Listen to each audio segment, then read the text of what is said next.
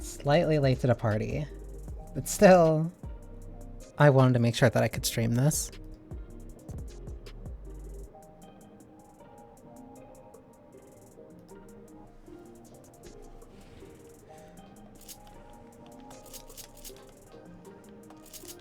What is most important is to quickly check that the audio is still good. So I'll do normal raid real quick.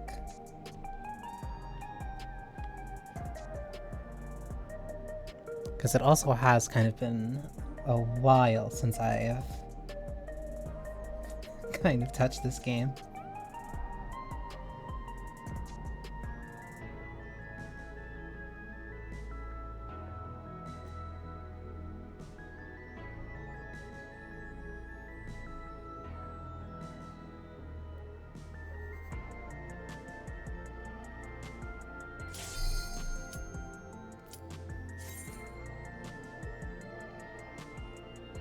I also don't know why my deck is not...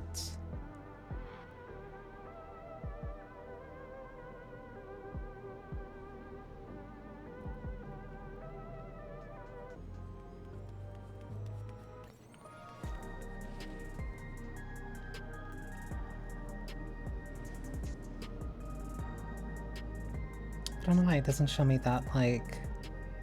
It's not showing me, like, my actual stats for some reason. I'll probably just have to double check that later. Perfect.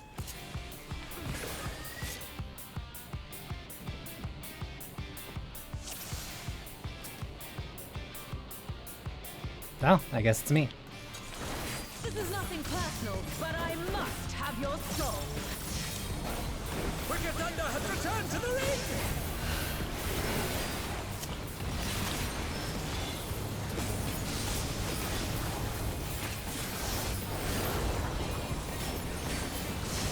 Sideways.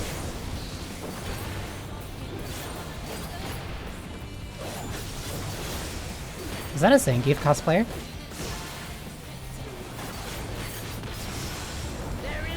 I got completely distracted by that.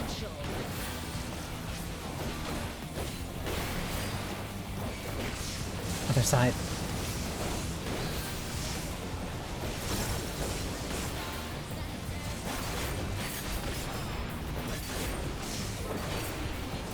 I'm safe here.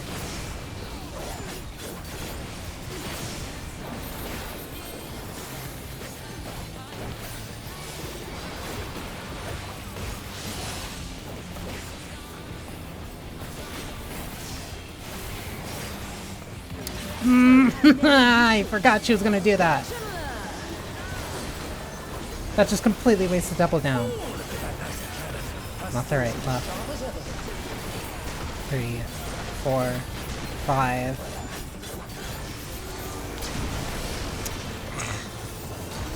Whatever. Back. For wait, does that automatically?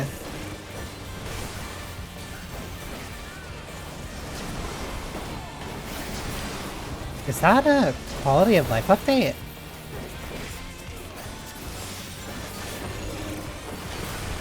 Yeah, no, that's just on the box.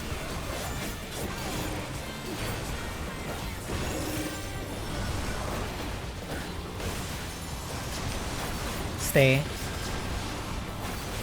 Now move.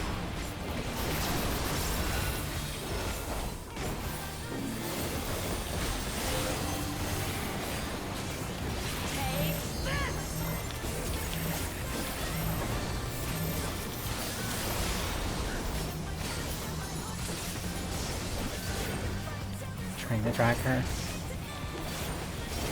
Sitting still for autos.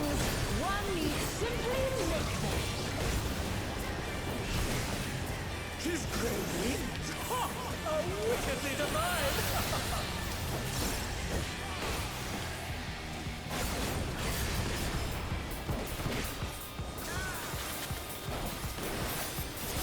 Don't die, Black Mage. I need her to move.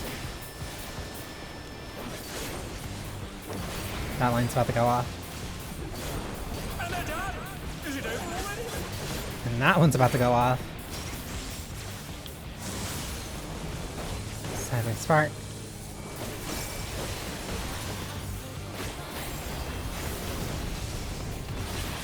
They're back on their feet.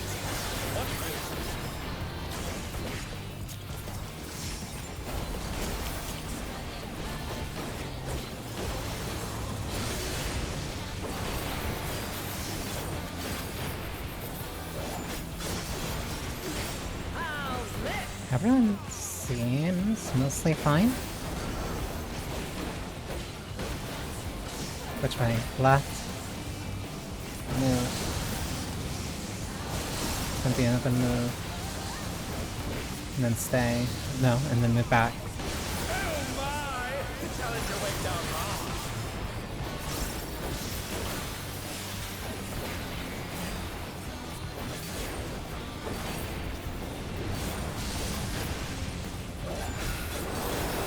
But for how long?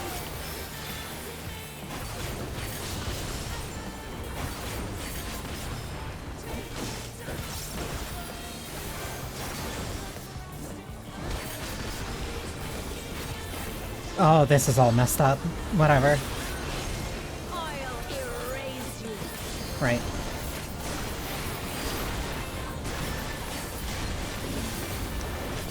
Please. Should still go in the middle.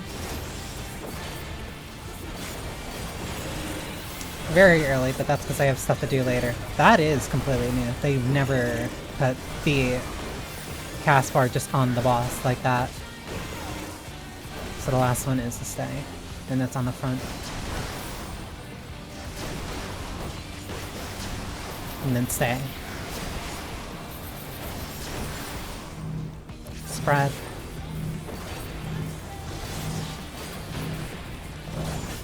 That gift knows how to play monk, I'll give him that at least.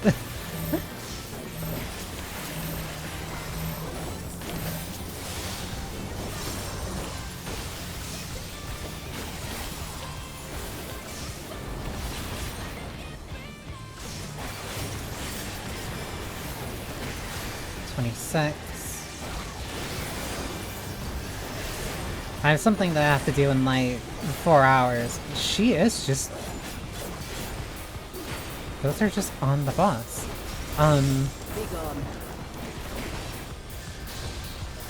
So I'm kind of doing this while I can.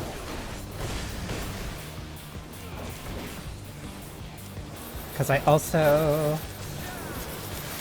Ugh. I recently got a sub back. Uh-oh.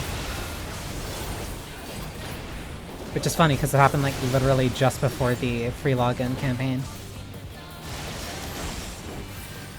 This sucks. Witch hunt. Is it close or far? Far. Good. Not good, because I actually hate this. Faster!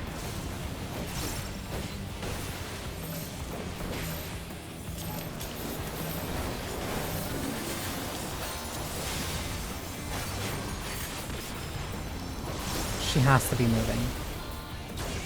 That is the only reason I'm saving my burst.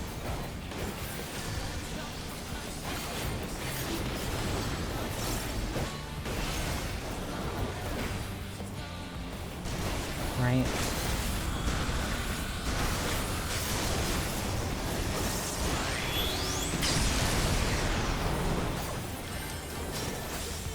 This man is my hero.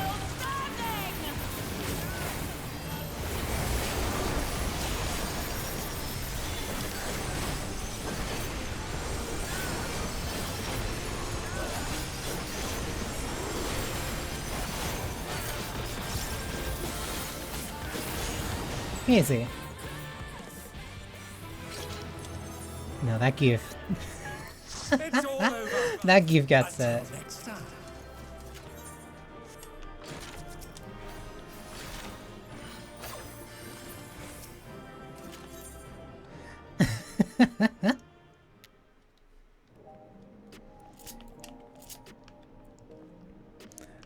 I should probably up the audio just like a little bit.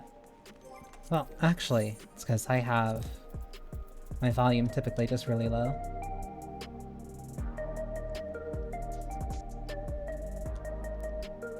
And usually MSQ stories take like 4 hours anyway, so hopefully I can do this and still have enough time to leave.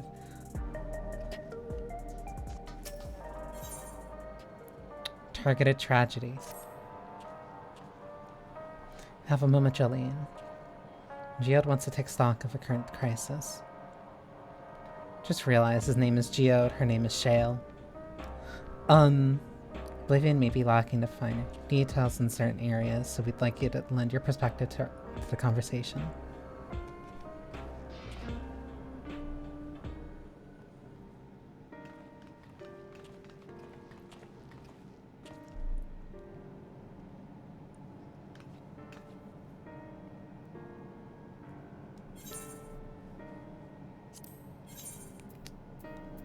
I'm also now having to get used to actually having to read these, like aloud too.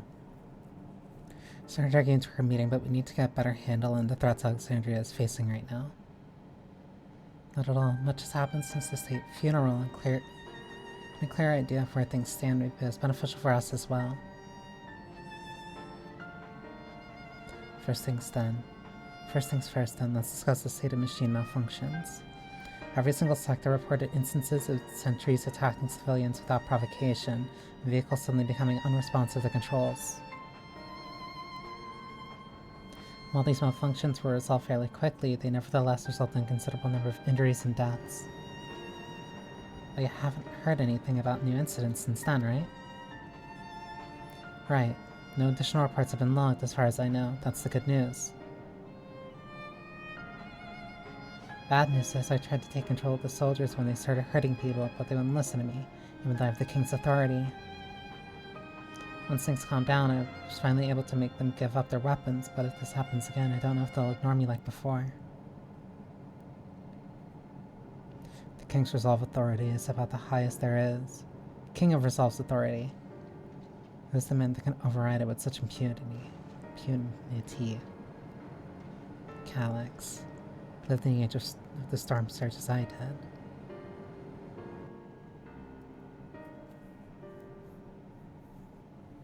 Least you forget, he was known for his achievements in electro technology, and it was he who established preservation for the purpose of furthering his research. The wasting disease which afflicted him, however, was said to leave him scant years left to live. He must have chosen to undergo conversion into the endless, that he might continue his efforts into the present day.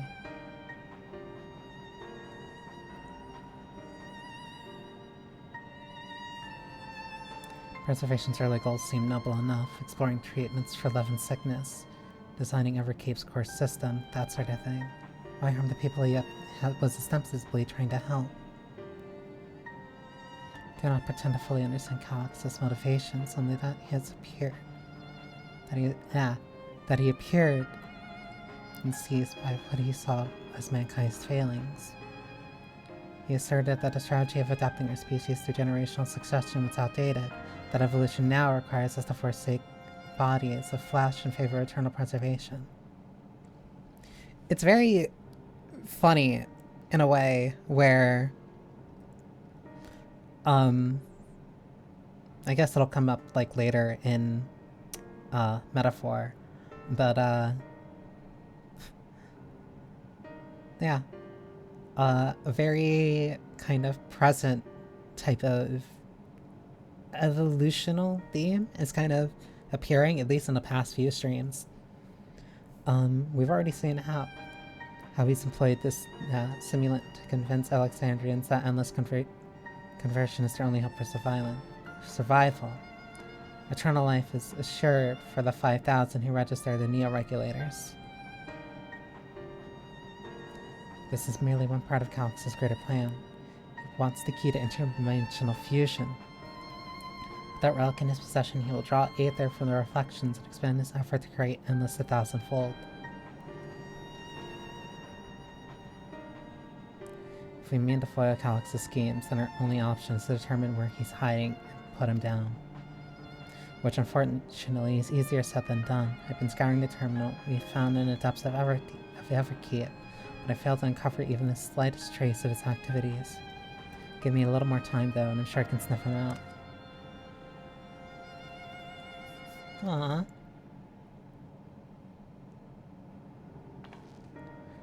While Galuja and Shell are working on that, I think we're going to take a look around town. I want to make sure no new problems have cropped up, as well as search for any information that might lead us to Calyx. You're welcome to come along. Another malfunction can happen at any time, and I'd be glad to have some brawlers at my back.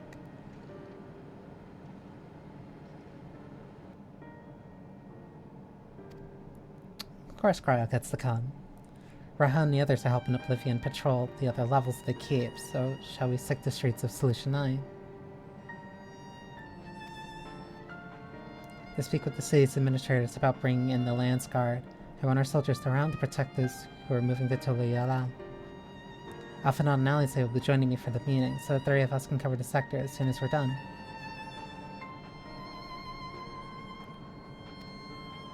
I'd like to join. By all means, you're free to join.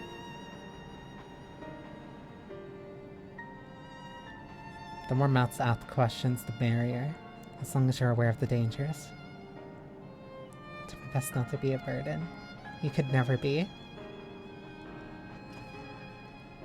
more worried about you, Geode. Don't do anything stupid. I'll change your tune once you get back with the goods on Calyx.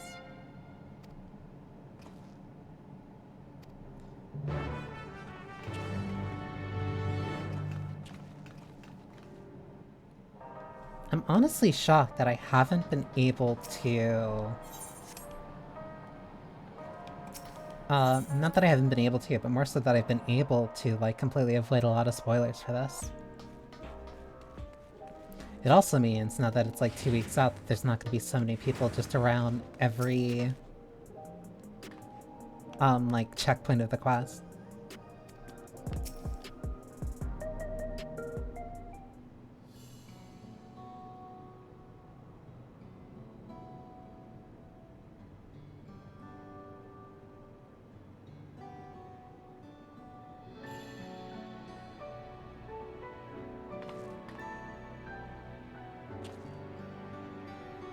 Sorry if I was off in my own little world. Shall we get started? Are you alright?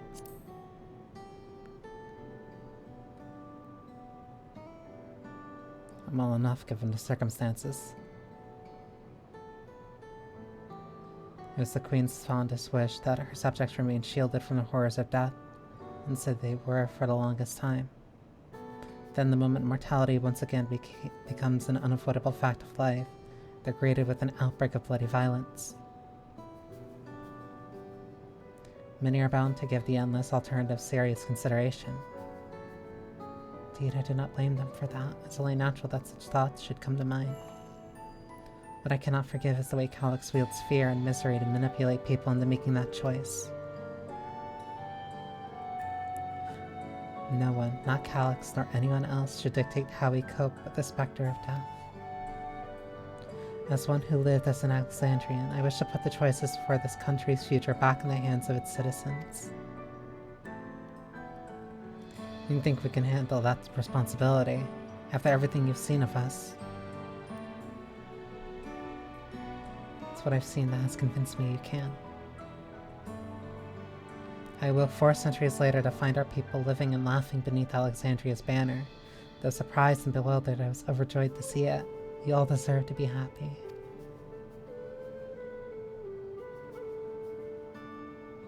Well then.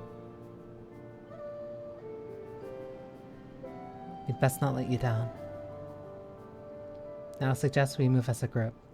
We don't know, or when a battle might find us. For some reason, that instantly reminded me for like a brief moment that I gotta go to Idleshire. At least someone came prepared for just an eventuality. Is that the grimoire you retrieved from the old castle? My parents gifted it to me when I was a child. They are adamant that I should learn to protect the things important to me. I was fortunate enough to have a tutor in the arcane arts, so I laid claim to some small measure of skill. that's the case, it'd be better if we split into 2 groups after all. It would certainly be more efficient for information gathering.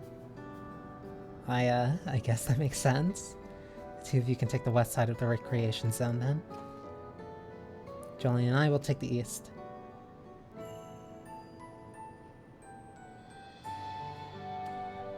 We'll end by the plaza by Trivia.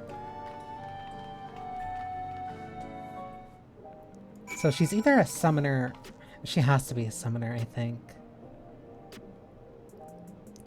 Let's do the rounds then. We'll see what's what and chat with the people and meet along the way.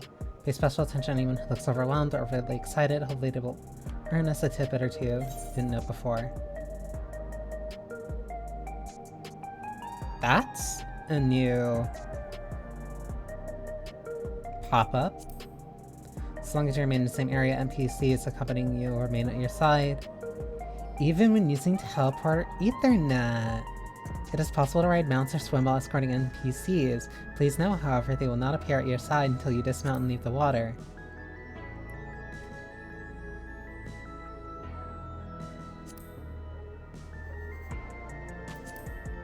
You speak with NPCs while escorting them. Furthermore, you may encounter conversation spots along the way, which... Yeah, speaking NPCs will be given an option to part ways. I guess this is just a new...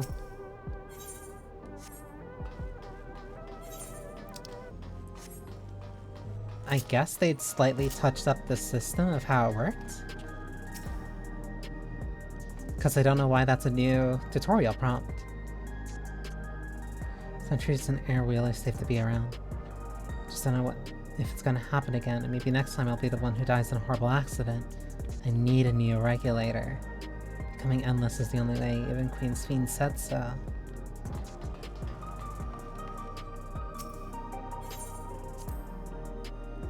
I used to drink around here all the time. Made sure not to overdo it when I had to work the next day, but once we were past the busy season, or when ladies weren't amenable to my company, well, you'd have to scare me off the street outside in the morning or afternoon. The worst I ever got was on what should have been the worst day of my life. If only I could remember it. I was still wearing a regulator back then. It was also the day I first met Shale, although I guarantee she'd forgotten it completely.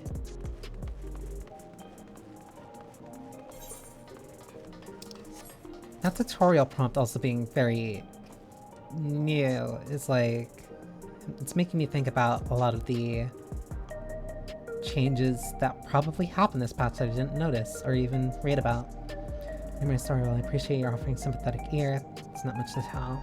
You must know a good friend of mine died when those machines went crazy. His hair really dropped right out of the sky and he didn't survive the crash. Damn fool wasn't wearing a regulator. I know that's not so strange these days, but he never bothered with one. He was at peace with the idea of dying someday, and I thought I understood what that meant, until it happened.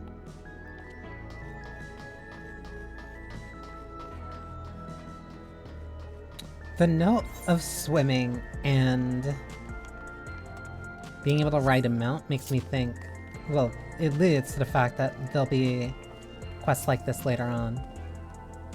Or at least like in different areas too, that are like more out in the open field. Well, I've just registered my new regulator. I was there becoming nothing but memories at first, but now I've gone through with the registration. I've never felt more at ease. Also, once it was done, the regulator displayed the current numbers of the 5,000 slots available. Over 3,800 have already been filled. So if you're still hesitant, you've not much time to make up your mind. Mark my words, friend. When there's only a few slots left, it's going to get very ugly. There's a new fact and new stories we've heard, and we haven't considered during our discussion with everyone in the background.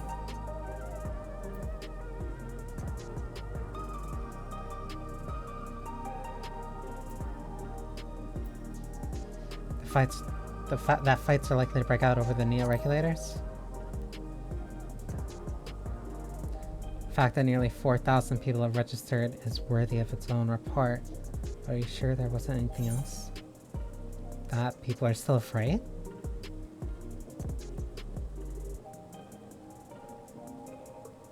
Wait, no.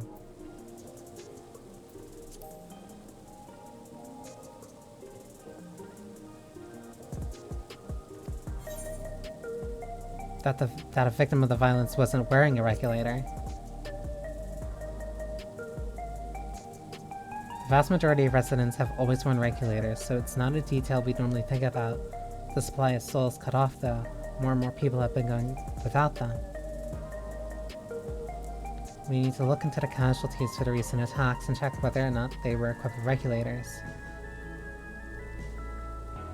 Welcome, Kay.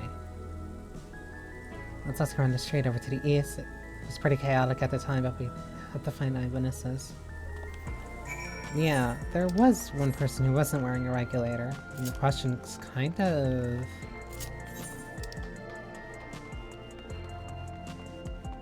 like, it would make sense now.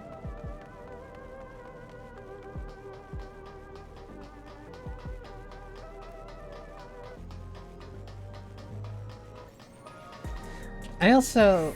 one thing that is, like, very small, I am genuinely really glad that, that kind of as my hope came true, that the graffiti here is like by somebody who we fought in the Arcadian. The fact that it is that like Sugar Riot kind of admits to it is really cool. It's once my job to deliver goods by hover cargo. That's why I know a fair number of names and faces throughout the city. The little ones who jumped for joy when I brought them packages, the old lady who would always greet me with a smile. I'd hate for anything bad happened to them.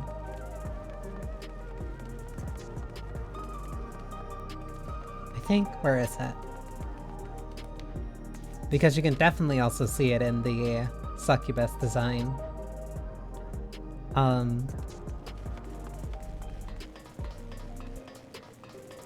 Like, it very much looks like the succubus that I have to keep constantly running to during M6.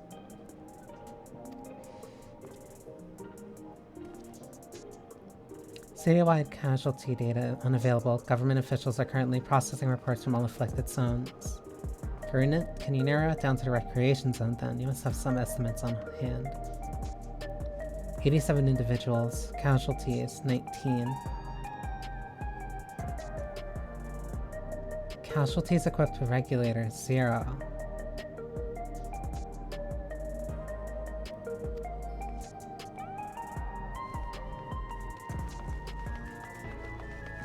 That's...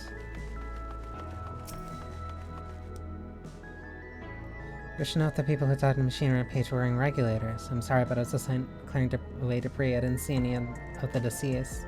The bodies were present by the time I arrived, so I assumed the ushers had already did their work. I do remember there being patches of white dust scattered about. That were quite a chore to clean up, but nothing else worth to mention. I was half joking with my boast of shale, but we may have stumbled upon something major here. Yeah, she said meet up by Trivia. Why would people here...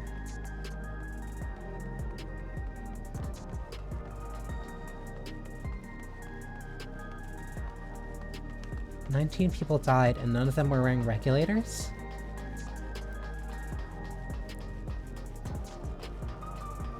It'd be one thing if it was like 1 or 2, but everyone who died there not having one? That's suspicious.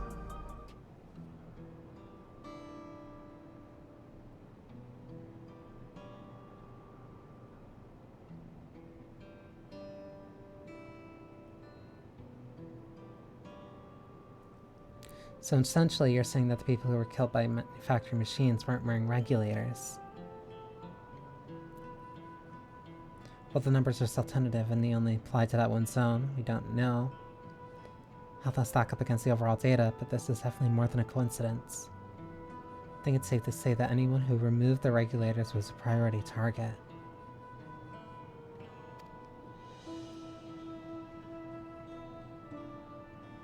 Now that you mention it, the person I was treating for injuries wasn't wearing one either. But why? Why are they being targeted over everyone else? To make a point? Based solely on the lack of neo-regulators, we cannot judge if a person has no desire to become endless, or they simply fail to acquire one with the limited devices. But those who are no regulator at all, they have clearly rejected the old system of using souls to revive themselves. Put another way, they have chosen to live their lives in the knowledge that death is an inevitability.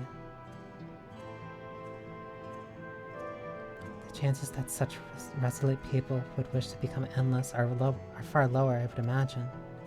So Calyx has chosen those least likely to accept death, least likely to accept his vision as victims to stroke fear and panic.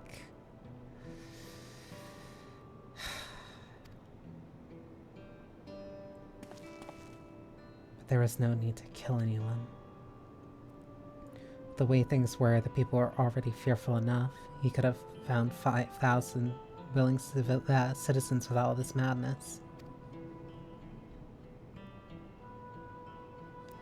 Perhaps the song of terror is in service of another scheme. Or he had some other need for the lives he's taken.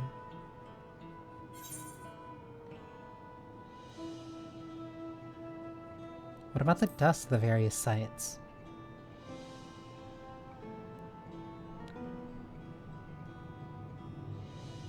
She saw no bodies, but mentions piles of white dust. Where have I heard that before? You can't look directly into the camera like that, baby girl. Do you recall when we went to save Aaronville from the sentries in the outskirts? That Usher Malachite told us much the same thing. Yeah. Found no body, only a pile of dust, which the wind quickly scattered. Questioned the residents, but none knew what had become of it. So what's happening to these piles of dust? Or what's creating these? The both stories speak of missing remnants is suspicious enough, but the shared mention of this dust is too much to ignore. In that case, we should confirm if this substance was present at other sites and attempt to ascertain its nature. Following this thread may lead us only to an exploration for may lead us not only to an explanation for the missing bodies, but also the intent behind Calyx's murderous actions.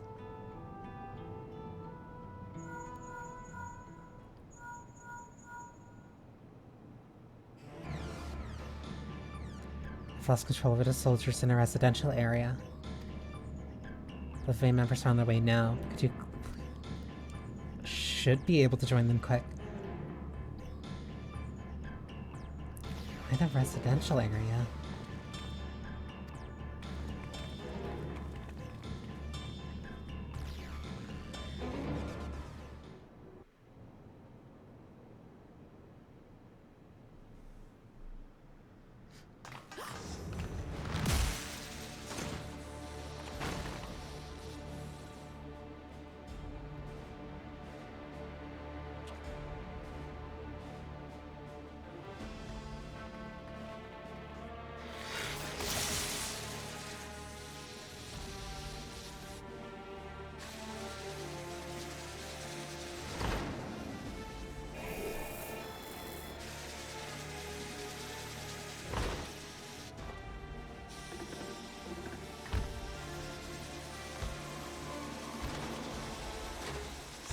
Stay back!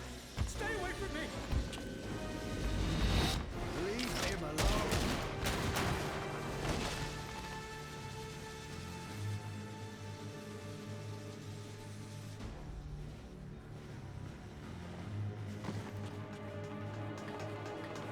Are you all right?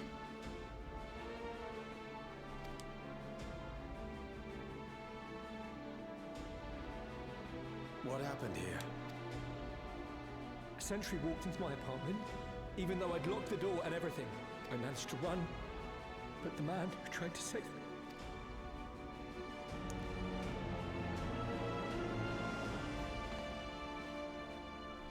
No weapons, which is to be expected, considering all the sentries were meant to be disarmed. Yet it was ordered to attack all the same. even if that meant using its bare hands. I'll leave matters here to you. I'm going to do a sweep of the surrounding area.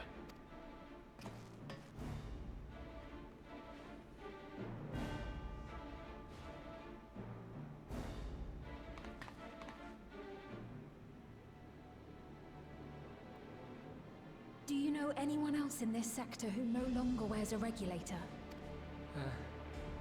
Oh, I don't think I've seen Isadora and her boy with theirs recently.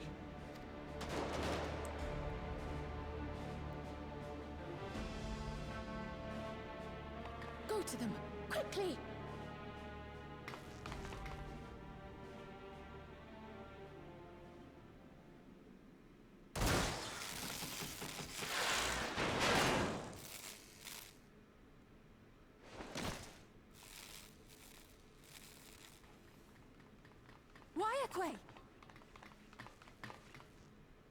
I'll be fine. But Isadora's in bad shape.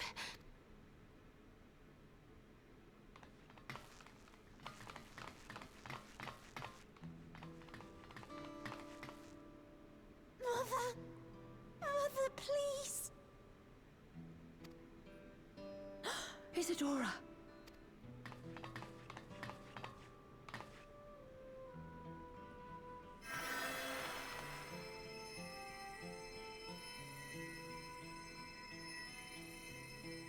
Thank goodness. She wasn't struck anywhere vital. I'm sorry. If only I'd gotten here sooner.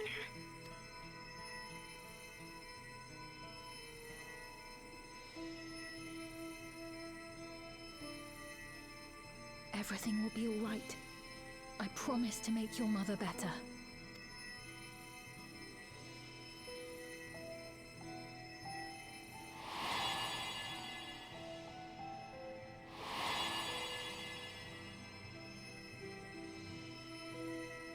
Thank you, miss.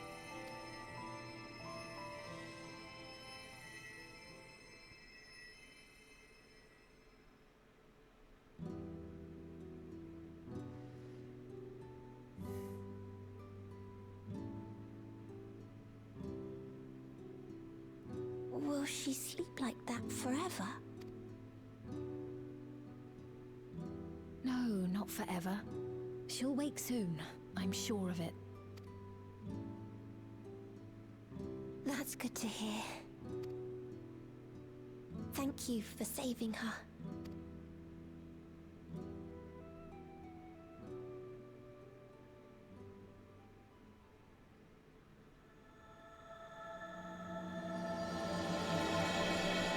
The promise of tomorrow.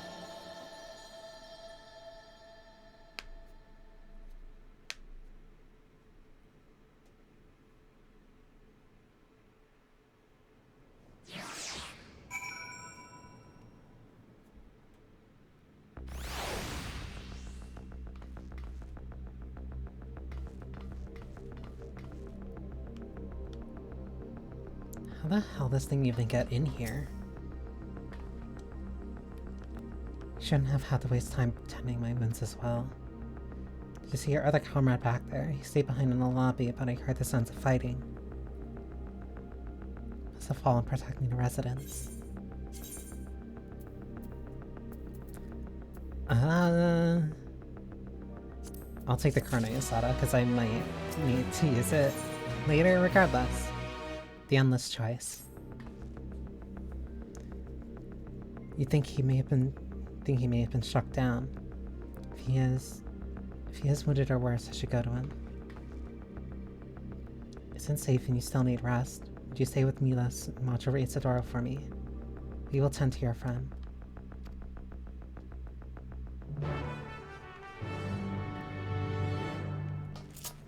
If I'm in a safe place, I should be able. It's because of my. It's probably because of my meldings.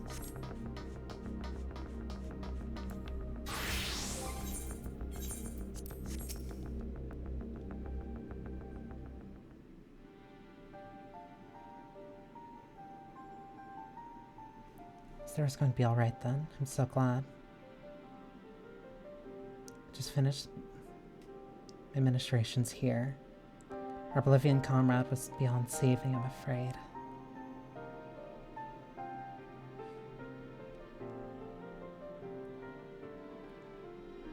That brave soul, he gave his life to save another. He died protecting me. I don't understand why any of this is happening. That centaur was behaving normally like any other, then all of a sudden, it tried to kill me. Up until now, Calix commanded them to commit murder.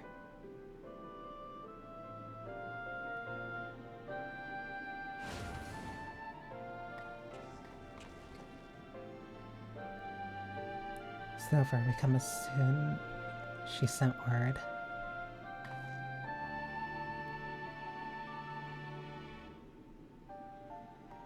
Sorry, by the time we arrived, it was already too late. That's a rapier. You're a red mage? Then Geode could be in trouble too. Once we have this radius locked down, we need to find him. Something happened? Possibly. We're not sure what. He stopped responding to our communications. We need to prioritize securing the residential sector, though at least until we regain control over the sentries.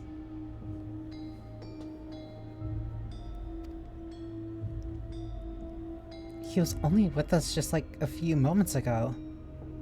Since most of the Banii members have sworn off regulators, if our theory holds true, then they could be prime targets for the next attack. Please do what you can to shepherd the residents to safety, but avoid the sentries at all costs. At any cost. Alright, thanks. Here, take these communicators.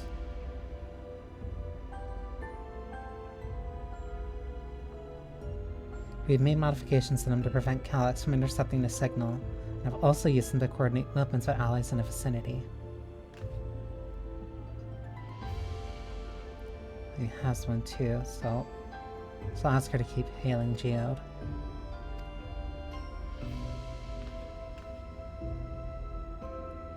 Geode said he would suit the surrounding area, so he shouldn't have ventured too far. He has to be close.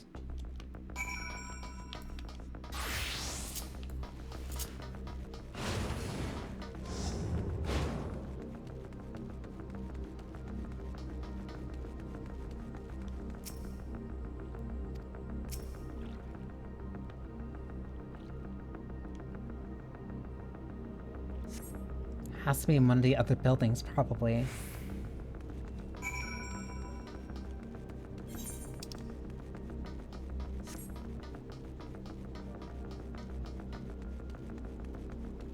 I have to remember to go to Adelshire. I have to remember to go to Adelshire so I can get my map. Probably should have done that before I did my normal raid, but whatever.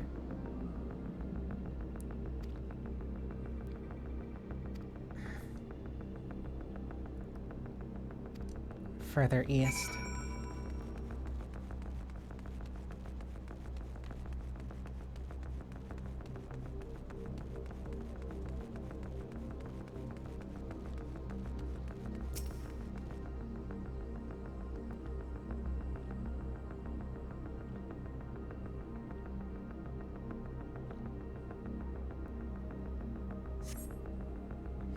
There's no signs of Geo. The neighboring residential radius would be the next logical space to look.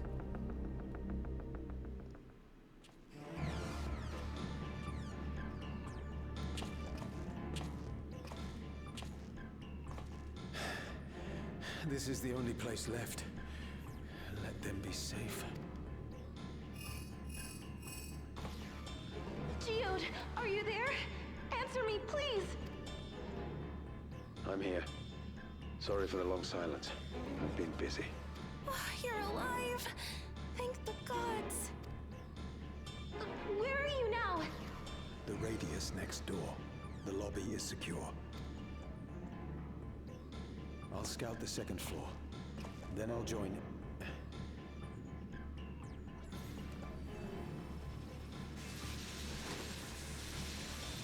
Are they absorbing their ether?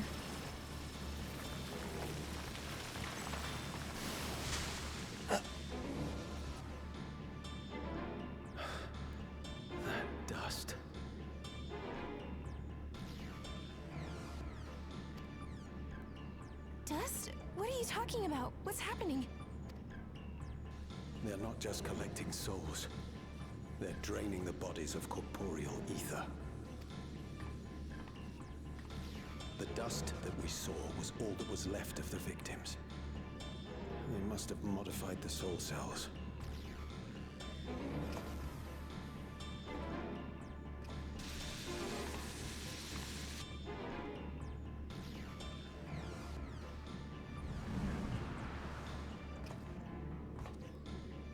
Shit.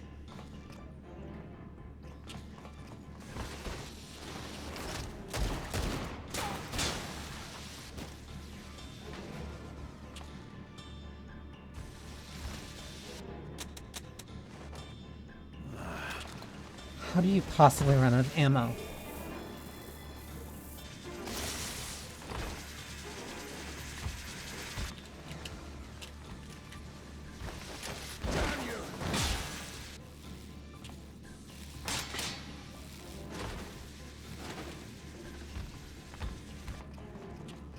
You can't be here! You need to run, now!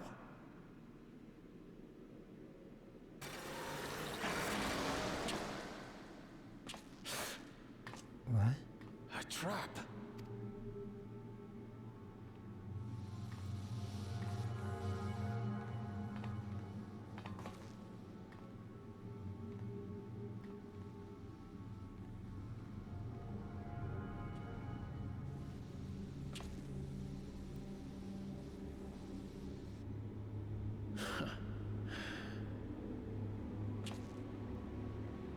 Take care of the others, eh?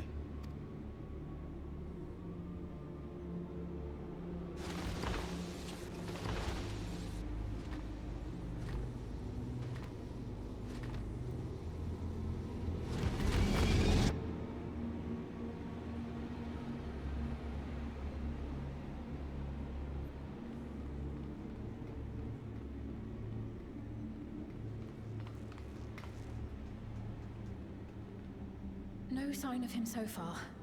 This way, maybe?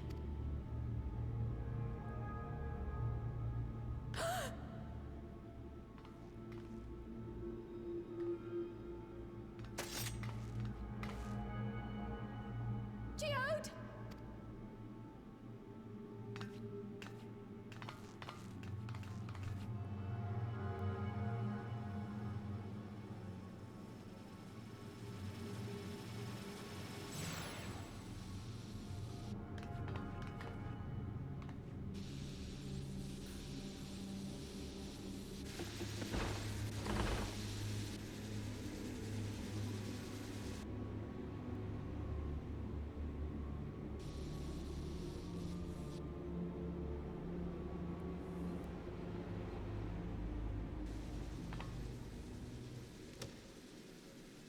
A shame.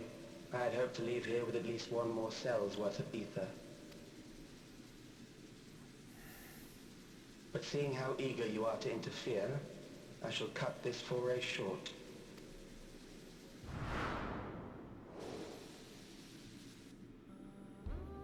Calyx. What could you possibly stand to gain from these atrocities?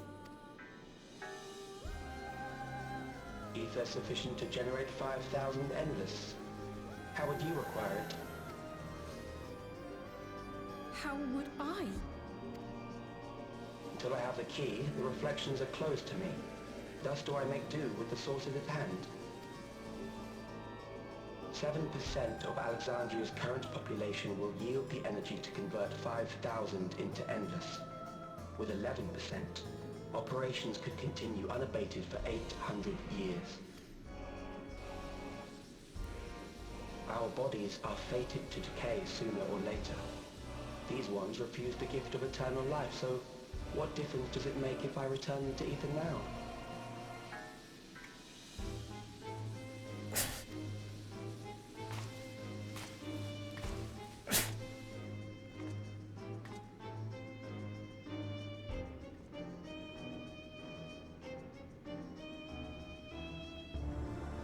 I will not waste time and resources on meaningless conflict.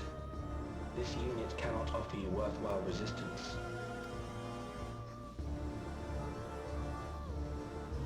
Instead, I pose a question. Would you hand over the key if I'd promised to halt my harvest?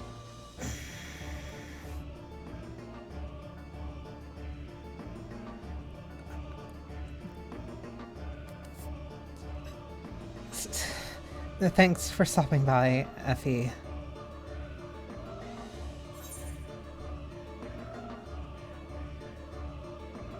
You'd only seek other victims.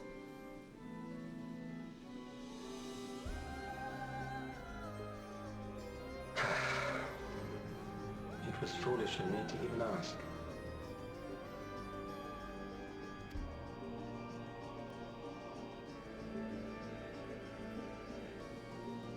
I return to my work then. There is much to do if I must take the key by force.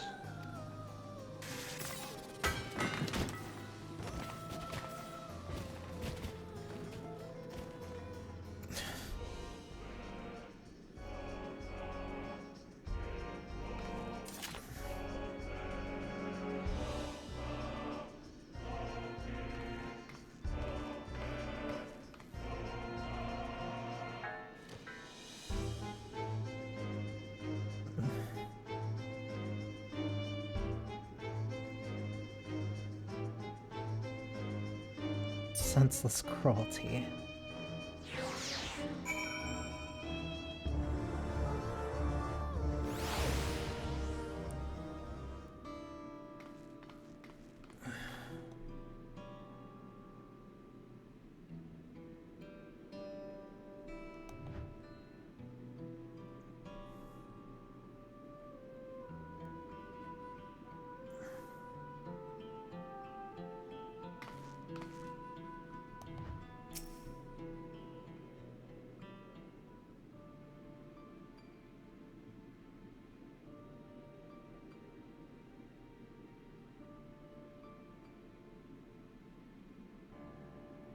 These ashes. And a soul cell he left behind. Is that his twisted way of returning Gia to us? Damn you and your careless cruelty. He was our friend. Even so, some might say every death was justified if it meant 5,000 Endless could continue their immortal lives. And if reflection still in ether allowed for many more Endless, why that too would be a noble sacrifice for the greater good.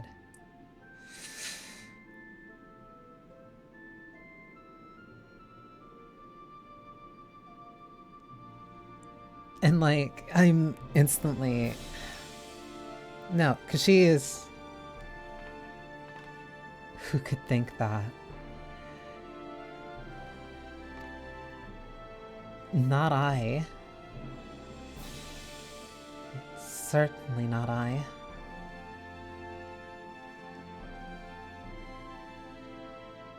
We know only too well there is not noble in this sacrifice.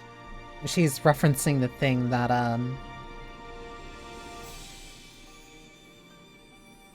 Endless Sphene had said at the end of MSQ. Or like right at the... near the end of MSQ. If bloodshed would save my people, then I will become history's most deadly queen.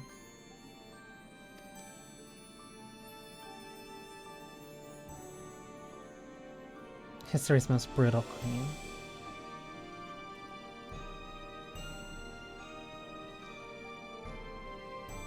We have to stop him. We have to find Calyx and put an end to this madness as soon as possible.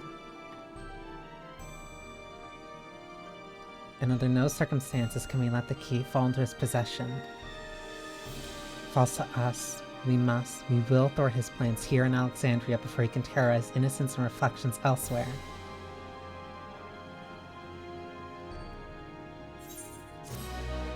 Because in essence, his plan is still like the exact same as Endless Fiends, just done differently, if not a little bit more direct. and immediately harming those in Solution 9. My memories and yours. We should return to the back room. Shale and others need to know what happened.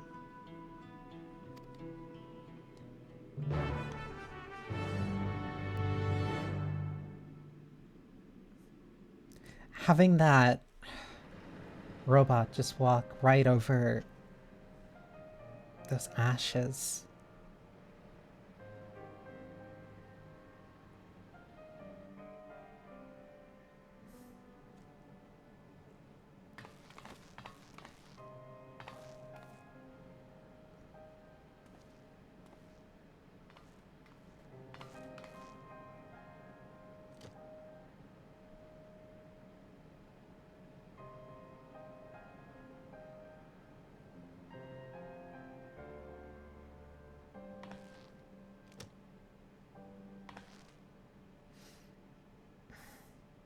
Our dear Geode. The soldiers. If only I'd been able to control them. This isn't your fault, Gololja. The blame lies with Calyx, and with him alone. It's all so senseless. Why force his plans upon us when we're already happy, living our lives? What does he even think life is? I'll never forgive Calyx for doing this. Or myself for being powerless to stop him.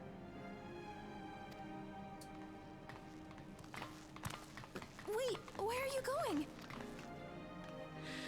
To clear my head. Don't worry, I won't do anything stupid.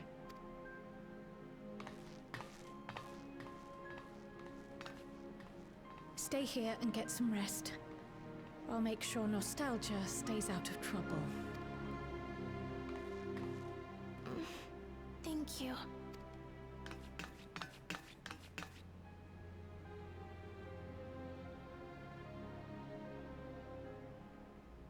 Things would have been far worse if you and Geode hadn't rushed in there. Many people are still alive because of you. And after adding what you discovered to the leads we've dug up, I'm hopeful we can determine where Calyx is hiding.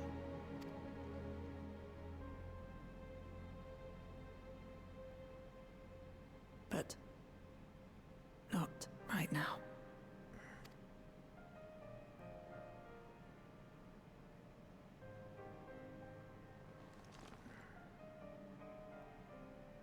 We need time before we can move on. Just a little time.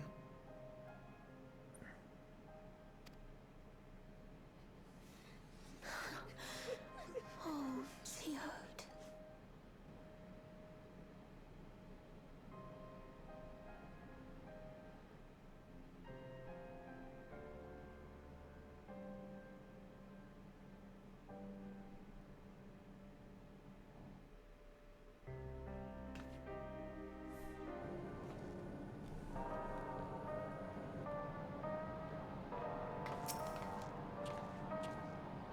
I assume you know better by now, but I hope you're not planning to try anything alone. We're all here with you. Spoken about the book, Clement. They've cut their meeting short to deal with the aftermath of this latest violence. So she's hopefully on the way. Another comrade god. Some days it's almost more than I can bear. Geode was. He was an older brother to Nostalgia and me. Shale knew him longer though, and is surely taking it the hardest, and that's on top of what happened with... Yeah? Do you think you could check on her, see how she's doing? She's like to put on a brave face, but if it's me or my sister... Brave face if it's me or my sister. We made a swift patrol of the other levels and confirmed that Calyx had carried out a number of targeted attacks. All to harvest more ether, it seems. Can't get it from other reflections, so just steal it from the people who don't agree with you. My mind was elsewhere. We need to press on with the hunt for Calyx, but I can't seem to focus. I should be better than this, I know. As you said, you need time to work through it. Grief is a very slow process.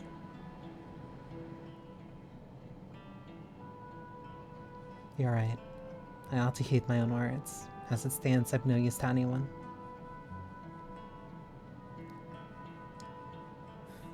Kakiwa used to say the best thing to do with grief was to let it all out. So I think I'll take myself over to the eastern sky and say my goodbyes to Geode. Why don't you come along? I could use someone to blubber to if your shoulder to spare.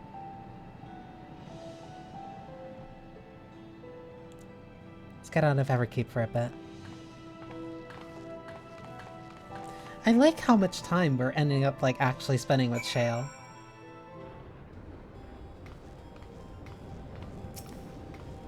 Like usually characters like her kind of get like the side treatment where like yeah, you report to them but they're not very consistent of a character.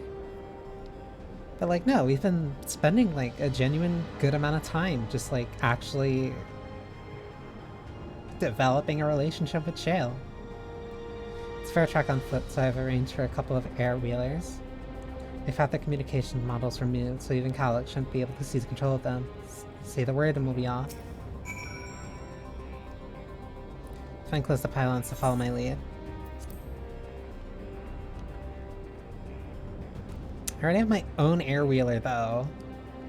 But I guess this is to give something to people. These air wheelers are Geode's babies. Oh.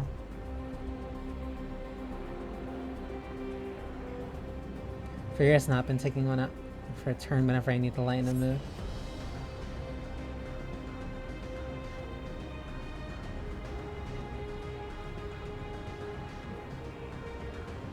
Sometimes Geode would come along too, and we'd end up racing.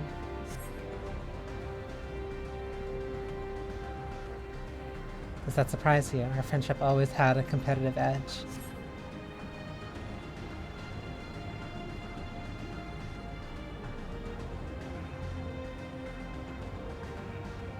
We often talk about how one day we might fly our wheelers outside the dome.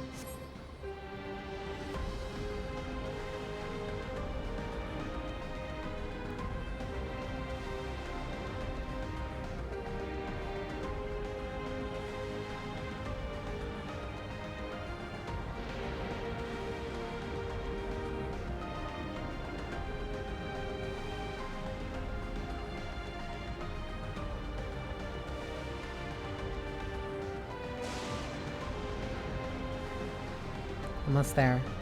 Be sure the ground is clear before you touch down.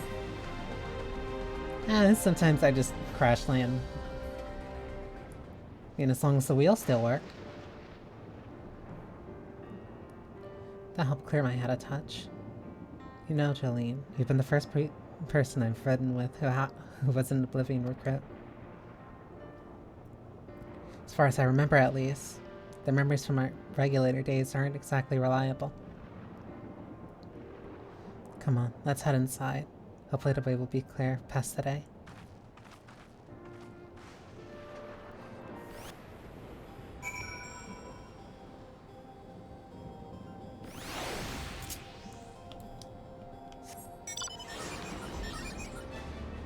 Wait, there was like a slight mounting animation for that.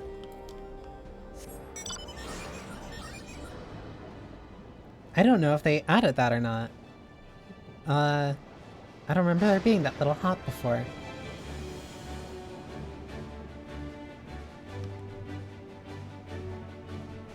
Of course, there's some.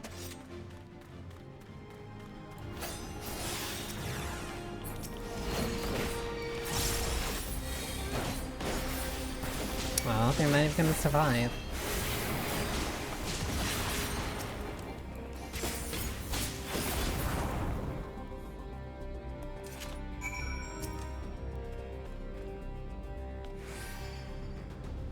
Thanks. We can usually avoid such encounters, but sometimes they wander in and block the only path. Not to slow you down. I've never seen you fight up close before. This surveillance feed clearly didn't do it justice. Hopefully that keeps the rope clear for a while.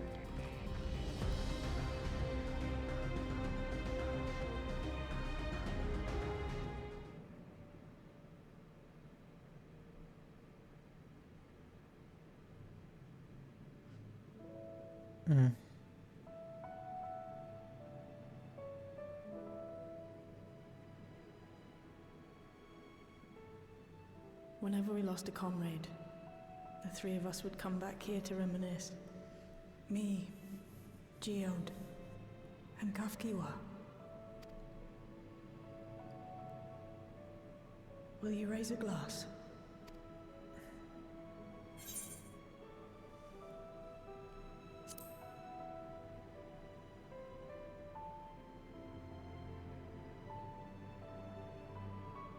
Oh!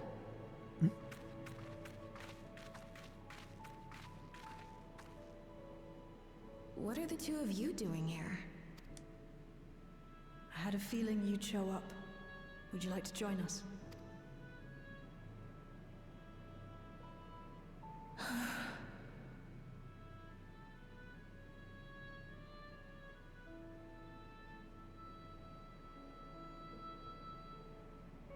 I suppose I could spare a moment.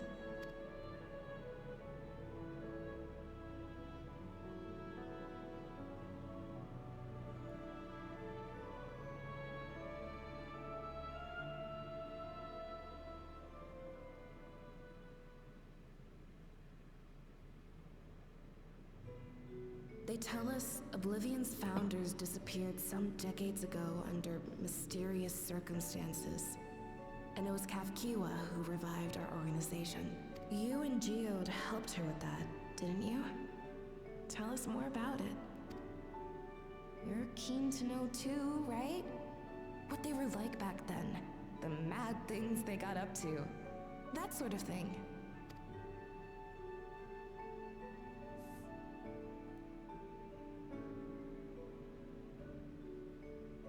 Those were the days. It was actually right before the Reformation that I met Geode. I still wore a regulator then. I'd recently lost someone close to me. I'd also quit a long stint as an adapter to work at a bar of all places. It paid me to sit with patrons and keep them company.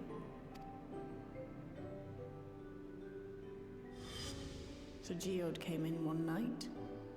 It wasn't long before we got into an argument. First-time customer, but tempers flared. And then one of us threw a punch. You got into a fist fight? What were you even arguing about? Damned if I know. We were deep in our cups.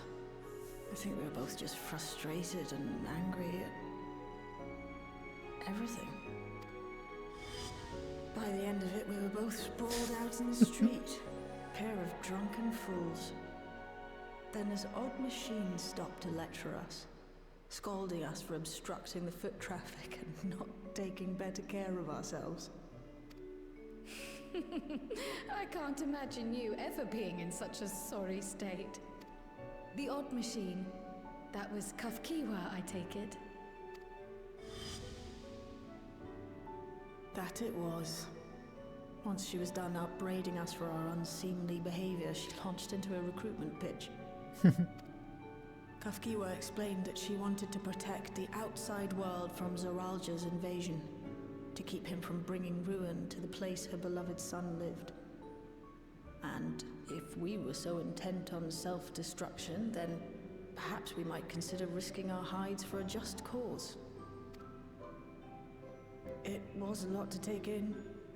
I hadn't given much thought to what lay beyond the barrier, and learning that Kafkiwa herself was already dead was enough to make my head spin.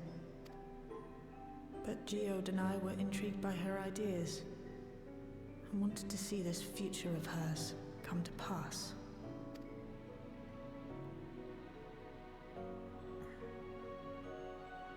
Geode often spoke of it.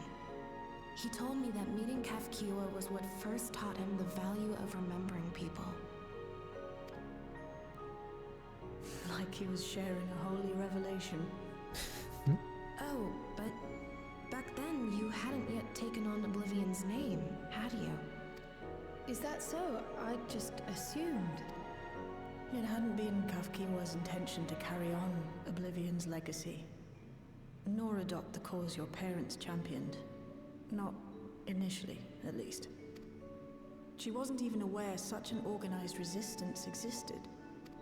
She did, however, suspect the presence of other dissidents. Those who objected to resurrecting the memories of the dead in defiance of the natural order. In the hopes of identifying like-minded comrades, we began searching the core system for traces of unauthorized access. And that's how we found it. An anomalous sector in the back of the Neon Stein. According to Melancholy, the door to that mystery had remained firmly shut since she took over the business. The back room. The back room. We forced our way in, only to discover that the hideout had long been abandoned. Although the occupants were gone, the equipment they'd left behind contained records of a group calling itself Oblivion. After reading through their exploits and their vision for the future, we made the decision to carry on their work. Thus were my parents and Kafkiwa's hopes bound together. And carried onward by Shale and Geode. We could never have made it this far on our own, of course. Not without the strength of arms you and your friends provided.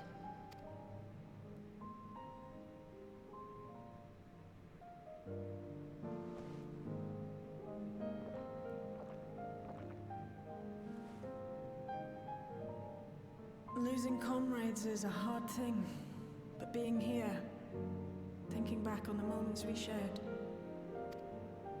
I can see their smiles, hear their laughter. I feel their presence, and I know they're still with us.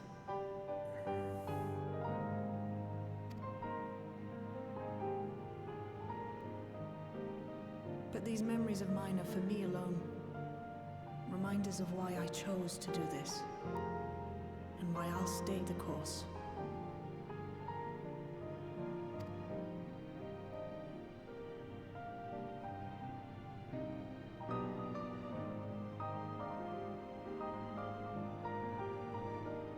Right.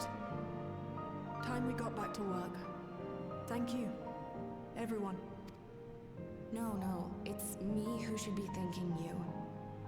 Though the pain is still deep, I don't feel like I'm drowning in it anymore.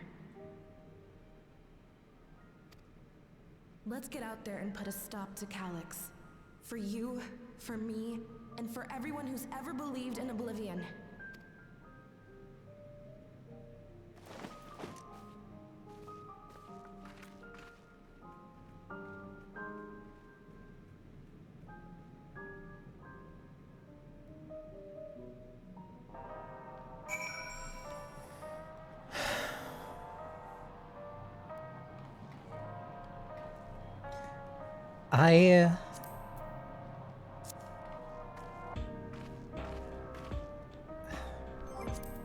Like, maybe, definitely a part of it. Playing this at a very, I'd say, emotionally sensitive time, at least like in my life, but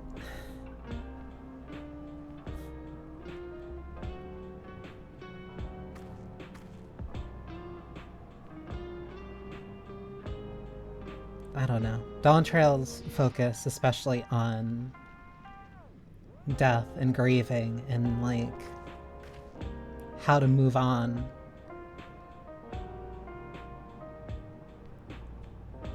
Because this isn't just stuff that like they've only been introducing with all the stuff with the regulators. Like no, they've been touching on this stuff literally since the base expansion. At least ever since, like, you came to Yasalani.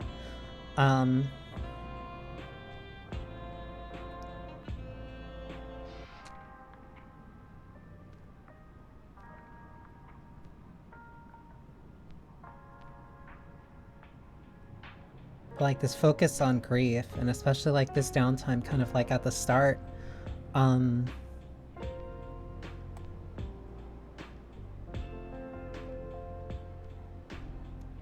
it's not as bombastic as something like Shadowbringers or Endwalker, or even like the highest points of Stormblood.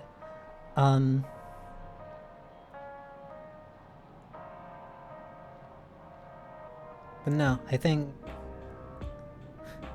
because I usually consider like the finales of expacs, because when you beat an expac, like when you get through the base story, the 0.0 story, that story doesn't end until the 0.3 patch, because usually the 0.3 patch is when like, okay, they actually wrap everything up, and then the 0.4, 0.5 are set up for the next expansion.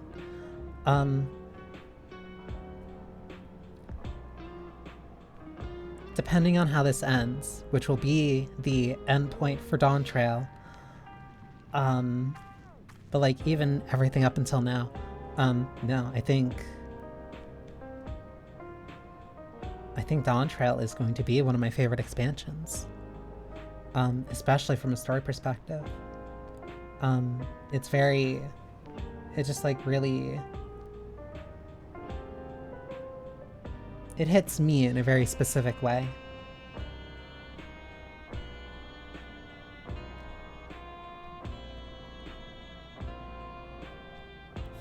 It hurts me in a very specific way.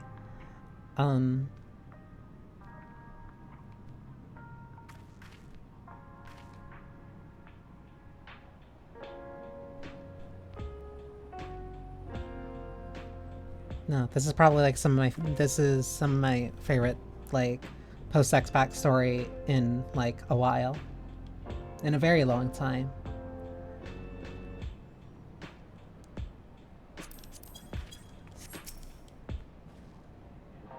I appreciate you helping me through this.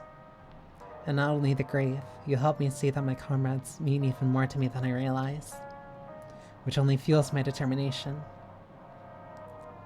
I'll be spending every waking moment working to bring Calyx to account for his crimes. I'll do my part, then you do yours. Oblivion needs you.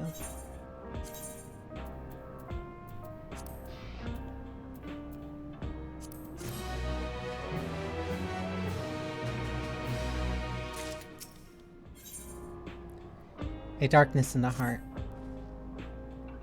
It's time I went back to look in Calyx's lair. I have a new strategy in mind, but it remains to be seen if it will aid in narrowing down the possibilities. I'll ask Carl for help. I want to re-examine the data, starting with that of her parents. After all, they were the first to break away from preservation and establish an organized resistance with Oblivion. There must be something in there that can point us in the right direction. What are your plans? Apologies for calling so suddenly. I've been making rounds in the outskirts, and I cannot help but feel as though something is amiss. Might I ask you to join me? Your perspective would be most appreciated. You can wait until you finish attending the shale, of course. It seems your plans have been decided for you. Go on. I've asked others to speak with before I return to the back room.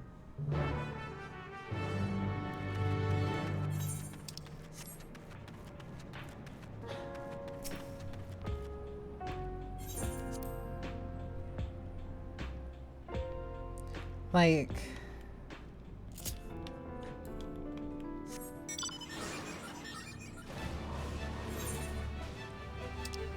a lot of it definitely is a very specific bias due to recent events that, like, I've gone through.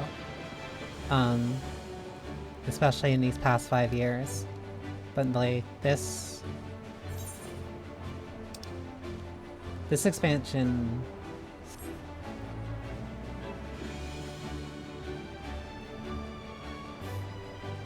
I don't know.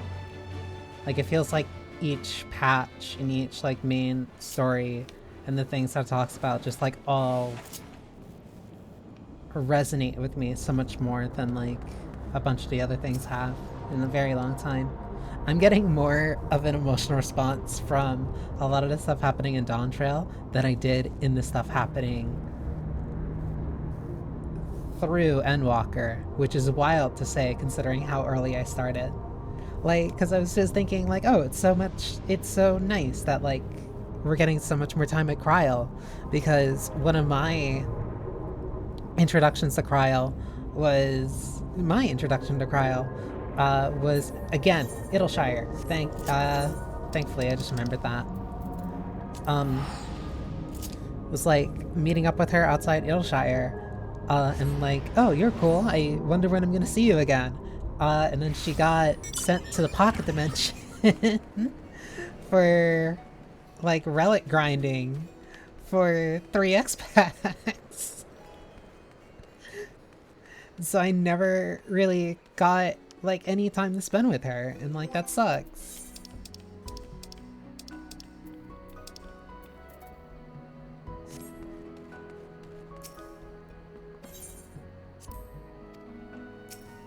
Yeah, you're just not gonna accept that. I'll just take the new one then.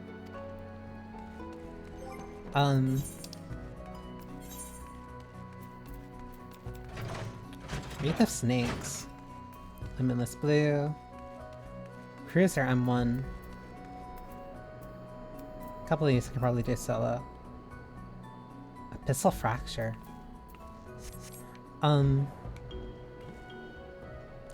Like...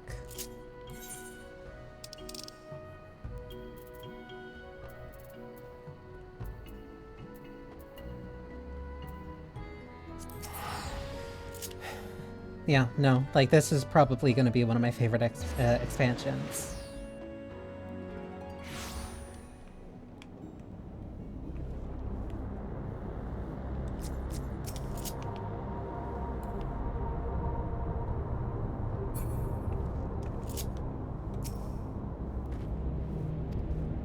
As I mentioned, I would benefit from your worldly experience.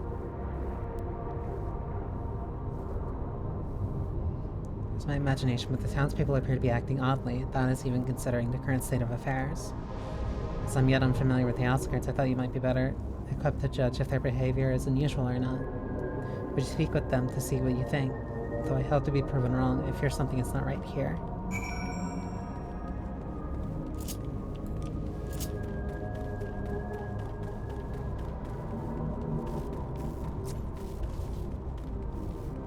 Neo-regulator, equipped resident.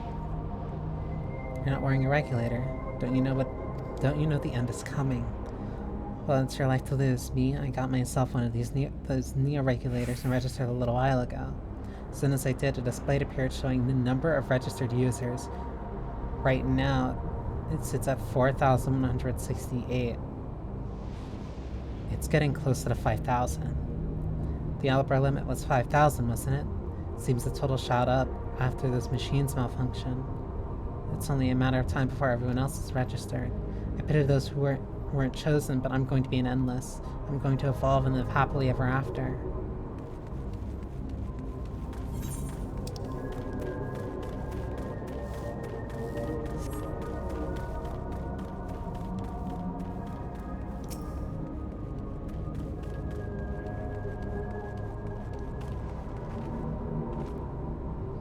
Please tell me you brought more regulators. Officially, they've all been handed out already, but I've heard rumors that there are a few left over. Surely the government still has some, and perhaps Queen Sveen.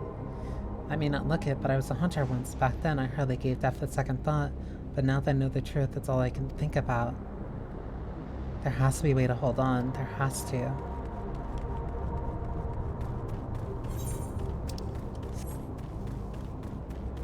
Like, it's hard to fault these people, but, like, they're so gripped with fear. I remember when you visited with Queen Sveen. Come to check on our well-being, have you? Well, I can say that things are rather stressful out here as well. Without knowing if or when our machinery might turn murderous, the specter of death is ever present. People are terrified, and clamor for neo-regulators has reached a fever pitch. I personally was fortunate to have claimed a new device early on, and have long since completed registration. Death has no hold over me now. Now I must begin my prayers. The darkness claws closer, grows deeper, and we must cast it out. I have no idea whenever your machines will turn and start killing you. So your response, instead of figuring out how to live without the machines, is instead to be essentially ruled by them and ruled by your fear of them killing you. So what do you think? Was I right to worry? Unfortunately, yeah. Yes, that is exactly it. The people are overwhelmed by uncertainty and fear, and with each new registration, that fear inside them grows more incessant. How long until it drives them into a full-blown panic?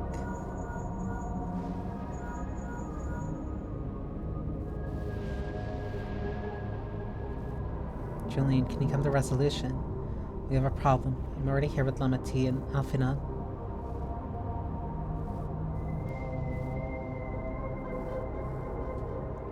It's not like she wants us to hurry. I also really do like how Alize was so quick to adopt calling her Lama T.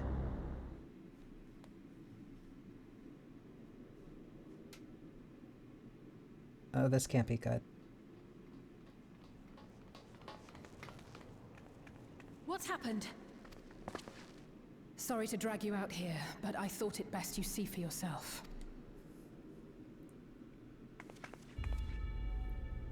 Death is your constant companion. Though you toil with diligence, death may come ere your reward is bestowed.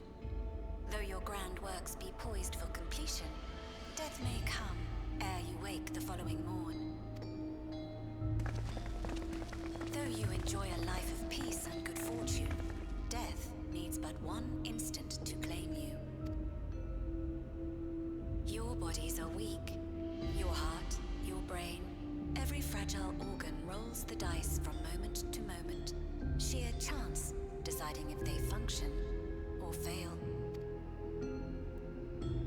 Be you stoic or generous or righteous, no virtues tip the scales in that fatal reckoning. The choice is made without reason. The end is cloaked in terror. That is what it means to die. The announcement began after we finished our meeting with Gossen. As for its source, well... Calyx. There is no shame in being afraid. It is that very fear which will drive you to conquer death. Let us set a new course for mankind. Let us preserve our existence unto perpetuity. Hope for it, wish for it, pray for it. We will become endless. With evolution's brilliance, will we banish the ever-present darkness of mortality. Change isn't easy. No one ever wants to take the first step. But this is the right path for us. What other way could there be? I'm gonna do it. I'm going to register. Val Wuklemat! You couldn't have come at a better time. Please, you have to let us move to Tuli-Yolal. It's too dangerous to stay here. Who knows when the next century will turn on us? Even if we wanted to become endless, there are no more neo-regulators to be had. Fleeing is our only option. If the solution was as simple as leaving, then we'd all have left already. Did you not hear the announcement? For the living, death is a foregone conclusion. No matter where we go, or who we shelter with, we won't get another chance like this to overcome our fate. Easy for you to say when you have that regulator.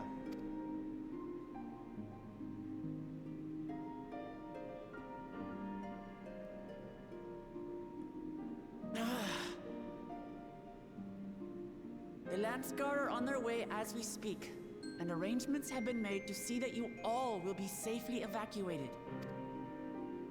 Tuli-Yolal will aid you in whatever way we can. So please, remain calm.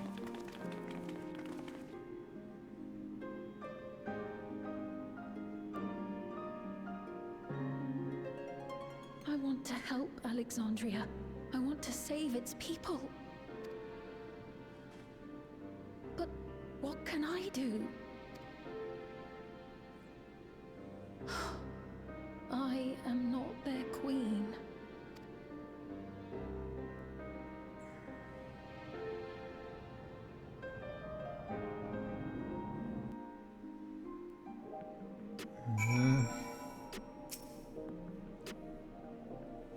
Calixtus has access to the core system, which means that if he chooses to do so, he could deploy the soldiers beyond the barrier. Even if our people learn to live with death and decide to leave the dome behind, they will not be beyond his reach. Yet if it serves to allay their fears even a little, I beg you, wake them up. Please let them shelter until you allow. We will welcome any and all who want to come. We've already begun evacuations and will be able to pick up the pace once the Lance Guard arrives. In which case, we had best spread out and keep an eye on the crowds. The mood is tense and we must prepare for possible violence. If you happen to determine where Calix is hiding, though, we'll be ready to move at a moment's notice. Surely we'll find a clue of some kind soon. He can't elude us forever.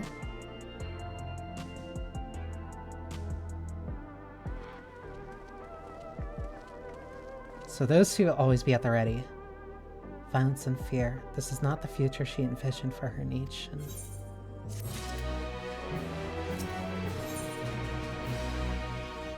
Preservation, their purpose.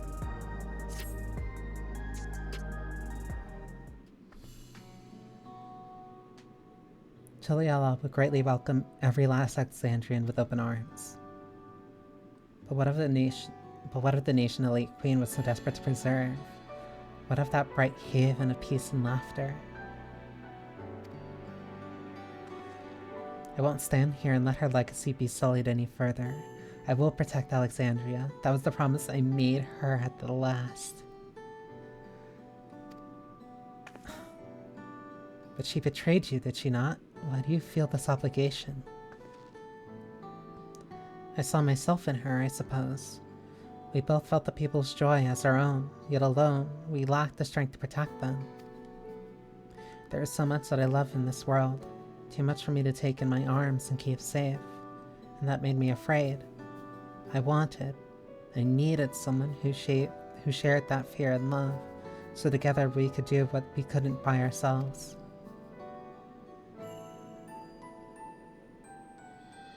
Or maybe it's simpler than that. Maybe I just wish that we could have been friends.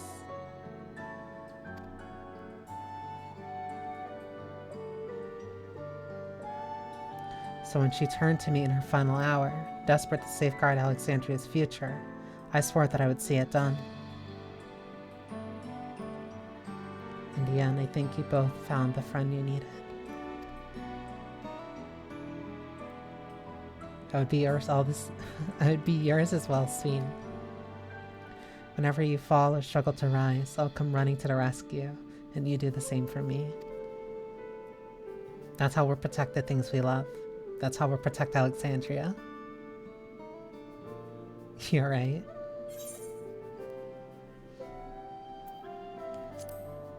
That's so nice to have that contrast between...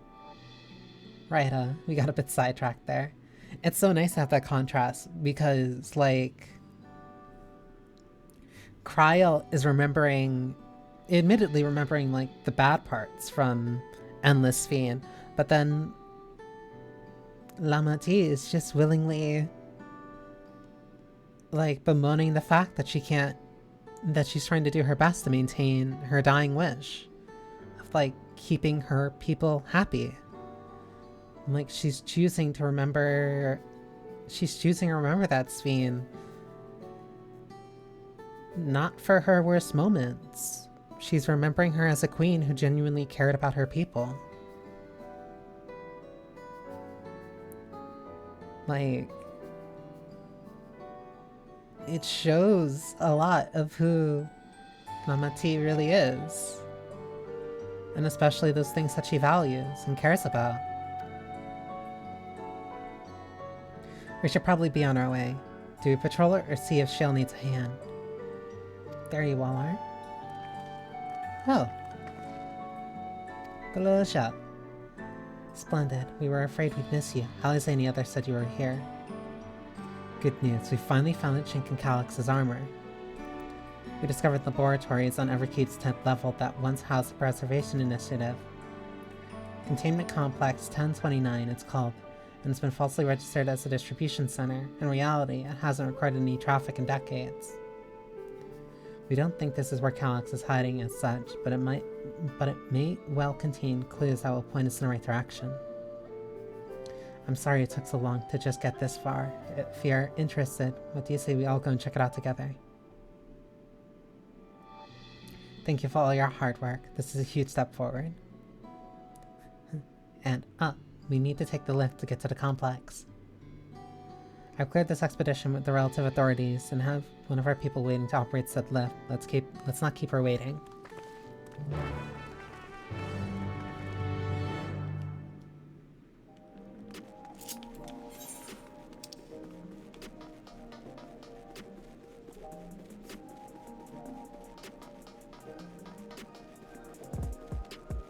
Having this right next to the Underkeep is so funny.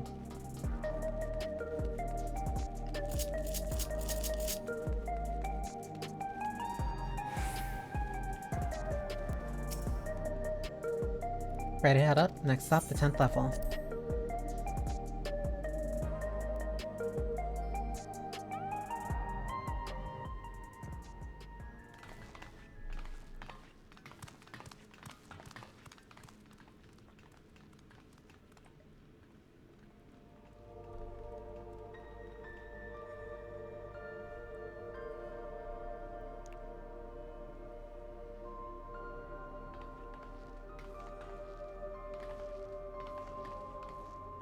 So this is one of Preservation's laboratories. It's so dark I can barely see.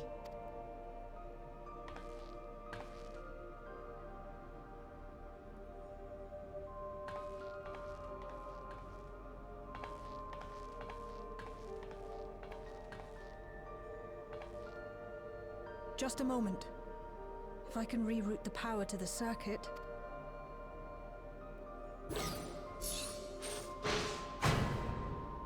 You got the lights working!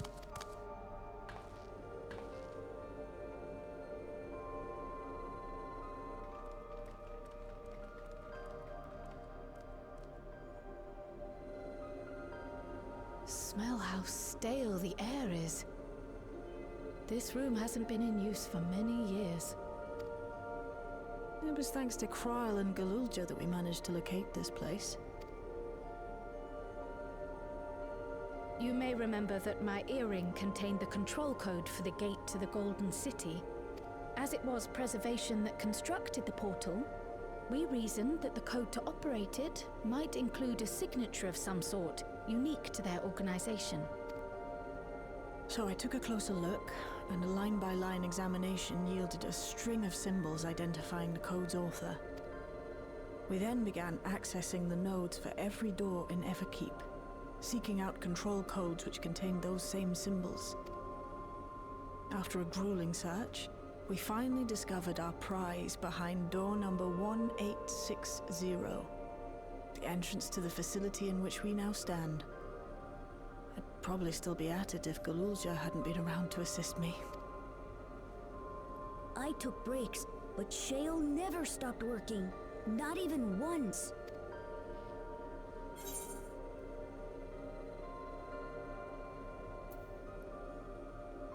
Schmaltz energy tonics? Hell no. You're a treasure, Shale. I can contribute precious little else, I'm afraid, but I appreciate your kind words. In any case, this next part will require your helping hands. We need to spread out and search for something that may lead us to Calix. We're more than happy to help, of course. But I wonder, Won't he realize we've found this place?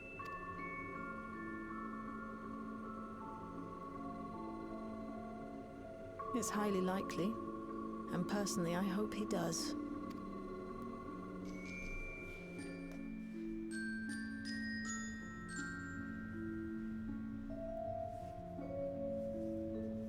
You all know our main objective. We're here to pick up Calyx's trail. And I've learned of a certain device that should help us do just that. I'll explain how as we proceed, but according to information I was able to dredge up, the device in question should be installed in the director's office. Now, as far as where that might be, if this map matches my data. This room we're in is the Researchers' Commons, located in the western side of the complex. The director's office is in the northeast of here. This room. Ooh. So we should cross the circular chamber in the middle, yes? Yes, we should, but fortunately for us, the interior door is locked.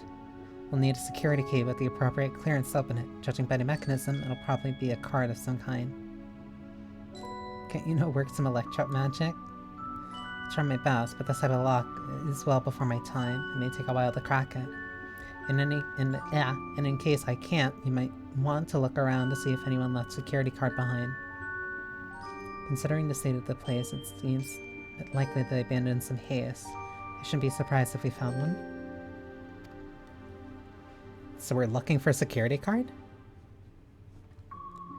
I expect we'll have the most luck looking where the researchers kept their personal belongings. You begin searching Containment Complex 1029. Close cooperation will be necessary to overcome the obstacles barring your path forward. Helpful hints will appear in different color. Pay close attention to the information provided by your comrades and you find yourself unable to proceed.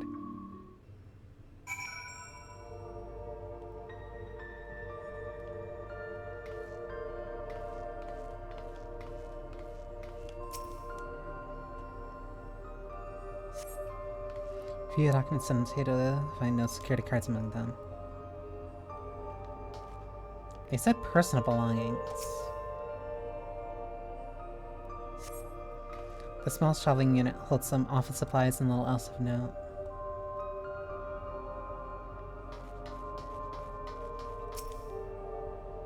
This appears to be the only desk with drawers already open. You can tell at a glance that the desk former owner has left some things behind. Discovered a card-shaped object. The electrode surface is marked with a bold level 1.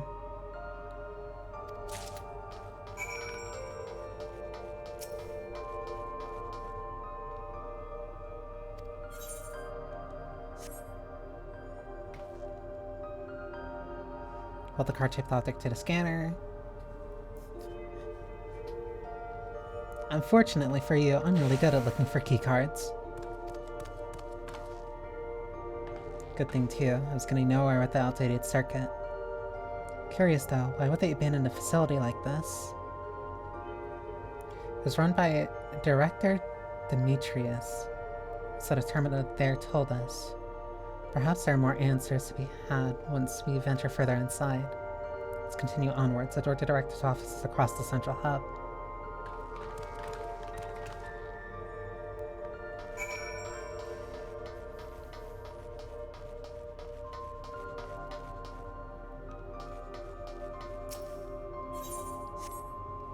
I doubt a level 1 keycard will get us right in.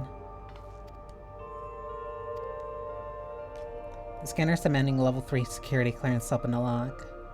As much as the delay chased me, we'll just have to come through the nearby rooms and hope we stumble across the card we need. Start with the proto-lab, that door is open already at least. We will find a way through together, Shale, I'm sure of it.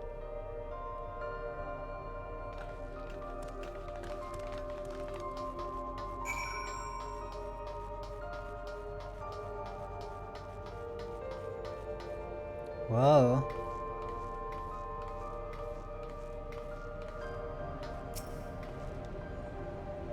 The way this room is set up, the canister inserted into a large central device looks like a soul cell. Could this be where they conducted their experiments to create Endless? But we could possibly spend days investigating this complex. Finding a way into the director's office must take precedent. Speaking of which, Kolosha mentioned a locker over in the corner that he couldn't open. Perhaps you could take a look.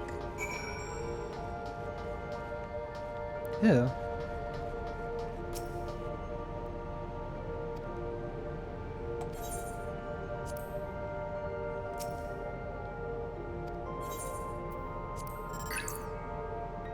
I began my employment at a preservation organization was unfamiliar to me, but when the recruitment letter arrived, I had a gut feeling that this work would be far more fulfilling to my orthodox medical practice.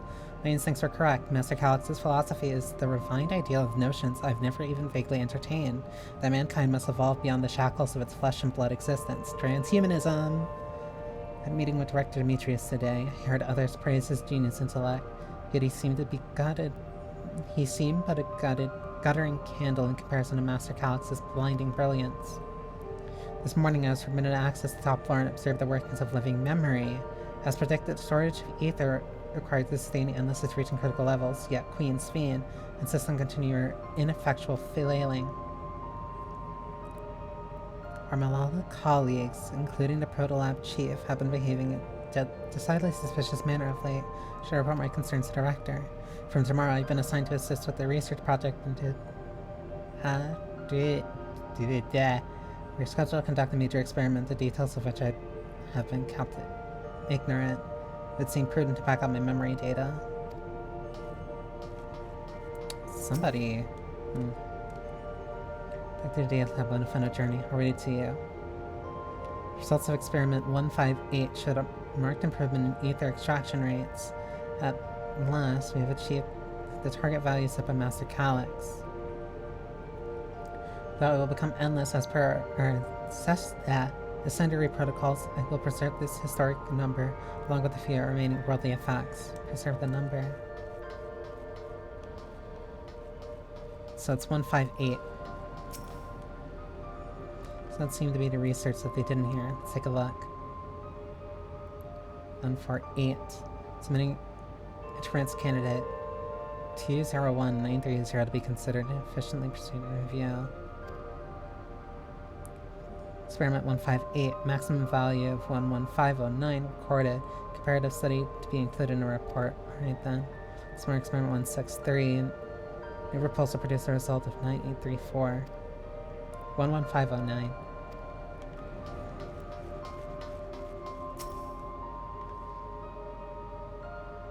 Okay, itching fingers. Okay.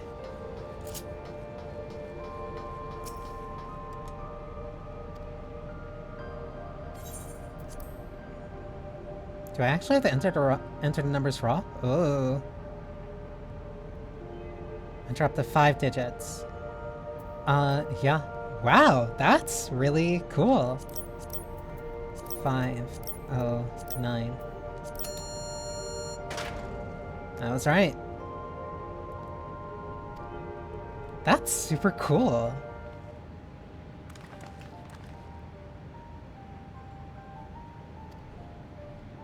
Like, that's an actually more in-depth type of puzzle. That's really neat. Say level 2, we need level 3, didn't we? Yeah, but it should still open more doors for us to explore. You did well.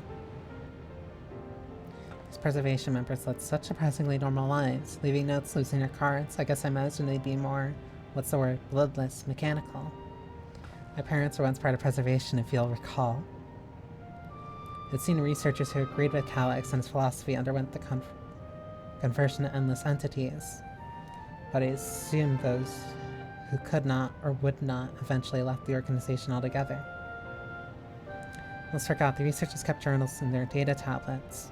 The one I read didn't explain much, but something big happened in the complex, and afterwards it was decided that everyone would become endless. The writer was really happy about this. You can tell how much they admired Calix and his work. The entries ended after that, but maybe you could read more in the other tablet there. Right, let's move the sophistication to another room. We'll have the Dawntrail lab and maintenance facilities left to search, built their access via the southeast corridor. So it's back to the hub and the locked door across the way, which will hopefully yield before our new security card. I'll take the old one if you'd like. I doubt we'll have more use of it. Sure, why not? Plus it'll be more useful to you, probably in retrospect, than me. Yeah, I read that one. That was the one about the kind of Calyx fanatic who ended up getting, who ended up preserving themselves.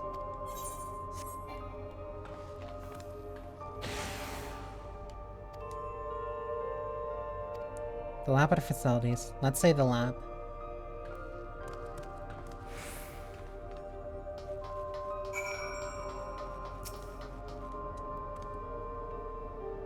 Seem to be any power here, so we have to get the power on. No, none at all. It's possible the energy supply for this room is on a separate conduit, which means there should be a contingency for opening the door. Lock here, there's a sign above the card scanner. In case of emergency, backup power can be routed from facilities. The facilities room is down the other branch, so let's go. So we have to reroute power to this room so that we can get in there, and hopefully there'll be a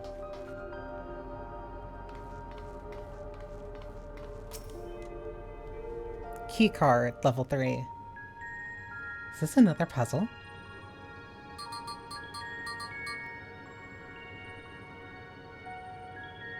Engaging power supply. No good, it's returning an error. There should be a preliminary procedure.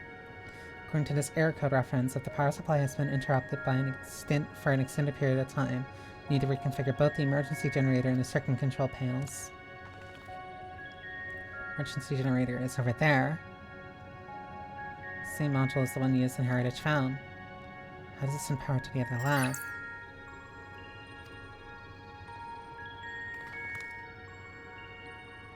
The energy cable attached to the base of this terminal leads down the hall directly to the lab, which means we need to connect the generator to that cable. Oh, one of these. But the pattern's on the floor. Could this be the circuit we need to reconfigure? Using control panels on each, create an unbroken path for the power to follow. But I wouldn't give her an instruction manual. Indeed, if you look around many written procedures, I'll keep digging through the terminal and ask them to operate the generator. I can do it. I've used that type of machine before. I'm to try and reconfigure the circuit path.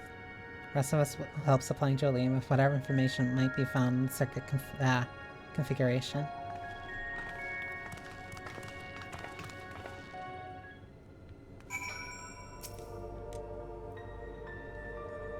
You must arrange the 4 tile patterns in a correct position to access the control panels and configure the circuitry.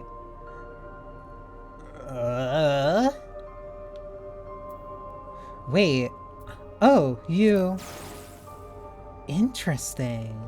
You changed what these ones are.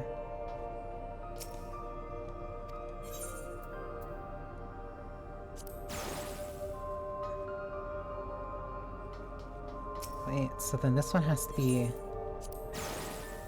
No.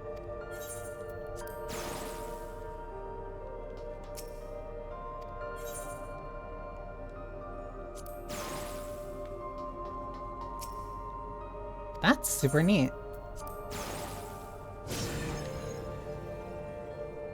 I thought you were just gonna have to rotate those, but no, you actually have to pay attention to what the shapes are and then change it.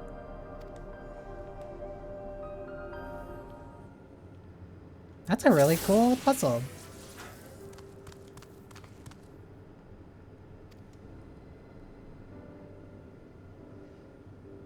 The lab should be fully powered now. If I may, Shell, can we access this certain dialogue before moving on? I was checking the storage shelves and one of the labels caught my eye. Preservation in the early days is the title.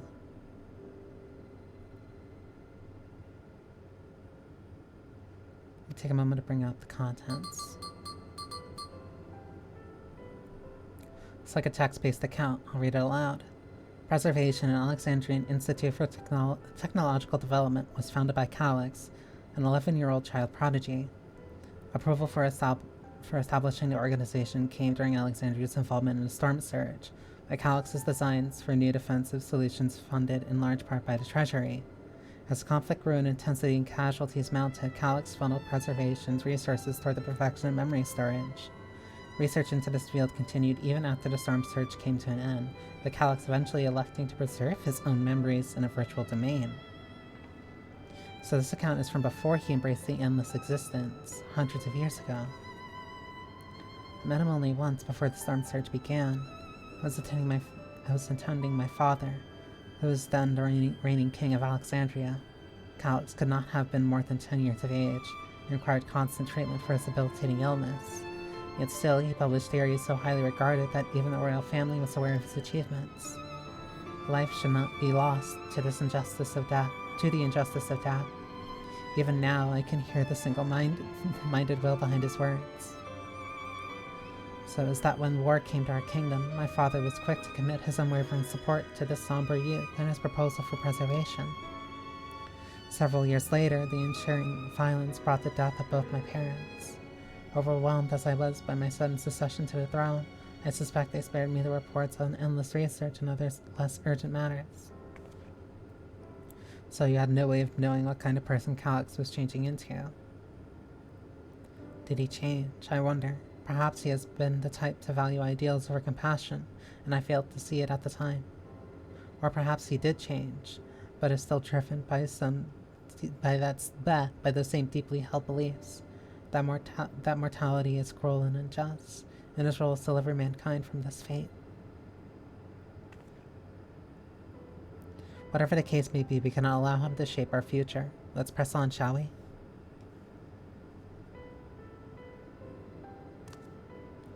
If that did my job correctly, the door to the lab should be accessible now. Give everything of once over, just to be sure.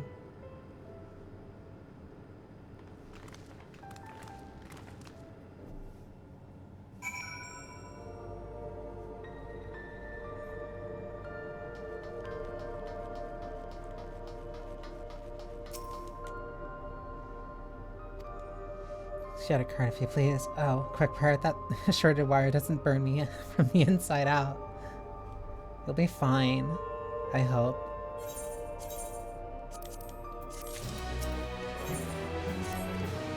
A calculated evolution.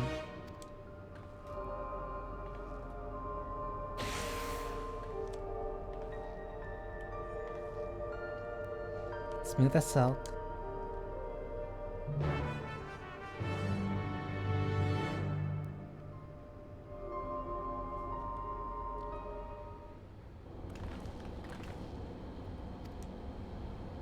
Got a buff, isn't that...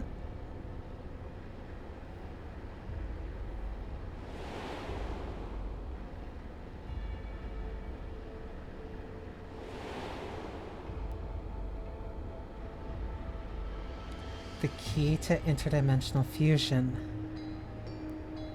That looks to be the schematic on the monitor. They've used it to make another key. But isn't it missing the shard inside like the one Jolene has? May have been laboring under a misconception. The key was originally a Malala relic, once this treasure came into its possession. Preservation began working to harness power across dimensions. Aside from the crystal, we can see that all vessel components are constructed here. So what might that tell us?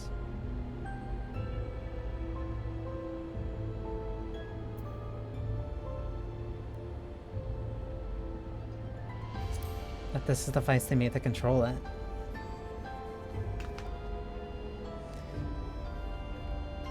That would be the logical conclusion, yes. It is as my parents explained. The key remained shrouded in mystery. Preservation augmented it with electro, but never grasped the technology's underlying principles. To this day, not a single person understands the mechanics of interdimensional fusion. Not who embedded the key with its power, not when they did so, nor why. Now that makes sense. Calix can track the key because its vessel was made by preservation. Like there's so much more we learn in this room on our next visit. I'll have to enlist Yushtola's assistance for a thorough investigation. Gee, I'm curious about a great many things, but pinning down Calix's whereabouts is our priority. Hopefully there's a security card in here that grants access to the Rector's office. Research conducted in this lab appears to have been highly confidential in nature. Some of the personnel must have belonged to the organization's upper echelons. That means higher security clearance. Anything less than a level 3 security card is useless to us. Huh.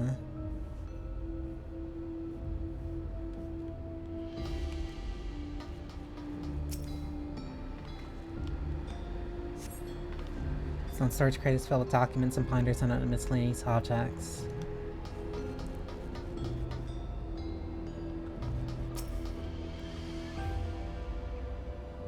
Keep holding out hope that I'll find some evidence of my parents here, despite knowing there is none.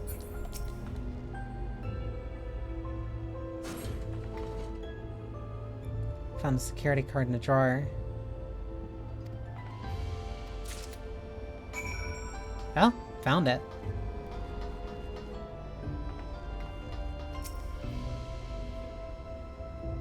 Search through these drawers. One of us is bound to find something.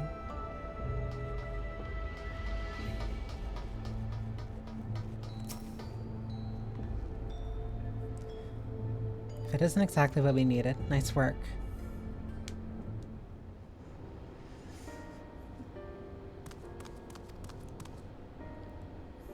So what is it you were hoping to find there again, Shale? You were saying that a certain device was going to help us. I haven't properly explained myself, have I? Looking for a data relay. After we discovered this extensively abandoned complex, I performed a cursory investigation which detected a connection to an outside network. When I traced the data's routing, it confirmed traffic from a web of Everkeep security cameras. Considering Calix has always one step ahead of us, we must assume he's quietly seized control of the city's surveillance system and has been using it to monitor our activities. To monitor what you, as the keyholder, are planning. So he's been spying on me.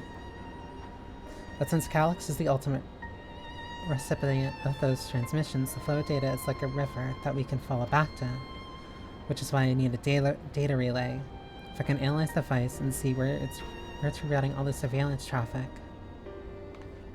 then you can pinpoint Calix's position. That said, he has done nothing to impede our progress, which makes me think I might be on an entirely wrong track. Maybe the reason he isn't stopping us is because he can't. Back in the old castle, Calix said he was measuring Jolene's strength. What can he possibly dream up that's stronger than her?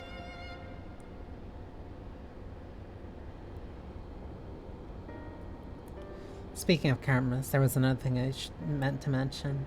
I found evidence that someone deliberately disabled the surveillance feed in this room. The most recent recording was crudely deleted. I was able to restore the data though, if you'd like to see it. Who is deleting security cam footage of this room? More importantly, why?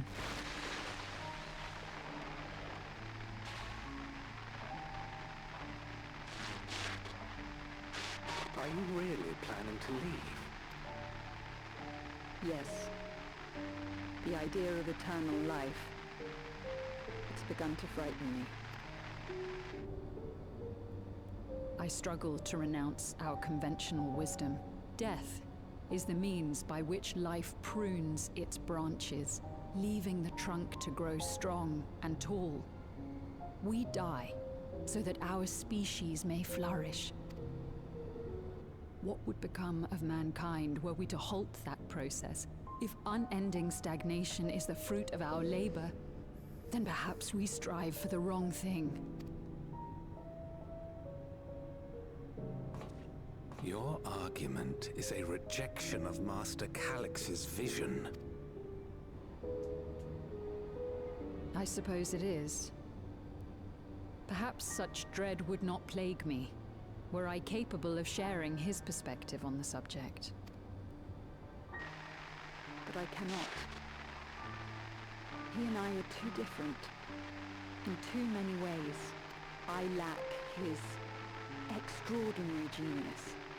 I had no illness threatening to cut my life short, no singularity of will to cut away all distractions and focus solely upon research.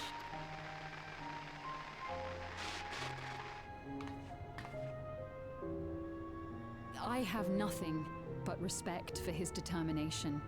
The way he overcame his prognosis and seized the means to transcend death itself. But I'm not convinced that this obsession with living is the right path. That's why I've decided to leave preservation and put all my effort towards building a legacy for the next generation to come. Surely you...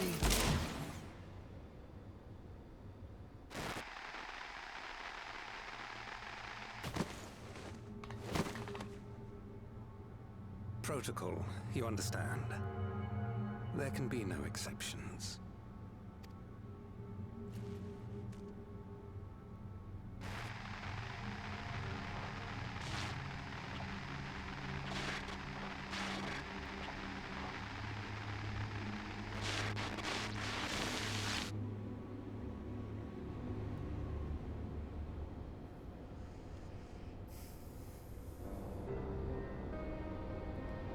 Shelley wanted to leave and he executed her.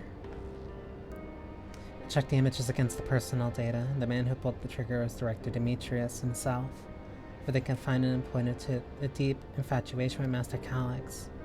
The cameras in this room have been out of operation ever since that incident.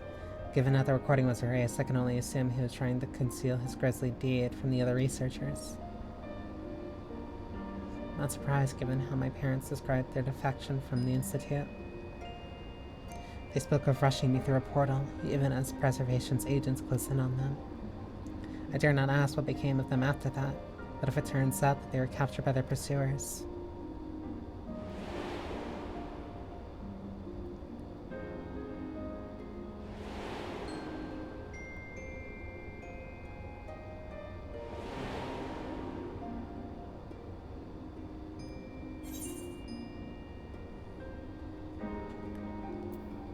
They did not regret their actions.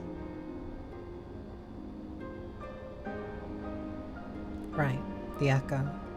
Knowing you saw them as they were, your words give me great comfort.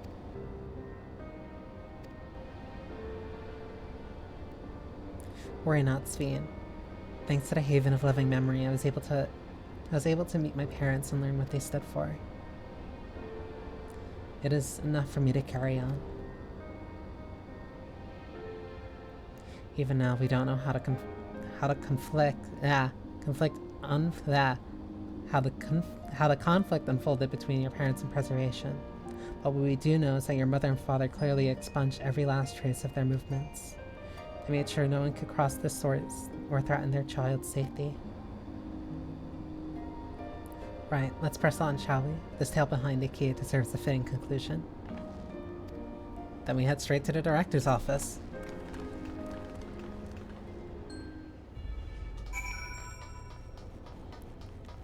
Giving a lot more meat to Kryle's importance in the story here, and her connection to your parents.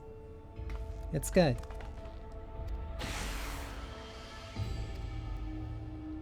Now to find a data relay. Don't be shy, everyone. Speak up if anything odd catches your eye.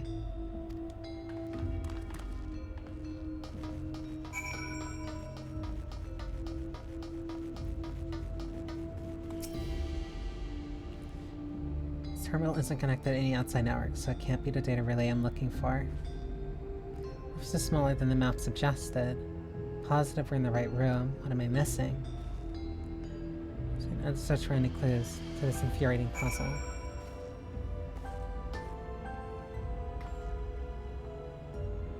If I were to hide a secret room, where would I do it?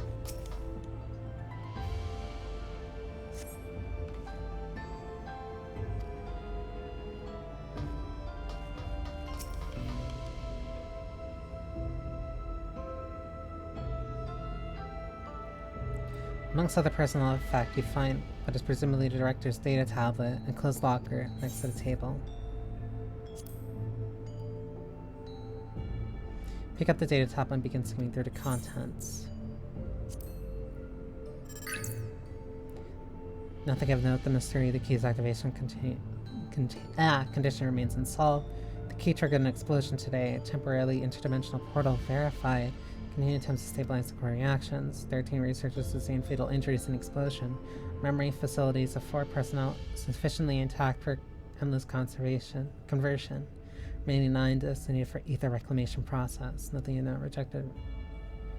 Resignations of 2 Malala researchers. Major incident details and full report. Those 2 in Malala broke with Preservation and absconded with the key. Though the fugitives have since been caught and eliminated, we were too late to recover the relic. The only reason we retained our flesh was to serve Master Calyx as physical instruments to conduct this experiment. Deprived of the object of our research, our existence serves no further purpose. I dare not imagine the depths of his disappointment in me. The complex is to be shut down. All personnel will have their bodies reduced to ether, which will be allocated for further experimentation. Memory data will be archived. Any endless conversions will be subject to Master Calyx's discretion. If he does not deem us fit, then we are not deserving of eternal life. All personnel have undergone processing. Once the shutdown protocols have been completed, I will proceed with my own corporeal dissolution. As long as the key remains in the physical world, we must keep this complex in pristine condition. Whether it be needed for experiments or otherwise, it must be ready to support future operations in whatever capacity Master Calyx requires. To that end, facility equipment will be maintained in stasis mode. Furthermore, a critical component for secure room access will be stowed separately to defend against unauthorized entry.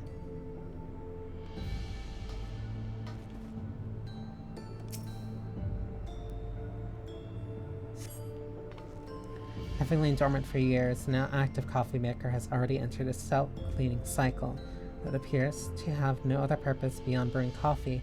It remains to be seen if we'll be able to do once more. Okay.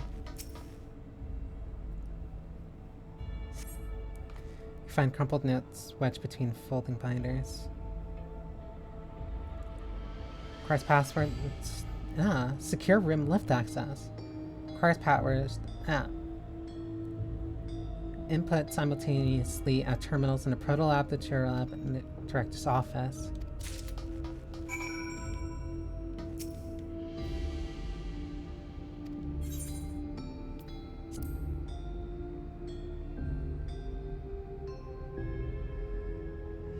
The door to the locker swings open easily.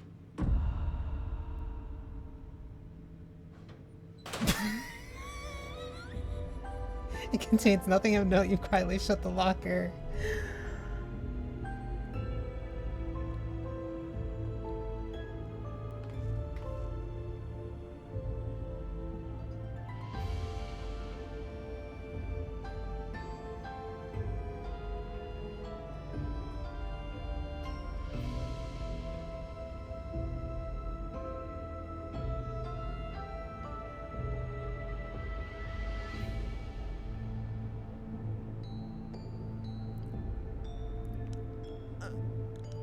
I don't have any notes for that. We found something. The crumpled note here. Please, please take this. Why? Presumably, a grown man would have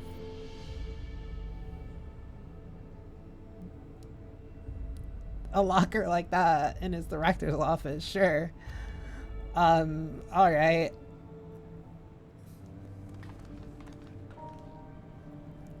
With instructions for accessing the secure room, no less, seems we need to enter a password in 3 different terminals at the same time. There was no such room marked on the map, was there?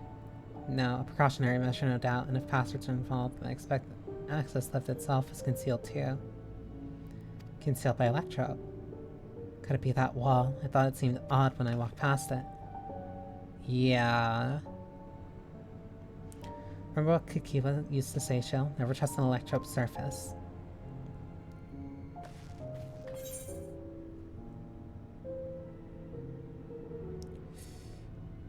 Electrope isn't always what it appears to be. I would not try to walk into that wall. Electrope is how you alter the look of all solution lines, floors, and walls, isn't it? In this case, it shouldn't be too hard to disable.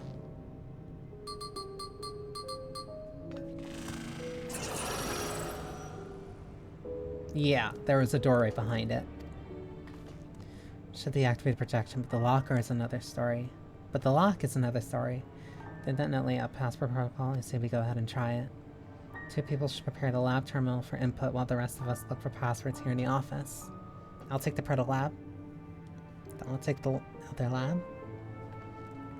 Actually, better if you stay at Sphene. Your knowledge of Alexandria and his people could be needed here. Yes, you're right. If the passwords are hiding behind clues, that may be something I can help with. I can help too. I lived my whole life in Alexandria, after all. I'll take the lab duty. We can keep in touch via communicator and match our timing. So we've determined what we need to input. Take your place at this terminal. Stay by to guide Luke Lamont and Cryle through the process. Display plate over there. One with the 2 gems. I thought since it was made electro, it might be some other purpose, but I can't find any switches or buttons to make anything. Is that incense? An emerald. Wait, it's missing a gem. It's missing an emerald. 2 jewels are embedded in the electrode plate. You identify blue gem as sapphire and a red gem as garnet. Also appears to be an empty slot for another jewel to fill.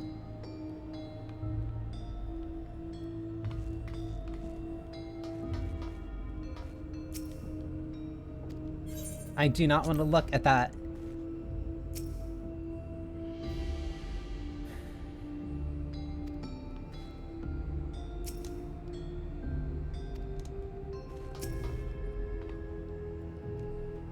These words, one of them have hints of passwords. Fine, I have to look here again.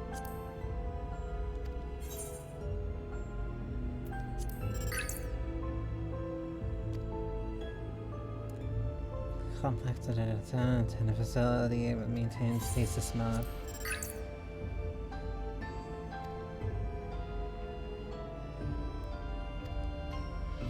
Thirteen researchers sustained fatal injuries in the explosion. Nothing of note. Rejected resignations of Chimalala. Major incident.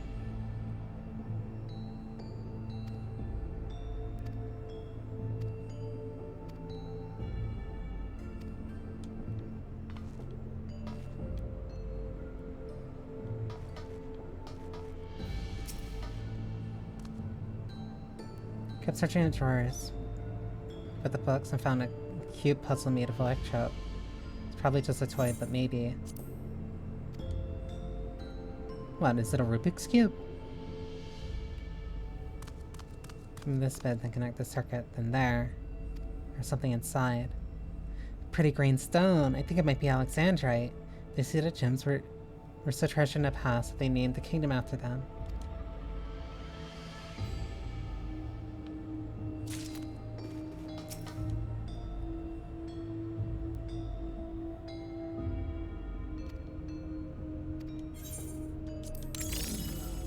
Oh!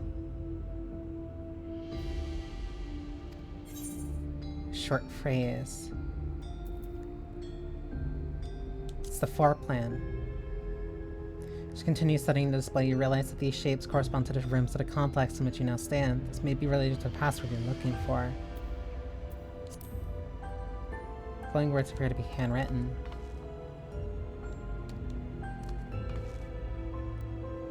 Heat the stones. This might be about a special meaning Alexandrians have for gems. It's all belief, I think, where each type of gem means something differently. But if you ask Fiend, she'd know.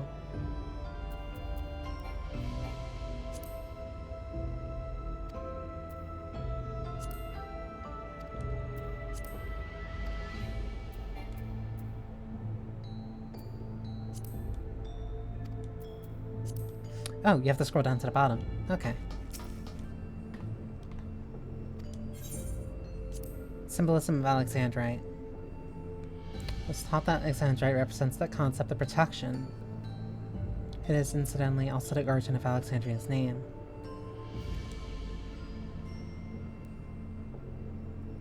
Sapphire and garnet as well. Yes, they have meanings. Alexandrite, as said, is protection. Sapphire represents honesty, and garnet symbolizes devotion. Honesty, devotion, protection.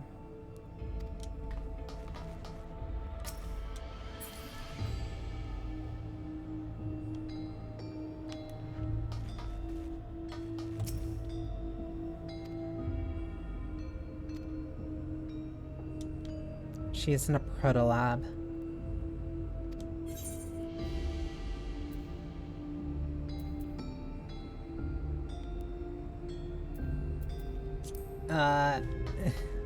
Hang on. Yeah, because we're protection. Protolab is Sapphire. Sapphire is honesty.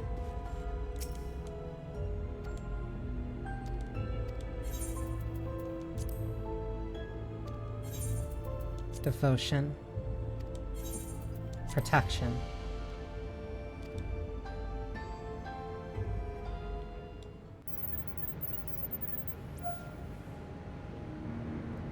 Easy.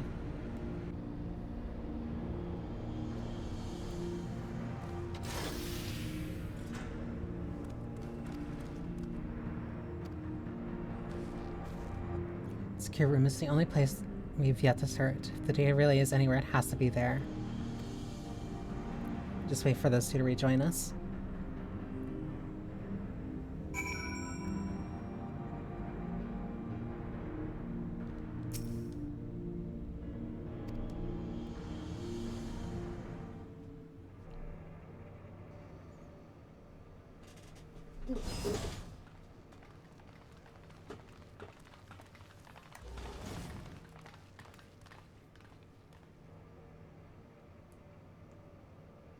This terminal doesn't look special to me, but this is definitely what we're after? One sec.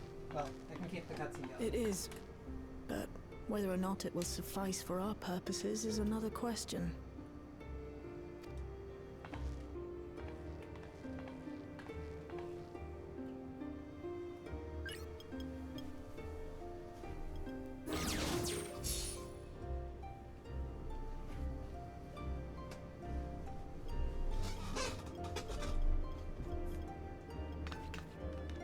The Endless are created using the memories of the deceased. But as memories are, in essence, collections of data, the resultant entities have no physical form.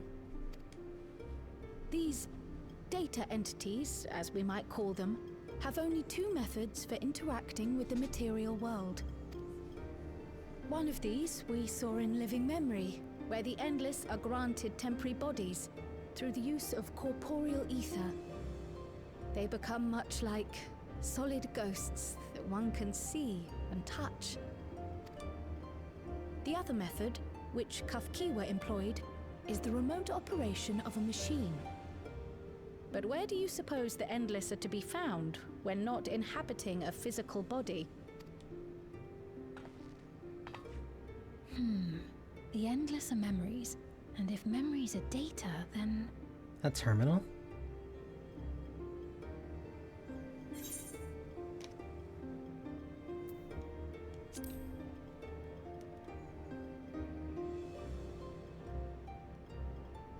Yes, we suspect they reside in a virtual domain, one contained entirely within an electrope-based machine.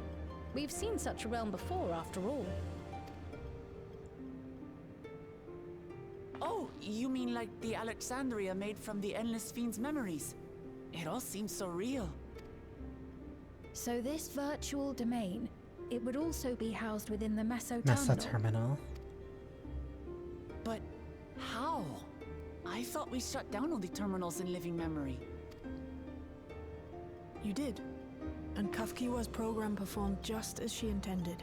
The Meso Terminal itself was deactivated, as evidenced by the failure of the device which was keeping Spheen's body in stasis.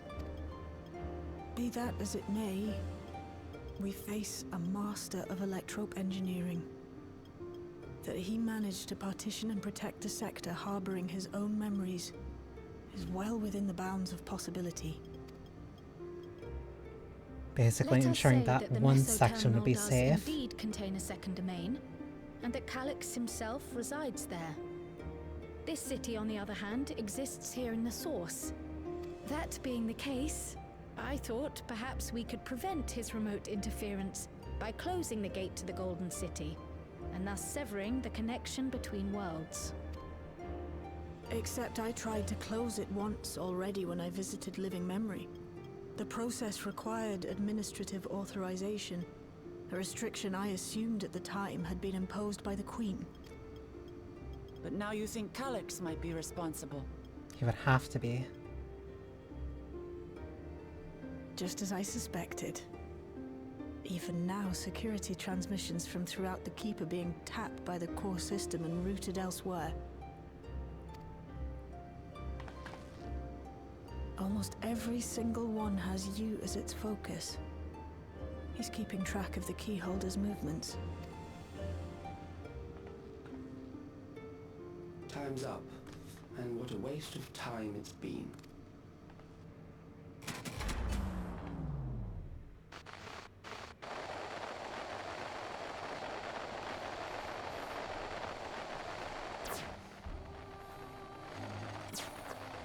Hoping to find me by tracing security data? That will not be necessary.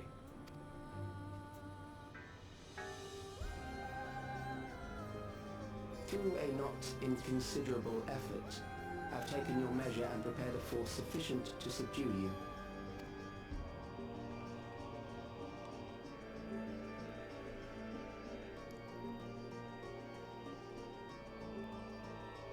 Come. I invite you to the upper reaches of the Meso Terminal. The storage device which holds my memories is there. That's very bold of you. Bank and victory is yours. I, in turn, will seek to wrest the key from you with any and every means at my disposal. And if we refuse this invitation? I will wait, and continue to convert Alexandrians into endless.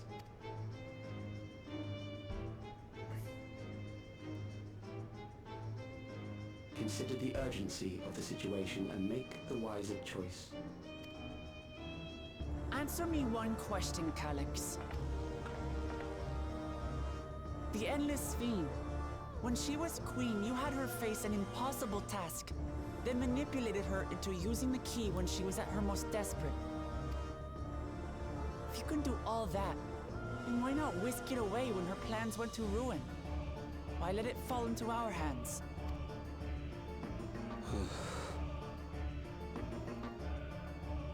You pour salt in the wound. That disaster was a miscalculation on my part. As her end drew near, Sphene and her restructured memories had become one with the terminal's control systems. In that singular place, in that singular moment, she wielded an authority greater than mine. Thus she was able to shield you, the neighboring sovereign to whom she entrusted her nation's future, and the hero to whom she entrusted that priceless key.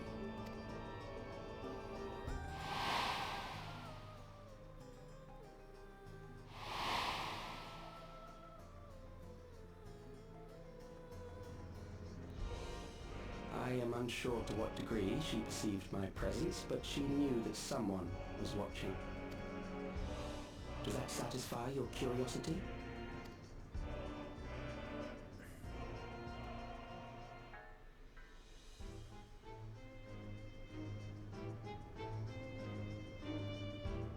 It does. And I'm satisfied that you will take nothing more from this nation.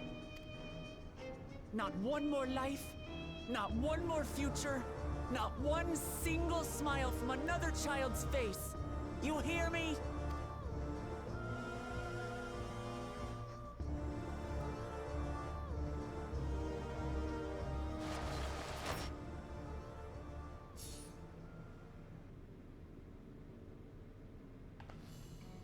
Sorry for losing my temper, but there's only one way we can deal with people like Calyx. Whatever grand future he envisions, someone will be made to pay the price. And I won't let that happen. Spoken like a cheerleader.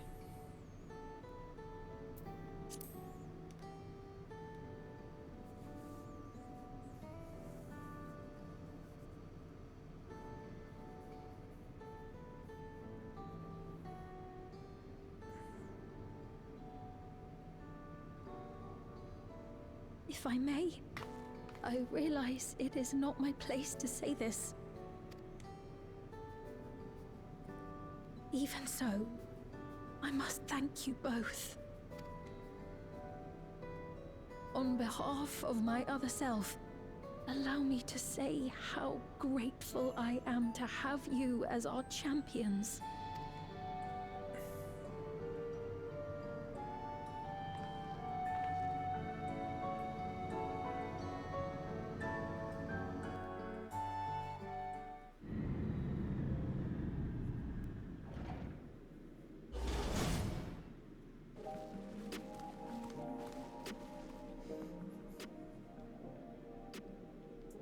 That was an adventure.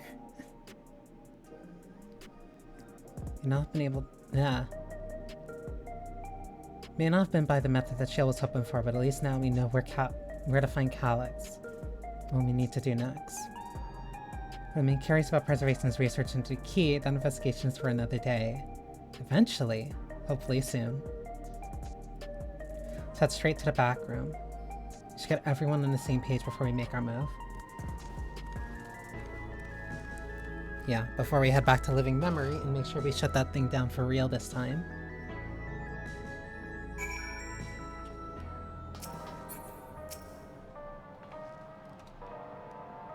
Until this close before snatching away my moment of triumph. An infuriating, condescending way he speaks to us. I'll see whose time is up, you smug little weasel. Anyway, I know things didn't go to plan, but we learned a great deal about preservation. That knowledge can come in handy in the days to come. Though I may not be able to contribute much in direct confrontation, I mean to see this through with you all, providing whatever support I can. One of our own. We briefed Ehrenfeld on everything that has happened and sent word to the others. We're now about to consider what our actions will be.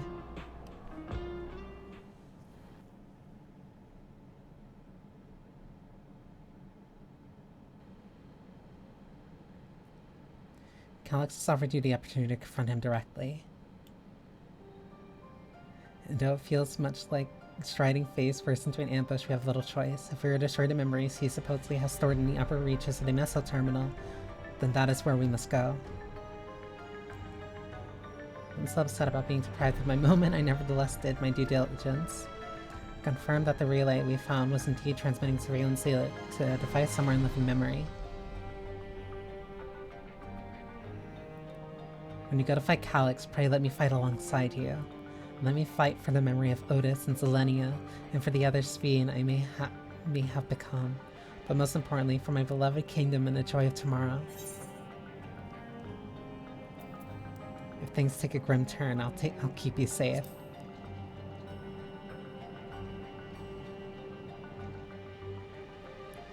I shall hold you to that. But it will also protect you in turn, because that is what comrades do. Coming with you as well, you know my reasons.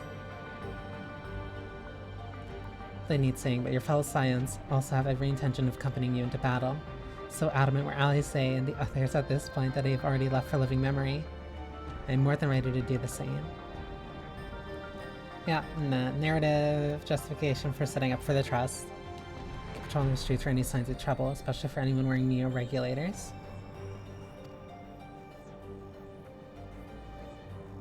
I really want to go with you too, but I know I can't. I know that sometimes you have to be patient and trust in your friends. Finally, I think we should talk to Gosan before we leave for Living Memory. Under Calyx's direction, preservation has helped shape Alexandrian society for centuries. Taking him down will have serious consequences, and we need to warn the officials in charge about what we intend. Justifications aside, we shall be acting against the wishes of all who desire to become endless. Exactly. We don't know if Gosan will approve or oppose our chosen course, but either way, leaving without a word is the wrong thing to do. We should be on our way. Resolution first, yes?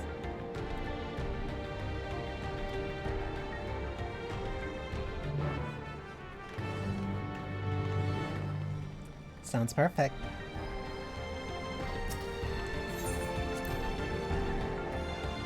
Yeah, so we talk to the official, let them know what's gonna happen, give them a heads up in case something even further unexpected happens. And then we wrap this up.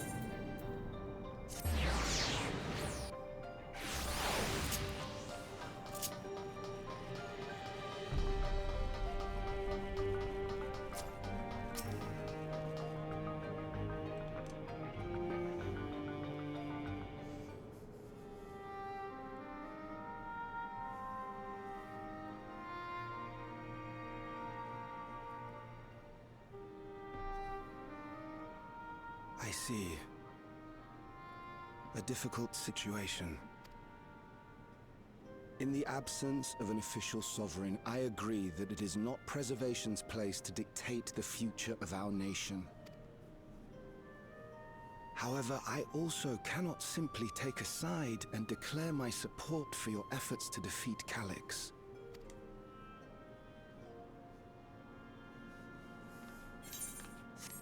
Is that because of the new regulator you wear? I've yet to register it.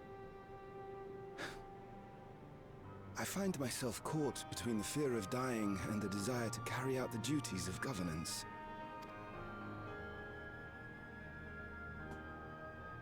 My greatest concern is how we shall stem this ever-increasing terror of mortality when becoming endless is no longer an option. And that's to say nothing of the recent slaughter committed by our own soldiers. The fact that such violence was perpetrated for the very purpose of creating endless will, paradoxically, make it more difficult to endorse your chosen course. It may not seem logical, but for those who lost friends and family in the attacks, halting the creation process altogether would render the deaths of their loved ones utterly meaningless.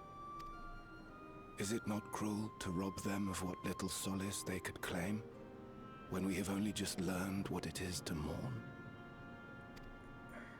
Tell me, how are we meant to overcome such tragedies? We stop begging others to teach us, for a start.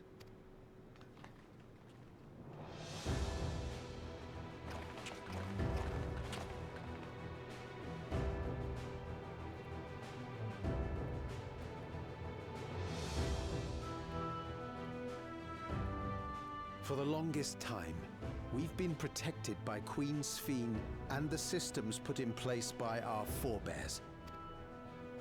The hardships and responsibilities of life were distant things, and we felt entitled to our comforts, even as we barely noticed those who risked everything to keep us sheltered. But no more. From now on, we need to learn on our own. How to live with the promise of death. How to endure the pain of loss. We may never learn to love such things, but we may learn to survive them. The people beyond the barrier, even the Alexandrians of old, they've all had to live with these fears. There's no reason we can't do it too. What are you all doing here? Malachite called us in, and the Oblivion members briefed us on the current crisis. You don't stand idly by while your house burns down. We came together and thought about how we could help. Long story short, we've decided to join the fight alongside Oblivion. I say fight, but we're well aware of how little use we'd be in actual combat. A battle of ideas, on the other hand. Now that we might be qualified to do something about. We'll talk to our neighbors and do our best to quell their fears. Convince them to make the most of this life and enjoy all it has to offer. Perhaps that will help to ease your burden.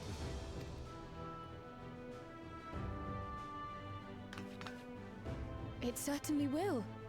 Even if a few are assuaged by your words, it will make things easier.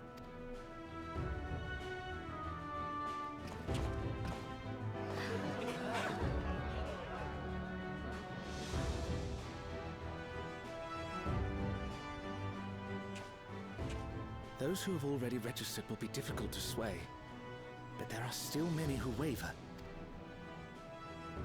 Those are the ones we'll concentrate on. Gossen, if you truly care for the people of Alexandria, then now's the time to start thinking of ways to prevent more deaths.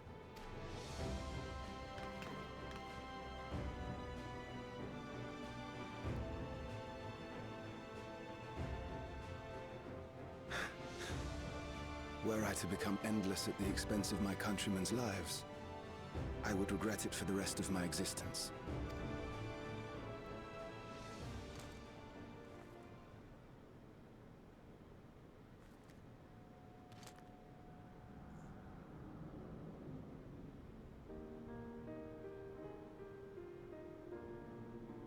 Forgive my weakness.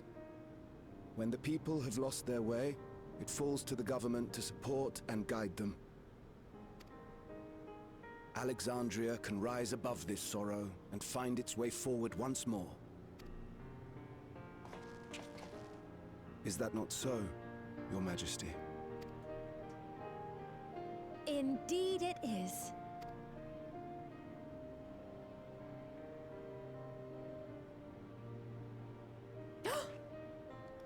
No, that wasn't... what I meant to say was... Calm down, Sphene. Lametier, you used her name.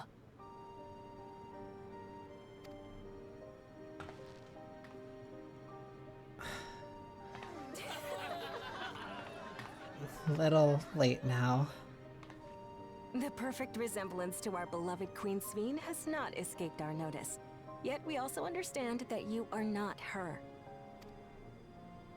Having to live in secret, unable to share who you really are, that must have been hard on you.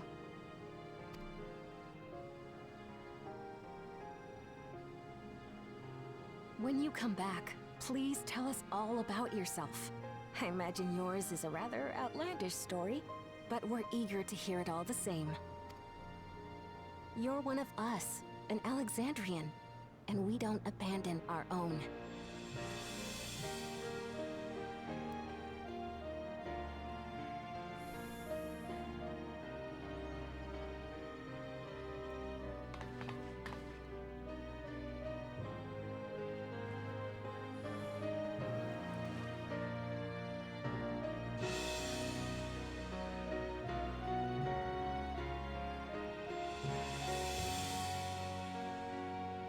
I promise to return. And when I do, I look forward to speaking with you all.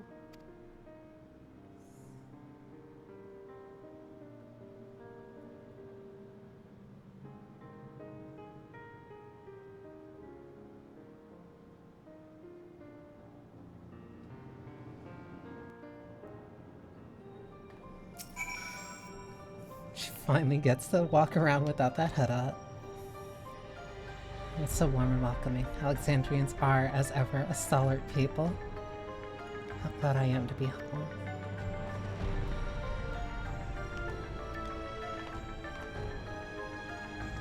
If only I could claim the courage to do so came from within. The final push came from Alexandrian citizens and your bravery in taking the first step toward change. Speaking of which, can I ask you to lock the Nero regulators away where no one can get to it? It should prevent the registrations from reaching the target number.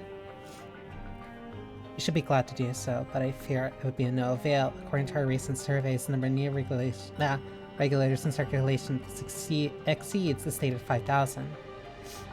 I surmise the surplus units are to account for those like myself who had to change a heart or otherwise hesitant to register.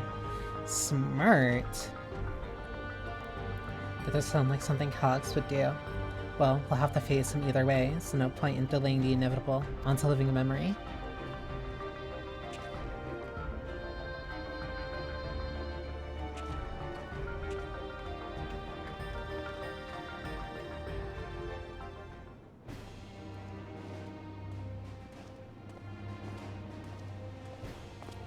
I love that he still has that little charm of his mother.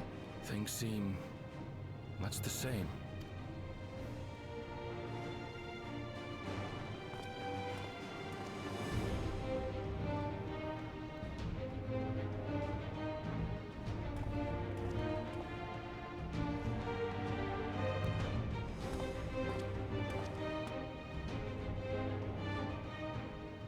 So listen, you have nothing more to fear than any other normal day. Deep breaths. We'll get through this.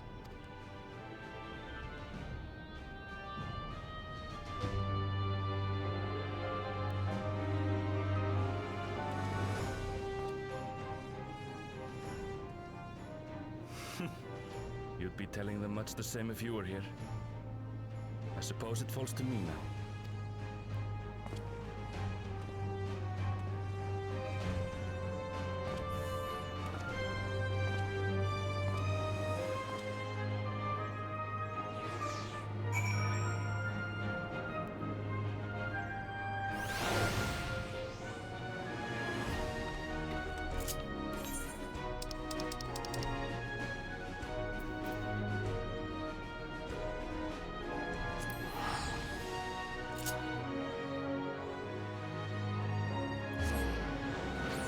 Took nearly almost 3 hours, but I'm finally gonna be able to get to the quest to get to the dungeon.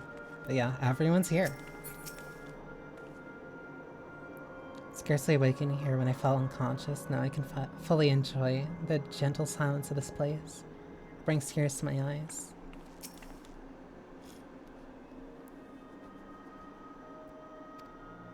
As for us, we've been ahead to inspect the lay of the land. There are no changes of notes aside from the missile terminal itself. Why, what's happened to the missile terminal? The wall has proceeded to provide convenient entrance to the structure's interior. There was no such ingress when we last were here, so we must assume that Calix has since manipulated the terminal's electrode, all to facilitate the most gracious invitation to the upper levels. An invitation I'm eager to accept. For the sake of all who love Alexandria, I will not yield nor leave them to despair. Crit is always helpful. A terminal invitation. If everyone determined to be here is present and accounted for, shall we make our way to the terminal? We wouldn't wish to keep our incessant hosts waiting.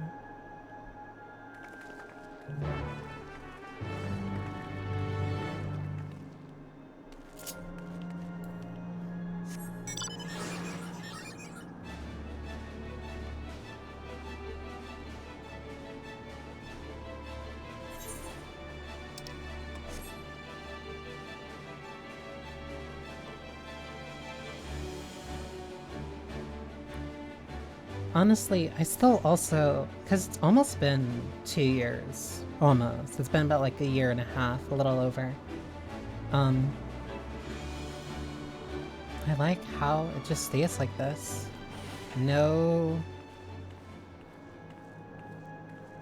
Nothing really to kind of bring it back. It's still just an echo, a memory of what it was.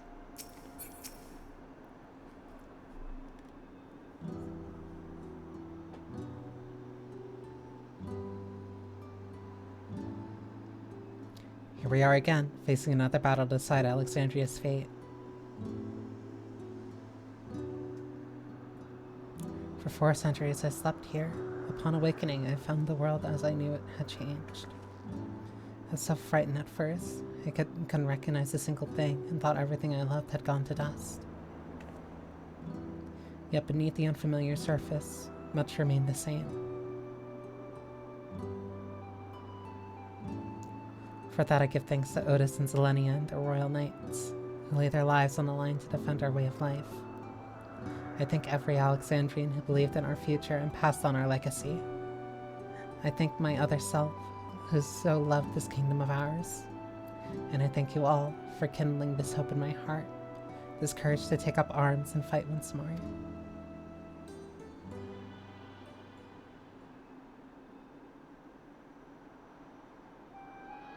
So let us make our stand together and fight for what we hold dear.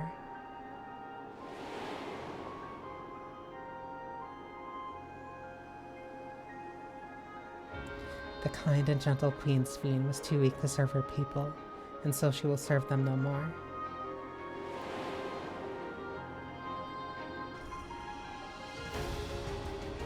Freed from conscience, I shall become a ruler that can protect Alexandria, a devourer of worlds.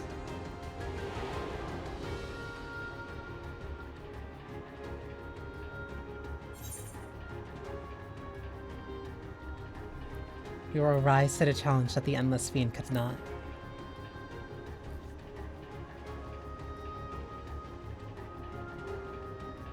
That we shall. Her wish to see Alexandria endure is one I am happy to fulfill.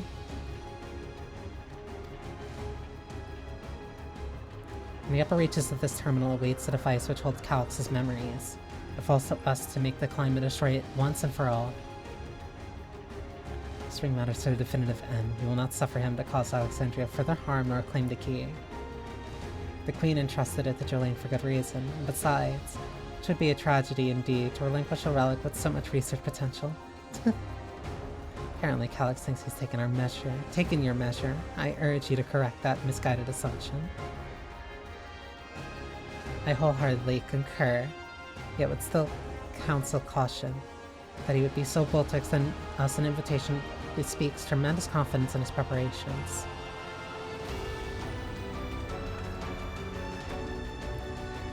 Come, friends, we step forth into the midst of dreaming endless.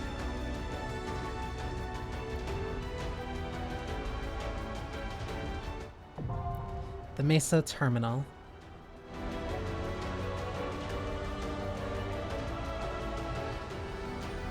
I have to see. Llama T can be both a tank and a DPS. She's a... wait, what? A Zoomancer? What is that?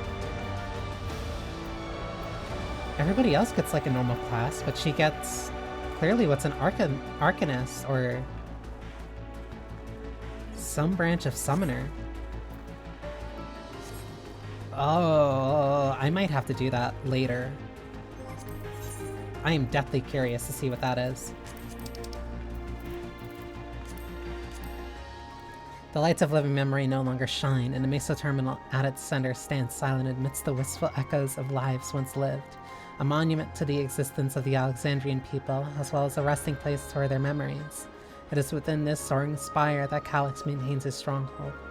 The self-proclaimed architect of mankind's evolution has invited you to confront him in the upper reaches of the terminal, an invitation you must accept lest his atrocities continue to escalate. Step into the structure's glowing interior and begin your weary ascent through the midst of dreaming endless.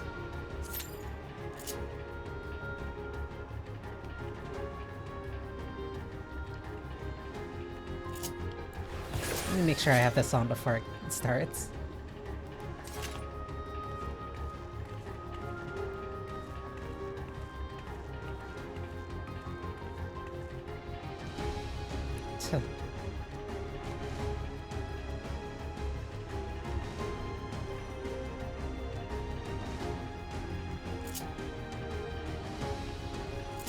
What is a Zoomancer?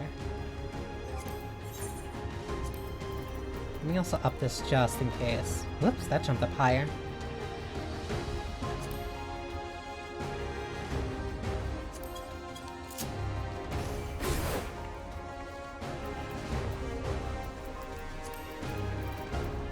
I'll lower this slightly. Just because I don't want to be too overpowering.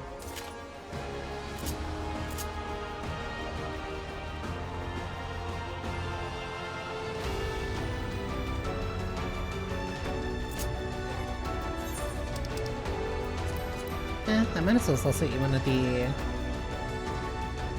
yeah, the Kane Asada. It's not like I'm really going to use it much.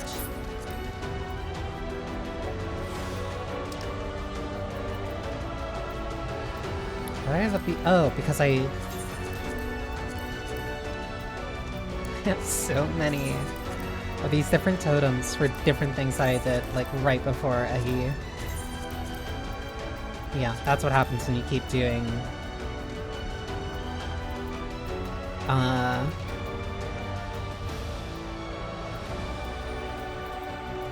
when you just keep doing stuff. What is this? Oh, Paladin Servanite arms. I have a bunch of coffers for some reason. I have so much trash in my inventory. I have to eventually clear it out. I think I have these for glam purposes. Right! Wait. Where do I have these? Only one. But I can still use this in combat. Actually, if I can use this in combat now...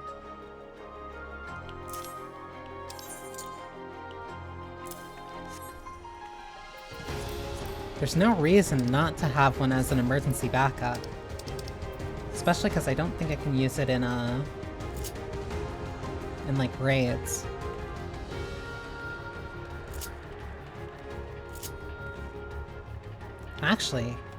Actually, that means I can go as a tank a lot more often now. So I'd be pretty safe, actually, like, having, like, a small stockpile. Though it's not like I really held on to a lot of them anyway, due to the fact that I couldn't overlap them.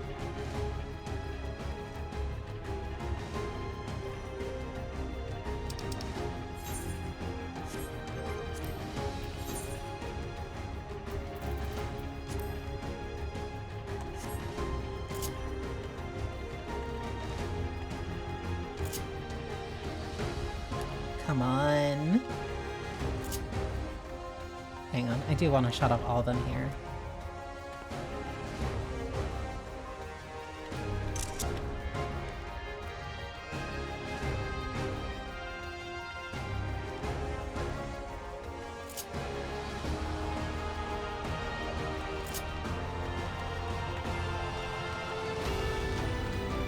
This is like right when the sun comes out too.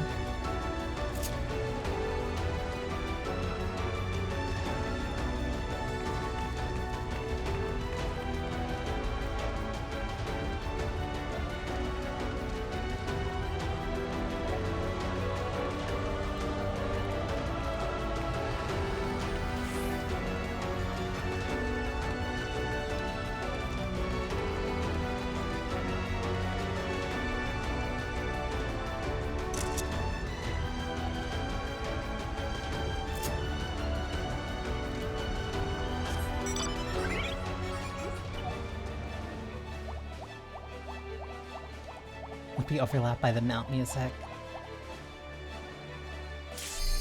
Oh, there it is.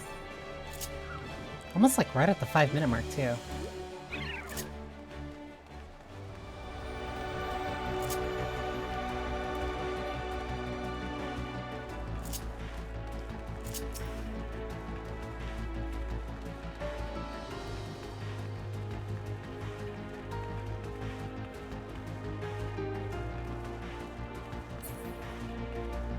Please.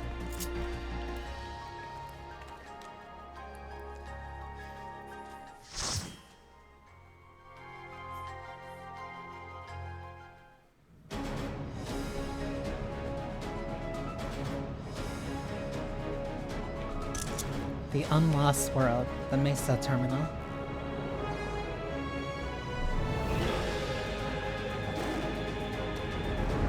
Three there. Another 3.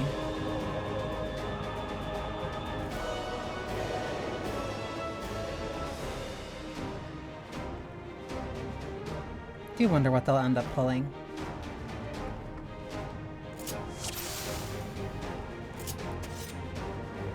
Ah, you've come. I'll begin by wearing you down.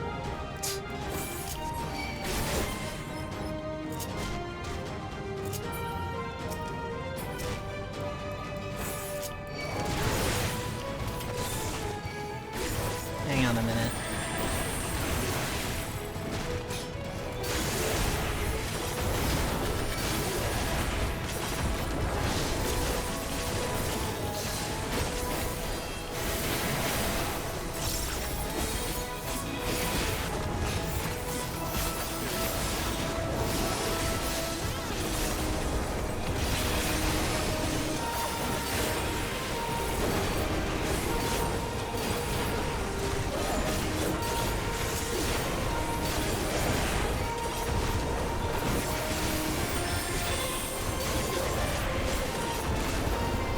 This is another remix of Smile.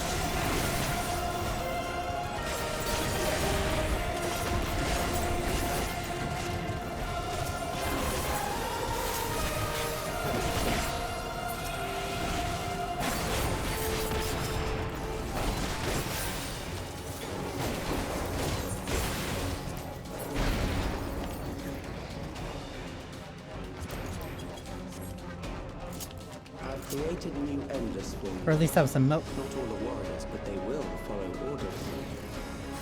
Kill and survive and so forth. Here, I shall prepare Whoa. the stage for battle.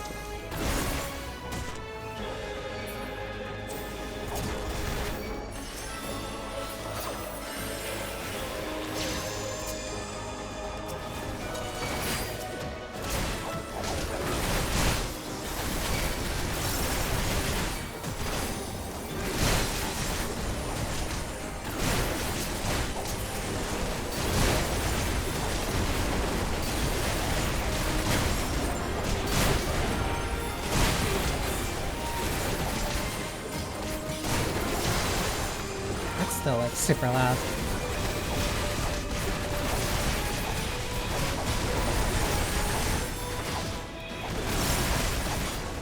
Where's that one over there?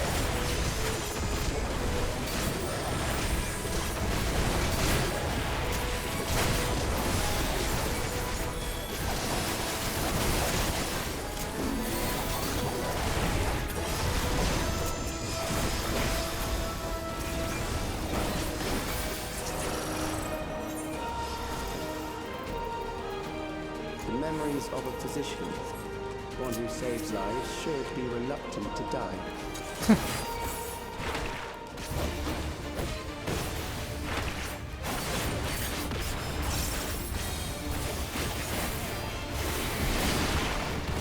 What? Okay, that's just alien.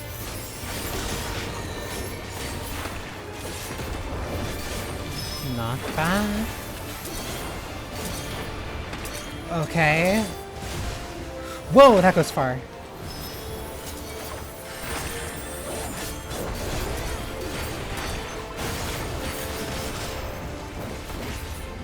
Biomechanical front. And then inflicts bleed.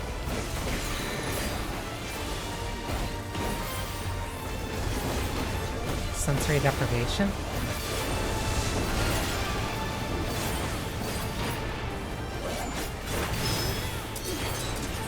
This one was the real one.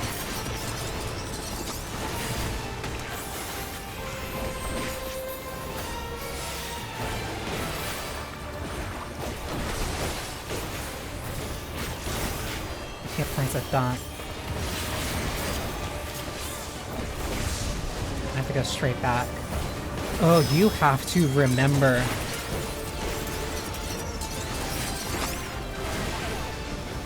Oh.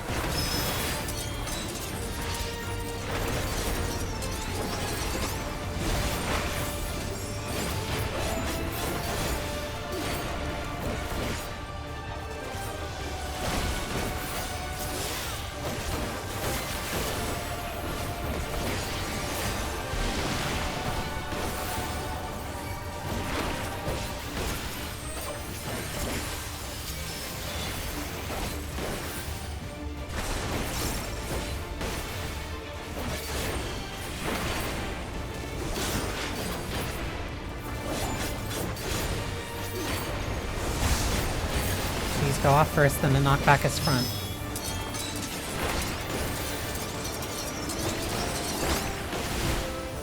It happened there.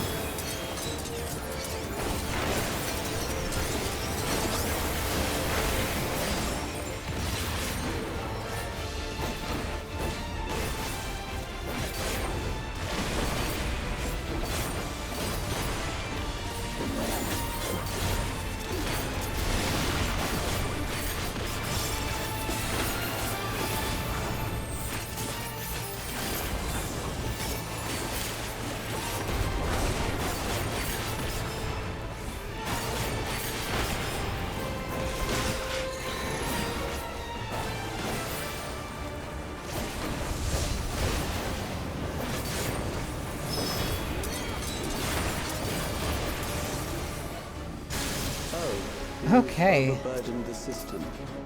No matter, it served its purpose. I hate his attitude.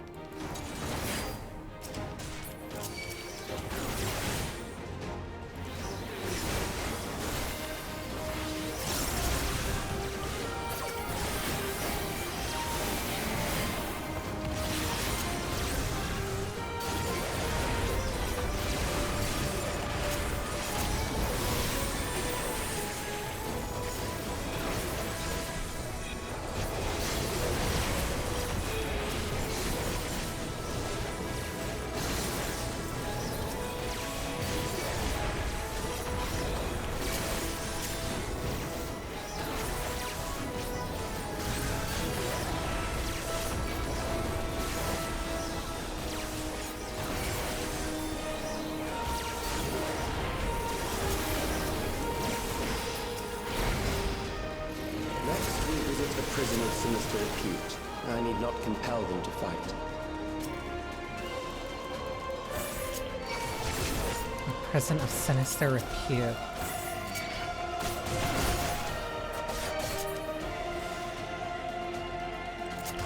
Oh, it's just these two. Okay.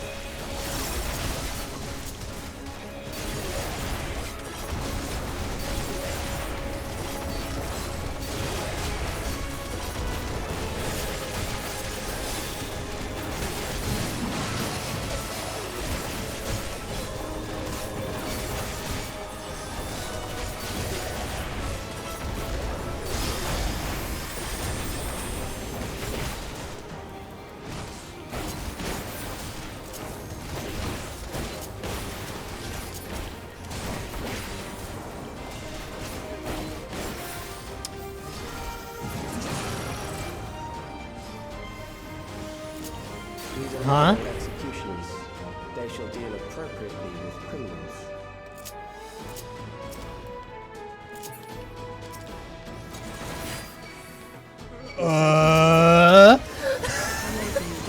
What?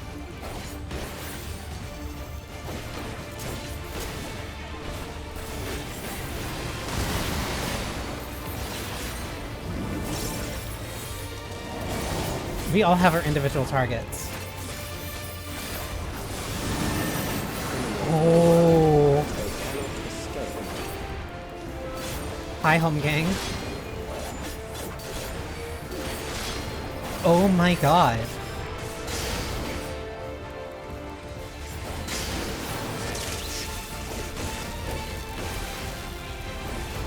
This is a personal responsibility fight.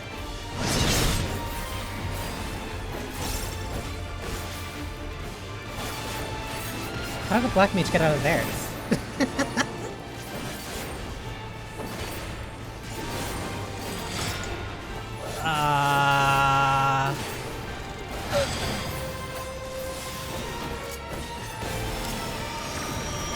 I remember my interrupt mechanics.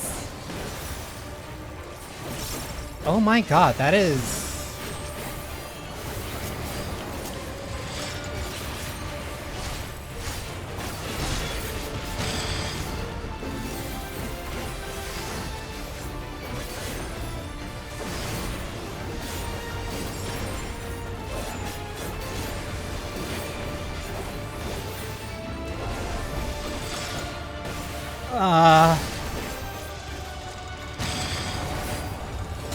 Oh my god, this is so cool.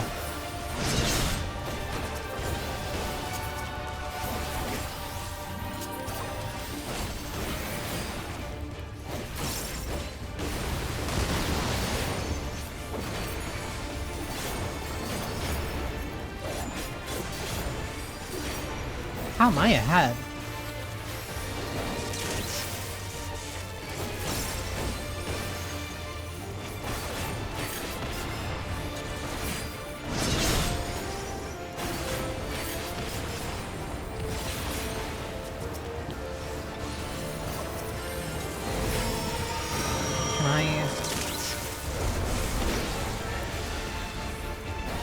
Gonna do mechanic.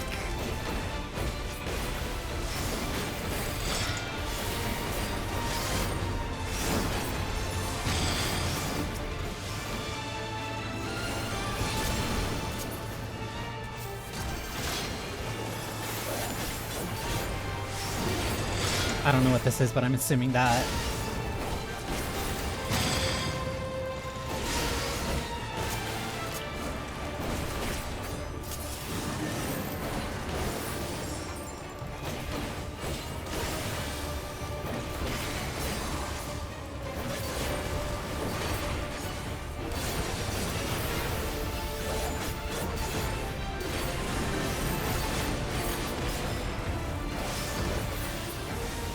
That...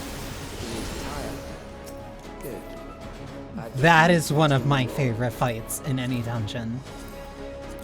That is so cool.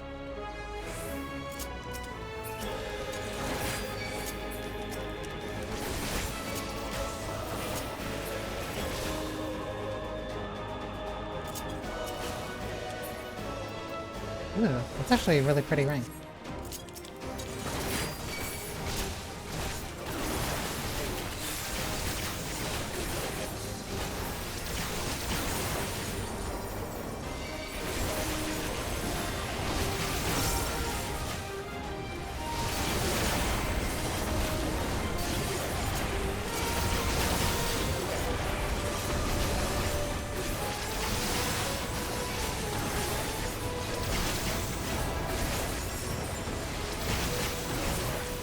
These guys just be shooting. I really don't appreciate it.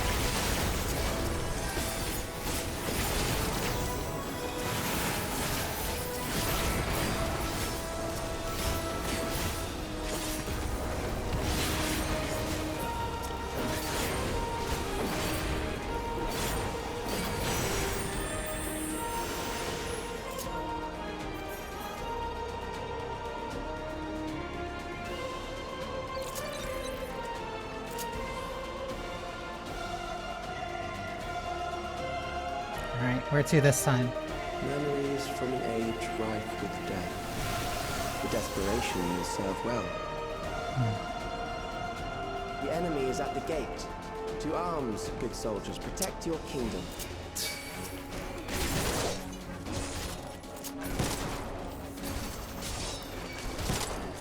That's a really pretty earring. This is cruel.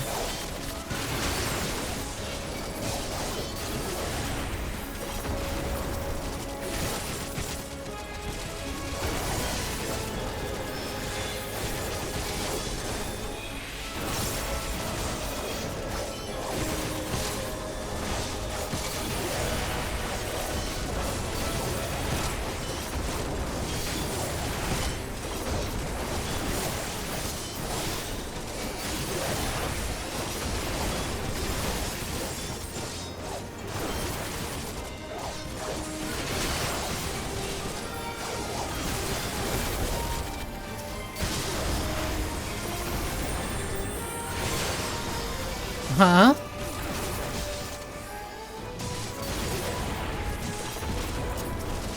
Wait a minute, these are real paladins.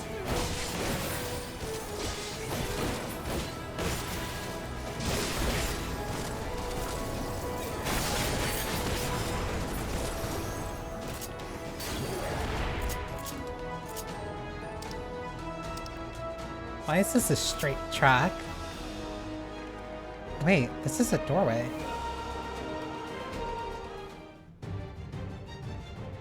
Very well. If one by one they fall, I'll send them all as one. Recall the anguish you felt when you faced death, and rise.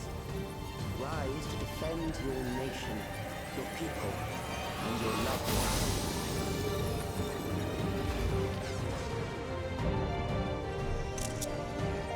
The immortal remains. Rise and meet the foe before you.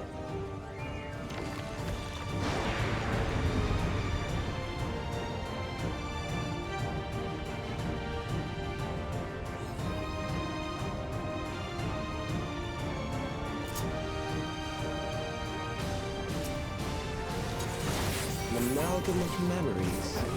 Let us see how it fares.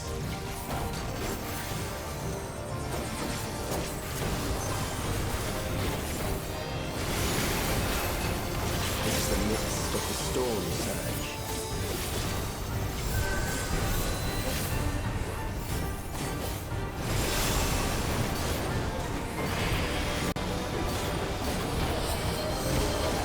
I will get water in a sec.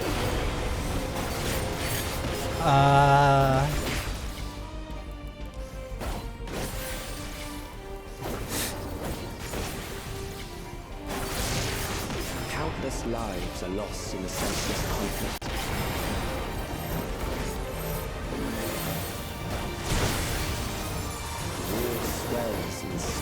and intensity.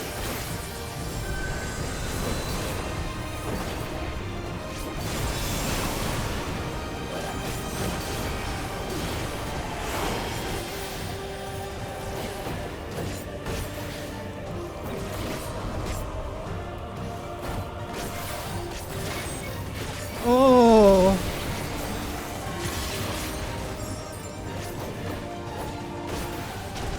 The bombs rain down without pause or mercy.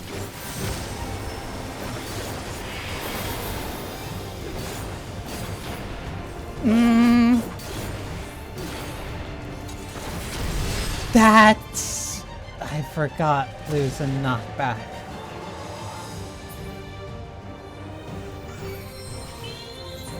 Oh. The spark of life is dimmed with every blinding flash.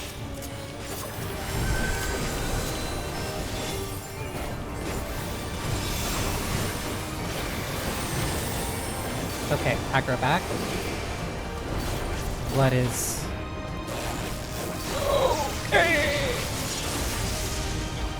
Death is everywhere, pillaging the promise of the future.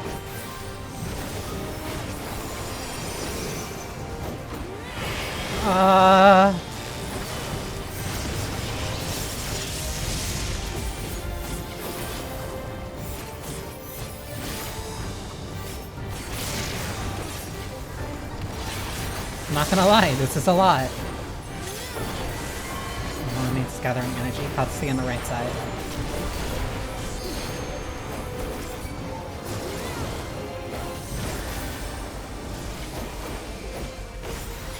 Lasers. Those are so wide.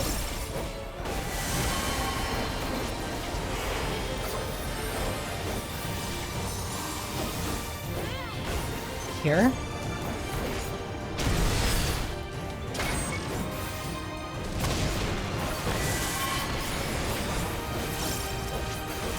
I can still gap close cancel that, but like that, so I have to be fast on that.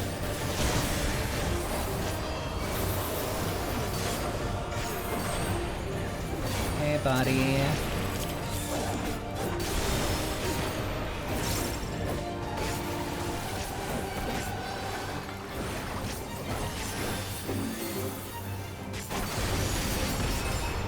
That's still magic damage too.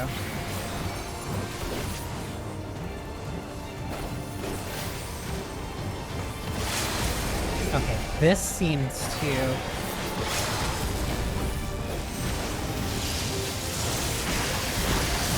be like its final phase.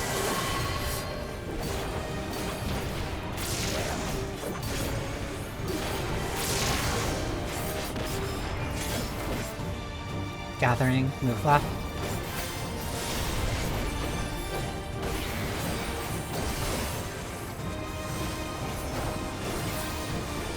This one's sweeping lasers.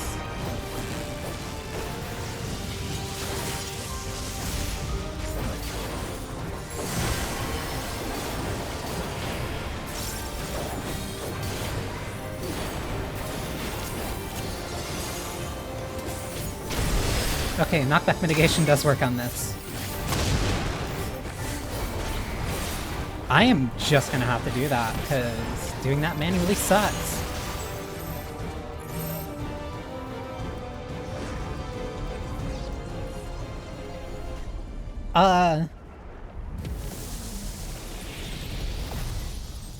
That dungeon is awesome.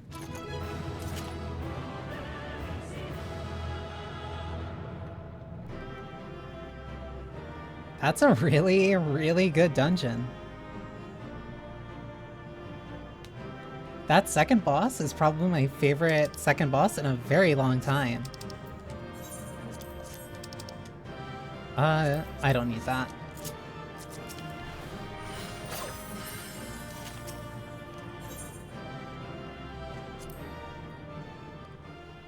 Also, I will drink water. Thank you.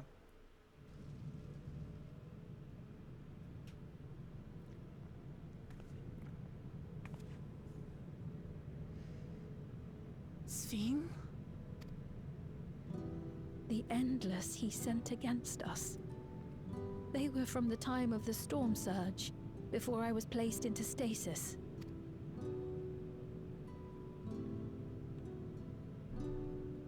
As far as we know, the only sector to escape the shutdown was the one containing Calix's memories. Assuming a chronological system, every other memory stored in that sector would belong to people who lived around the same period in history as he did.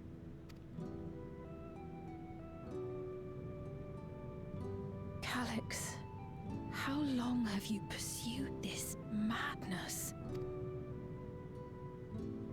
We seem to have exhausted his defenses for the moment. I say we take advantage of this lull to press on.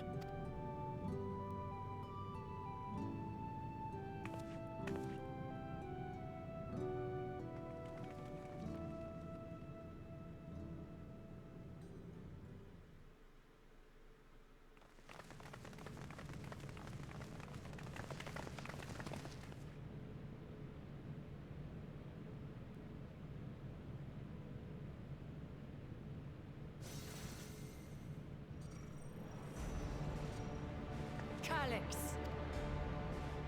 Well done. I commend your perseverance.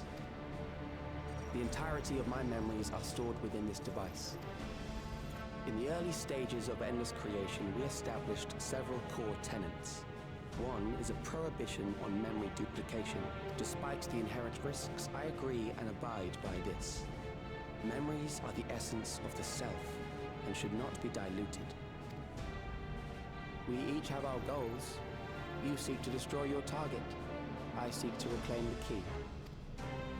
Shall we forego the posturing and begin?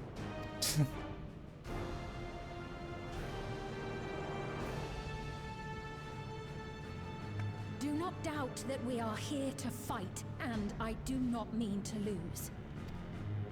Yet, as one born of the same era, I must ask, why do you pursue your evolution with such fervor? What do you hope to achieve with this eternal existence? Your question is meaningless. I have ascertained a superior path to mankind's preservation, and that which must be done is that which I can do. What other reason do I require? Surely you have seen it. Traditional survival strategies are at odds with an increasingly complex society, leading to a breakdown of order.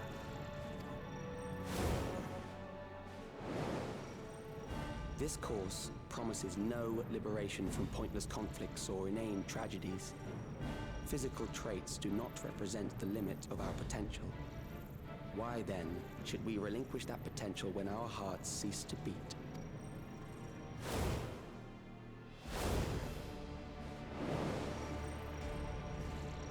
I realized it was past time that we corrected our heading. Nothing more.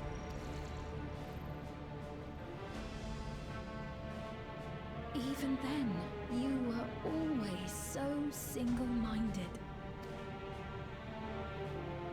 I too have a vision for the future, and your plan is not a part of it.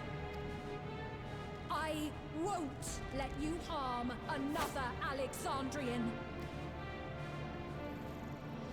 Then fight we must. Thankfully, the entity I now summon will make short work of you and your comrades. A summoning.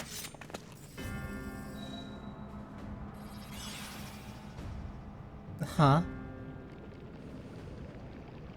What now? What was that? A chill? No, something else. I feel so cold. So weak.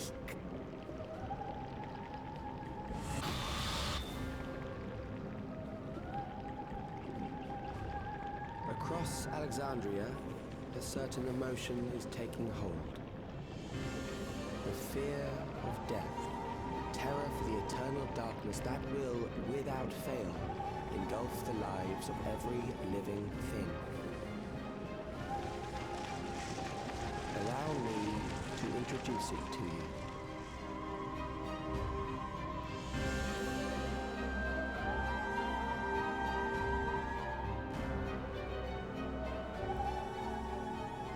I got it! I got one! 4,999! That's how many people he said they were up to! I made it just in time. Now to register.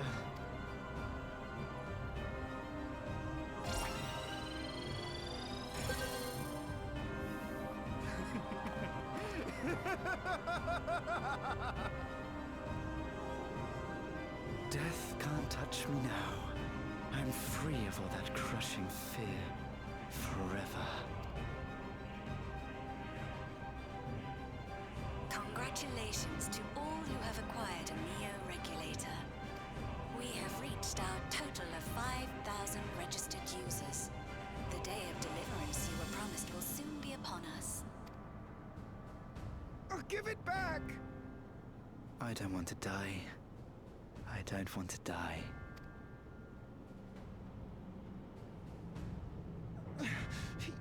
You think that's what I want?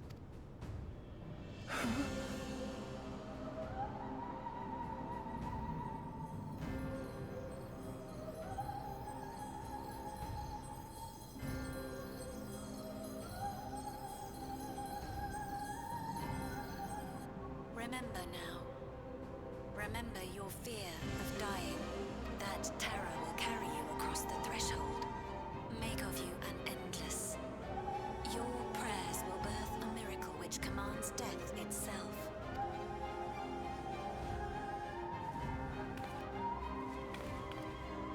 What in the...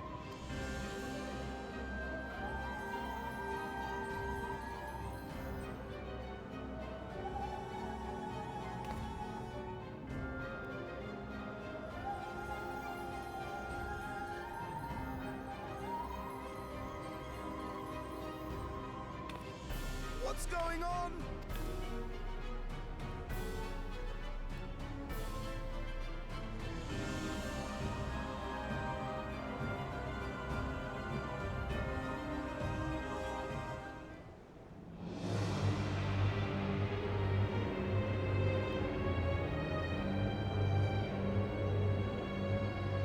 Securing the requisite ether is simple.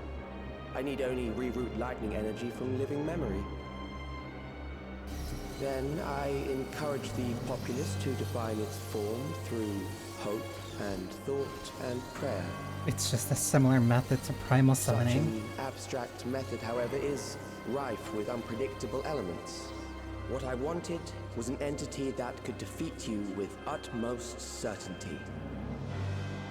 To that end, I set strict parameters for a concept of my own design.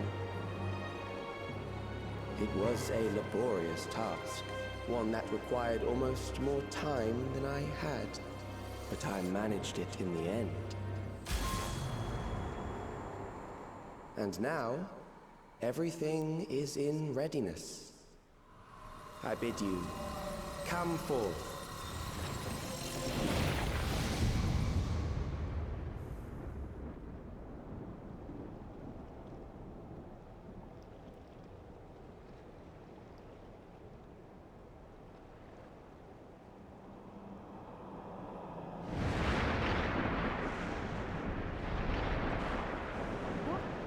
What is that?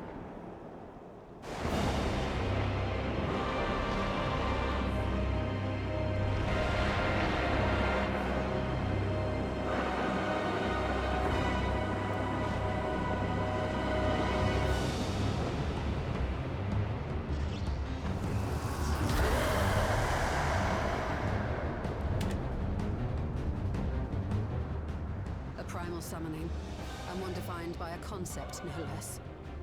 How did he learn such techniques? Keep these close.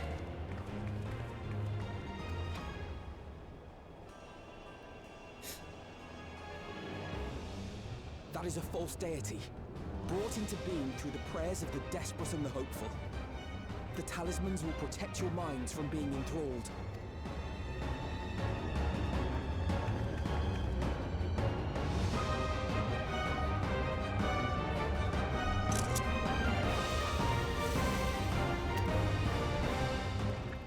you still mean to stand against me?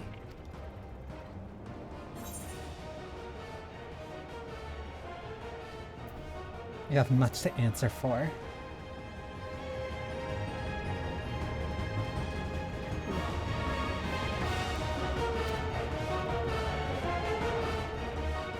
Assuming you win, the defeated ask no questions.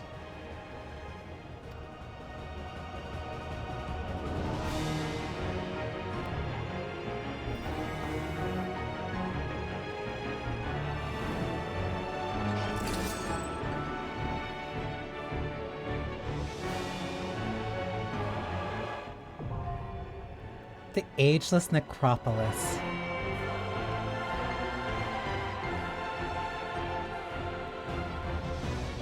During this quest, when using duty support system, you have the opportunity to undertake this trial with a party of NPC companions. Some of these allies' roles will differ from those you are normally able to select. A trial which allows you to use party members.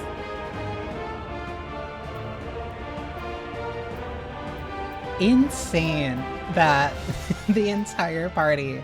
Well, no, it's because it probably switched depending on if you're a melee DPS. But no, I don't know. Seeing an entire party of casters is real funny to me.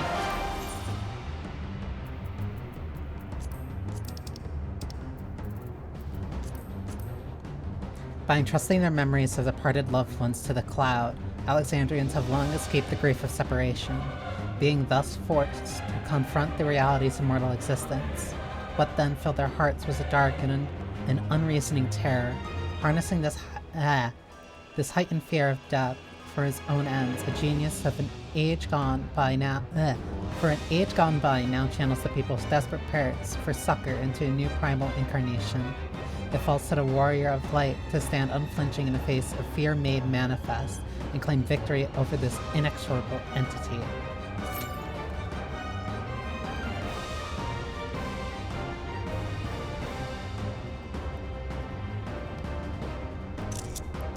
A deity of the very concept of fear of death.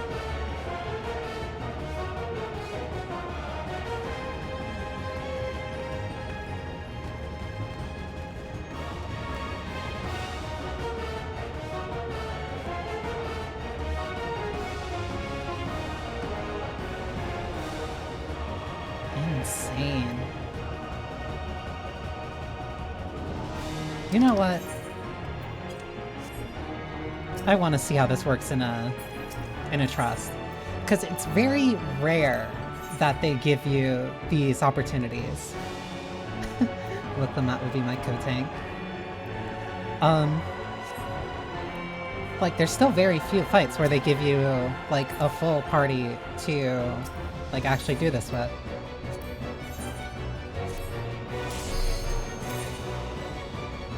Though I do know that they are trying to do it slightly more and more, so it is a little bit more approachable from people who have more online social anxiety.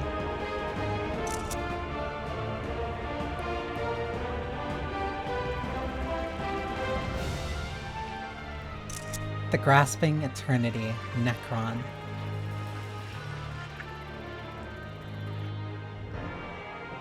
Those who obstruct evolution shall suffer the rotting fate of all flesh.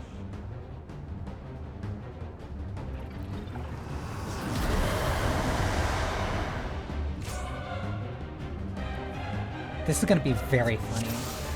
Ooh, wait, I have something. Willful, burning for battle, sustaining most damage that will normally result in KO will instead ignite the will to live. I guess that is basically a soft protection. That stops you from dying. You are bound by the limits of flesh. It will betray you.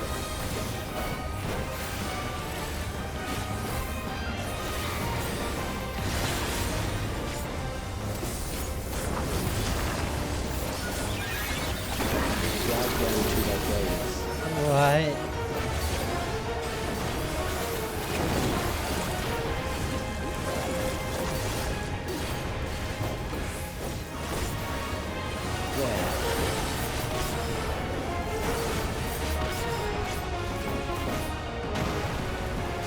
Whoa!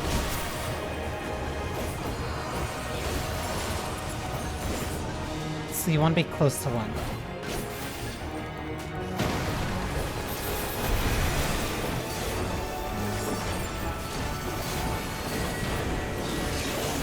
Memento Mori. Waves.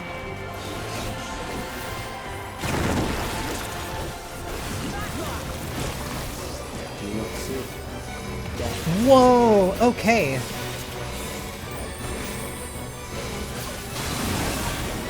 That is a massive cleave.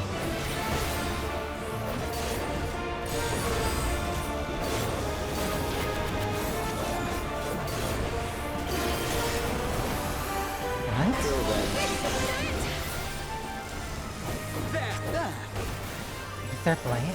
Oh, that was close.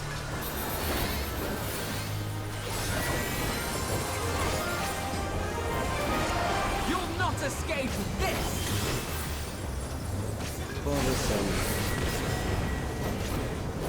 That's what it is.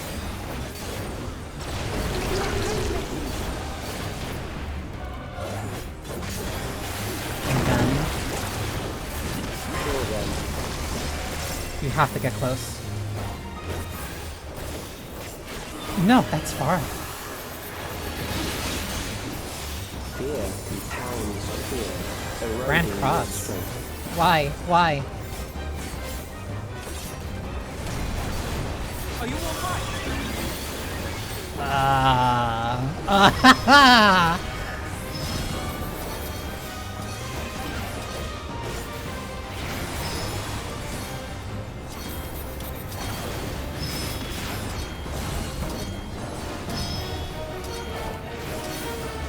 I see now why the NPCs are on casters.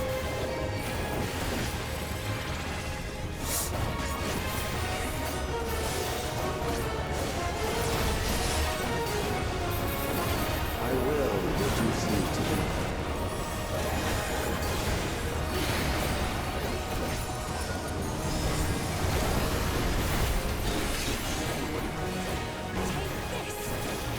That is an insane mechanic. Here. Puddles? Whoa!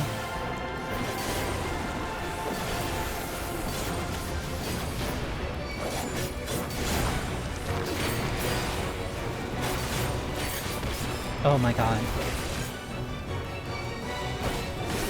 You have to kill them.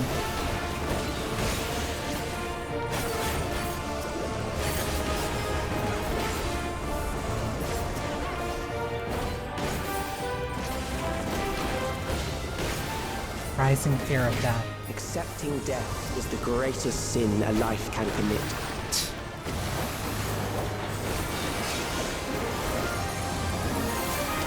The endless darkness engulfs me.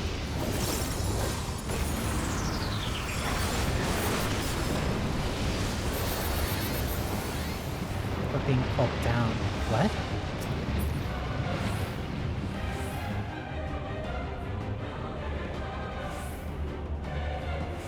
Solo Doom.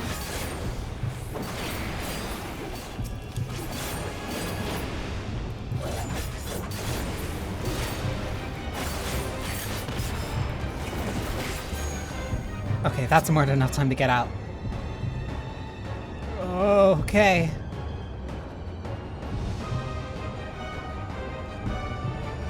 Run towards the light.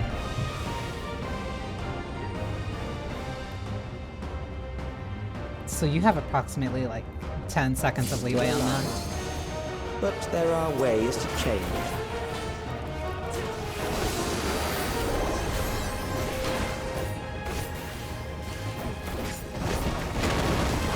Allie's like, get... Great, the hand. Those who do not resist death deserve it.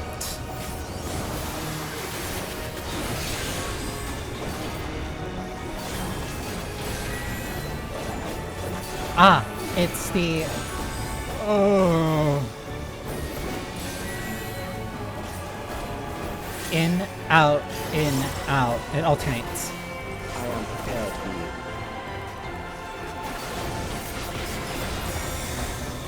Kill them.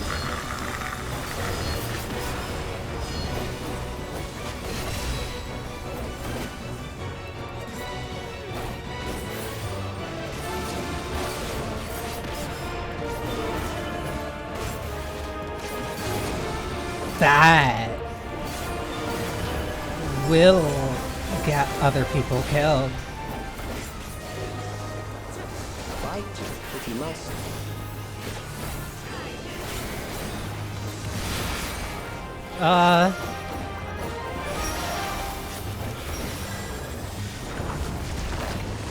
Oh, that's quick too.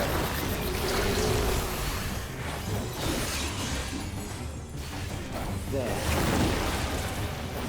And other side.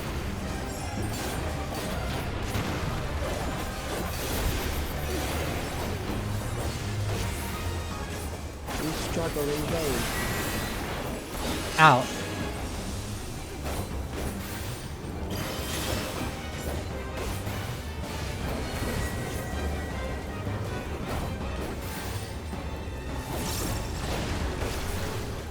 Once the terror takes root, it will only continue to grow.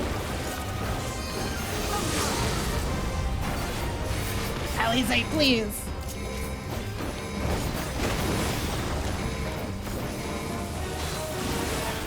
What? Why would she try to LB there?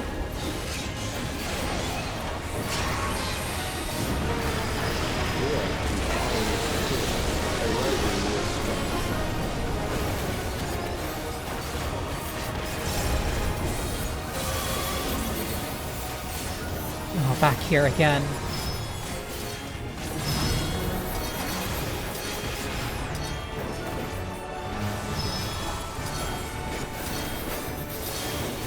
Sometimes I will simply just get unlucky and I have to deal with the downtime.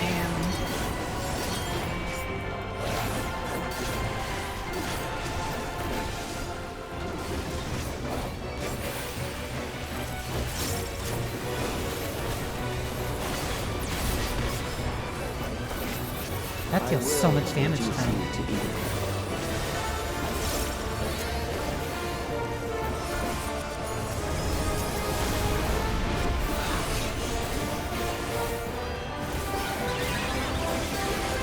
Those who do not resist death deserve it.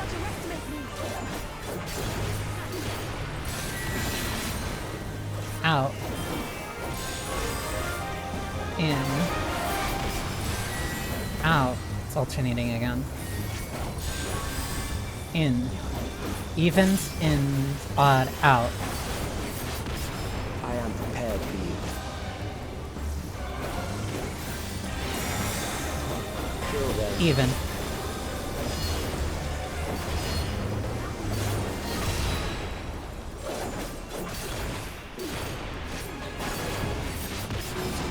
Odd. Even. Odd.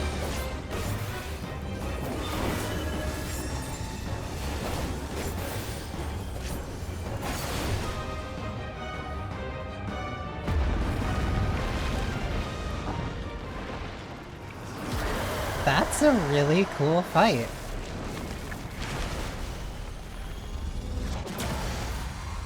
And I really look forward to what that'll be during Extreme. No, that's super cool.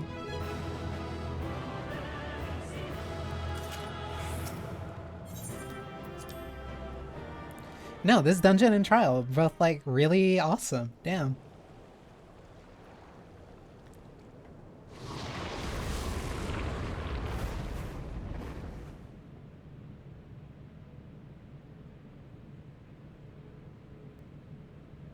Is it over? Now, the memory bank.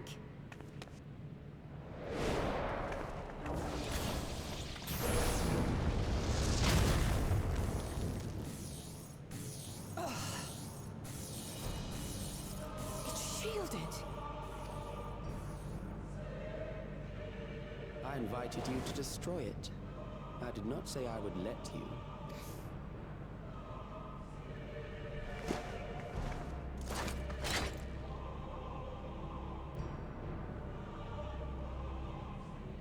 It is clear your strength cannot be gauged by ordinary means.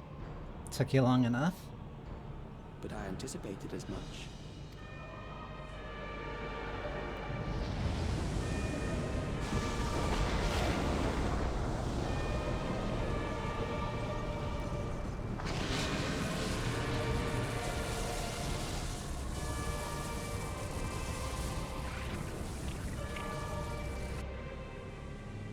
What did you do to it?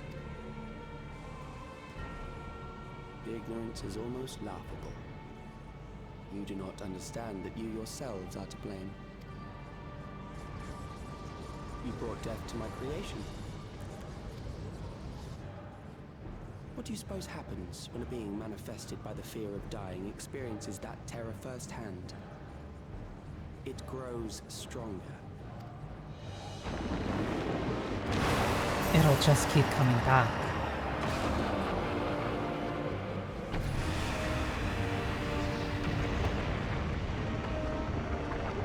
I feel it again. That same weakness.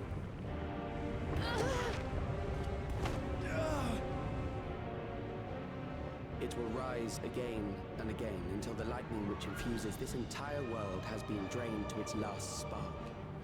You fight a losing battle. God damn you.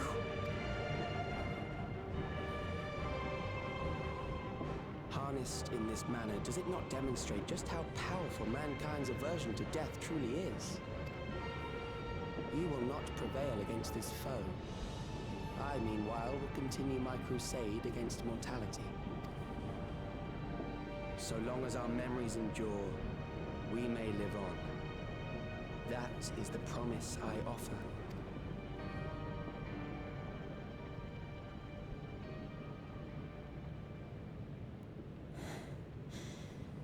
So long as our memories endure. This is wrong, Alex. You twist the meaning of those words. They are not meant to teach the living that physical death is nothing to fear.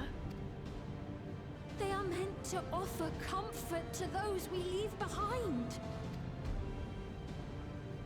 I know that litany all too well.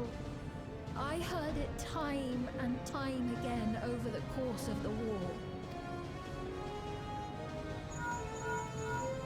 Help me, Shale. I must speak to Alexandria. Make my voice heard.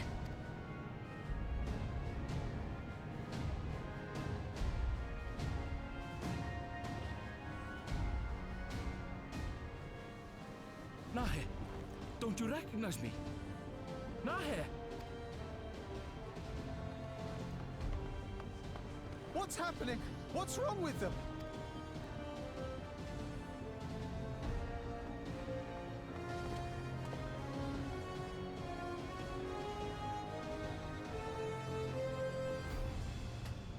What will become of us? Fellow Alexandrians, please, heed my words. What now? Another broadcast? I know that voice.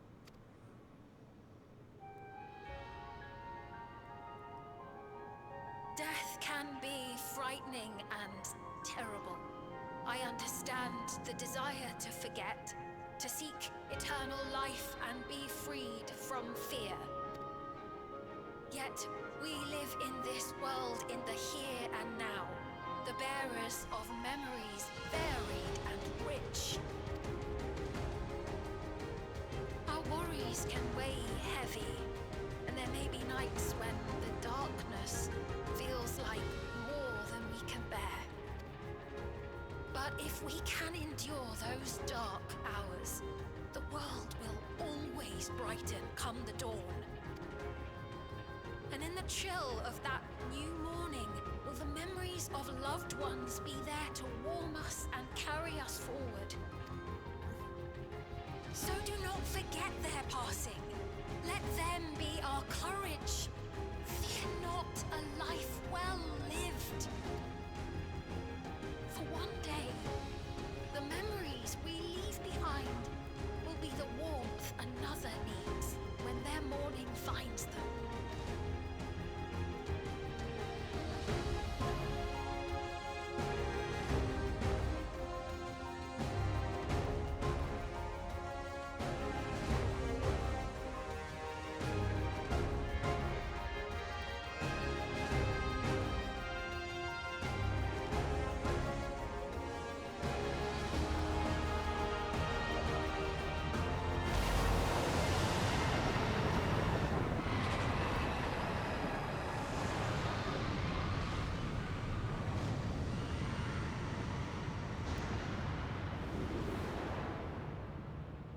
What is this reaction?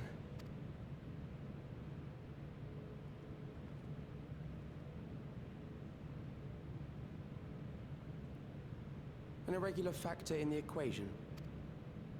Eliminate her.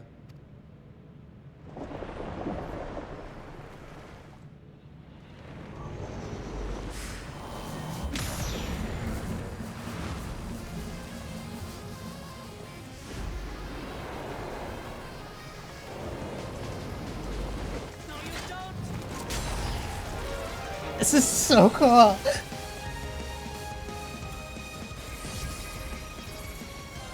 Memories cannot be duplicated, but they can be transferred.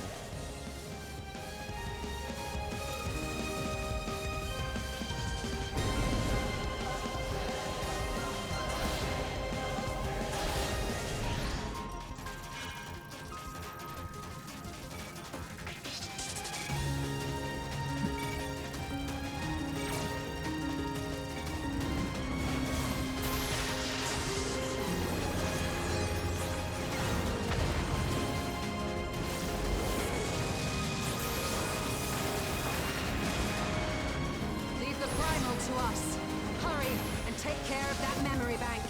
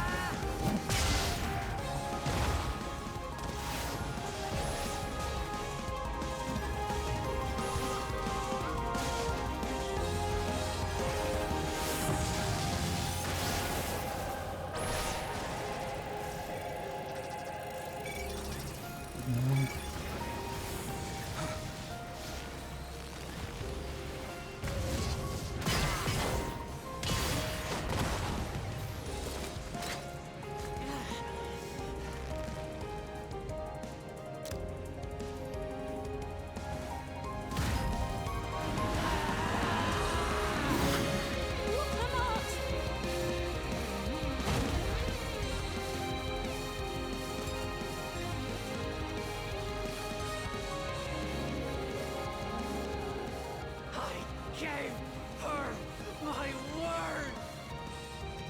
I promised I would protect her people!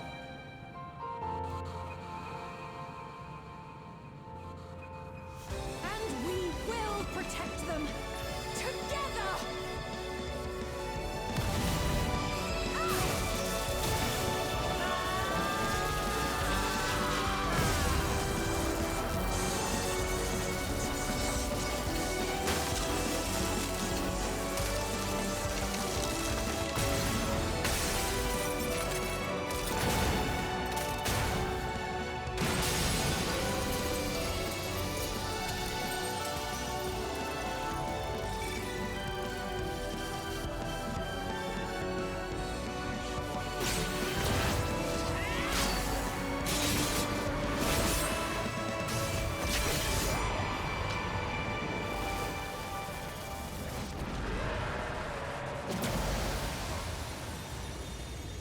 Fine, I guess Elise can take the credit for that one.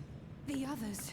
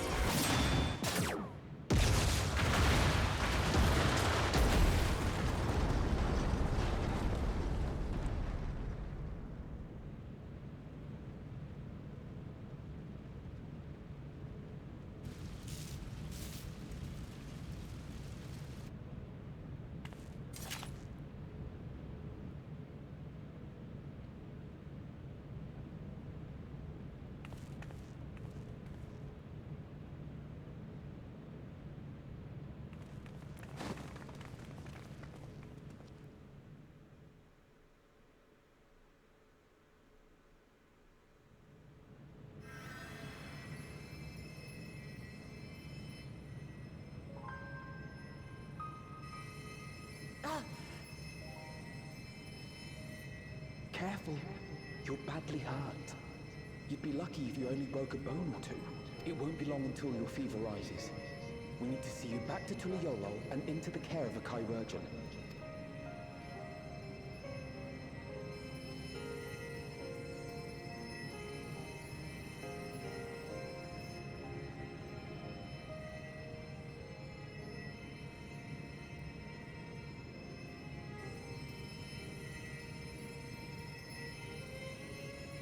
I kept my promise.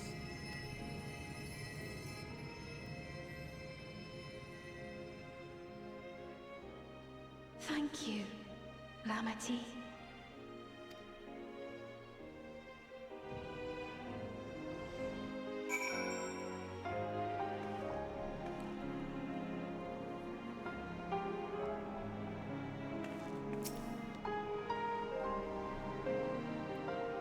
I heard that there was a scene that had something that was unique depending on your job. I don't know. Something about being able to say I will protect you and then immediately being able to actually see that like happen. It's so nice. She has yet to regain consciousness, but worry not, Lamati will be fine. I've been in touch with Val Koana, and he has made arrangements to convey her home, by which he means to come and fetch Lamati himself. Apparently, given the extent of her injuries and exertions, she'll likely spend many days at bed.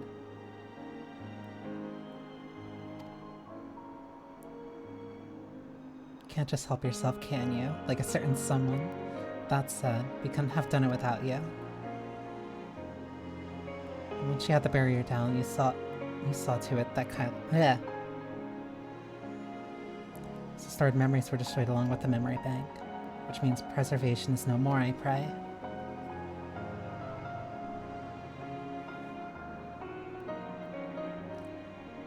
No longer will Calyx dictate the course of our people. No longer will our grief be locked away or forgotten.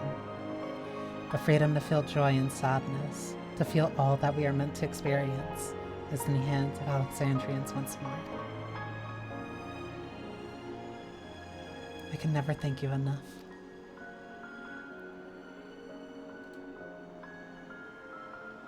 When we were rested and ready, we should have to conduct a thorough investigation into how Calyx came to know the summoning ritual. Aye, for where there are primals, the Ascians are near far. Or at least our handiwork. We must consider that those who offered up prayers during the summoning may very well have fallen under the entity's sway. I shall wait here with our patient until Val Koana arrives. Feel free to go on ahead and tend the Alexandrians' needs in the meantime. She'll get going. I'll contact Shale en route and ask for an update of the situation in the city. Shall we make for our outskirts first then? We could check on things before heading into Everkeep.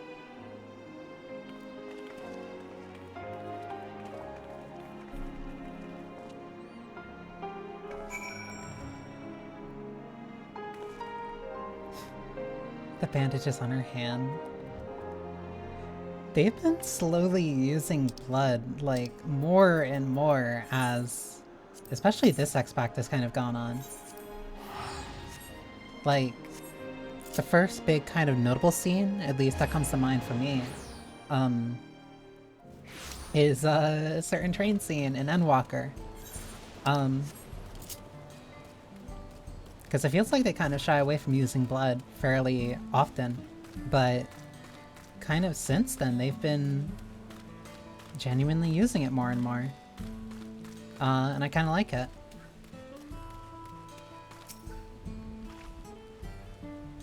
Fran has been teaching me what it means to be enthralled by a primal. The outskirts seems untouched by trouble as far as I can tell, but what if something awful has happened? Deep breaths, Fiend. Aaronville and Shell have brought me up to speed. First off, just as we feared, there are those who adopted the Neo-Regulators appear to have been enthralled. So far, however, they've not shown any hostility towards others. I suspect this was due to the calming effect of your broadcasts. Government administrators are presently working with the rest. of the citizenry to bring the afflicted into care of the authorities, and I'm happy to report that this seems to be proceeding into a large, peaceful manner. Which is all well and good, but the city officials are understandably requesting an explanation of events. Raha, Cryo, would you be able to handle that?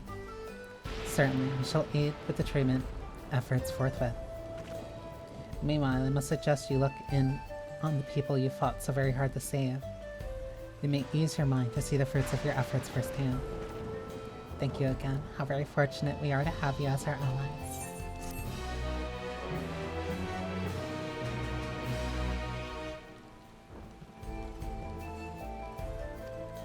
Yeah, now the Mesa Terminal's unlocked.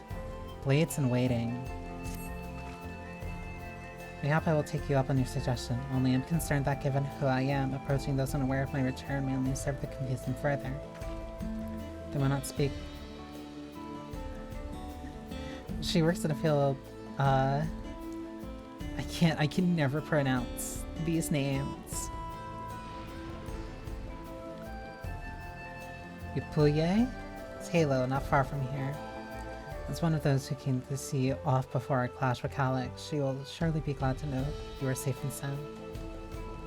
Thank you, Cryo.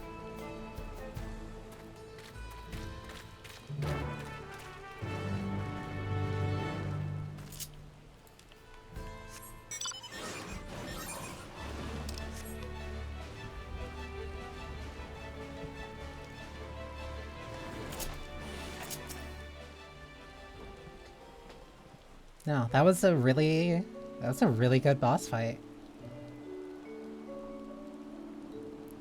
Good to see you again, hale and healthy. Sorry we did not get word to you sooner. How is everyone? Nothing terrible befell us as such. The Neo Regulators crowd did all start acting strange at the same time though. But Pone was one of them. I'm told the authorities are tending to him at a medical facility. A proper treatment will soon hand everyone back to their normal selves. Sure glad to hear that. I'd like not to lose any more friends if it can be helped. Also, I hear that Queen's fiend who tried to entice us to become endless turned out to be an imposter. What kind of heartless villain preys on people's insecurities like that?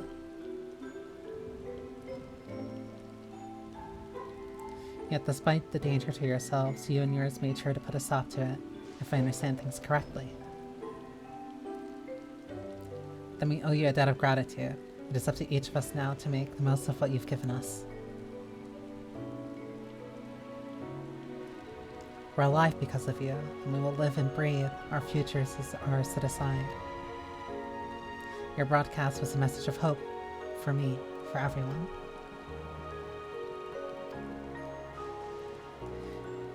And I really should be going.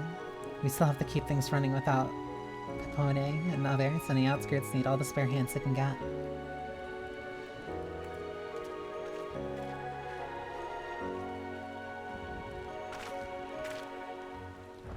Is there anything I might do to heal the enthralled? Quite a lot, in fact. I could very much use a mage of your ability. Actually, this would be a good opportunity to round up other arcane practitioners and teach everyone how to use Porxies. The knowledge will come in handy for treating Levin sickness as well. The petition goes on to spread the word.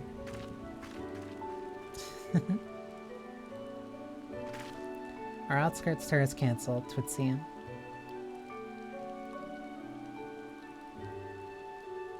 By the way, Jolene, Alfino told me that Kawana arrived to escort Lemon Tea back to Tulielao. Alfino himself will return to Alexandria momentarily, so between the two of us I think we can sort the treatment arrangements. Given all that, I had in mind to ask you a different favor. Would you mind looking in on Galusha? According to Shale, he's been running around the kingdom, determined to personally solve every problem. Last you heard, he was pitching in over at the Drift Downs with Aaronville. If you ask Tapu, I believe her name was, she should be able to point you in the general direction.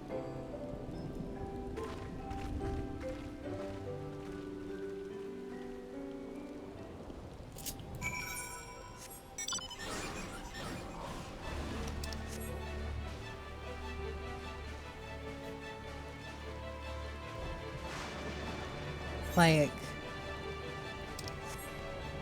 I'm still waiting for the final quest that like has the name of the patch title, but no, that's a really strong and very poignant kind of ending to this. No, all the connections to Eternal Sphere and the promise that will come out made to her. Happy to hear it, and we all prayed fervently for a safe return. Looking for Gulshal, are you? Here he was. He was here asking if we needed help with anything or if we noticed anyone who had been acting strangely. He sounded exhausted, so I told him we were fine for the moment and insisted he take a rest. I can only hope he will heed my advice. I believe he ran off towards the ruins of old Alexandria. He always did seem to like it there.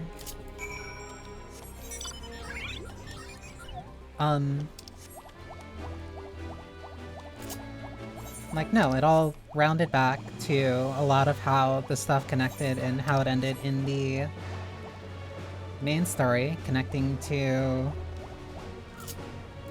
Sphene coming back, the memories of the past, kind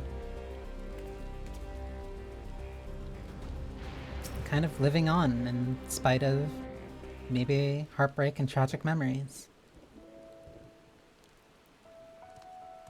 Oh, welcome back! It's been a trial, hasn't it? To say the least. We heard from Kona. He said that Lamachi is in no immediate danger and should make a full recovery. Vow of resolve indeed. Resolved to be as reckless as ever. She might spare a thought for us helpless spectators from time to time. You and Lamachi and all the others fought so bravely for Alexandria. And what did I do? I was useless, even with the king's authority. If I were strong, more people might still be alive. But I'm weak. So weak.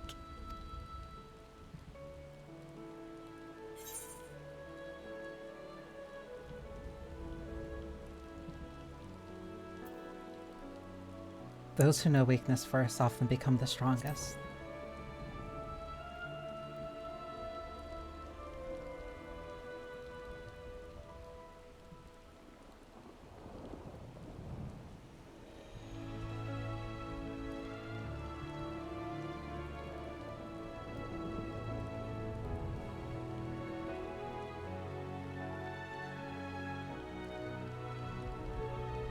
That's right.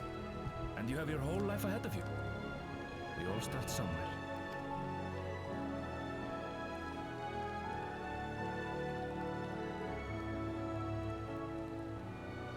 Actually, there's something I'd like you to see.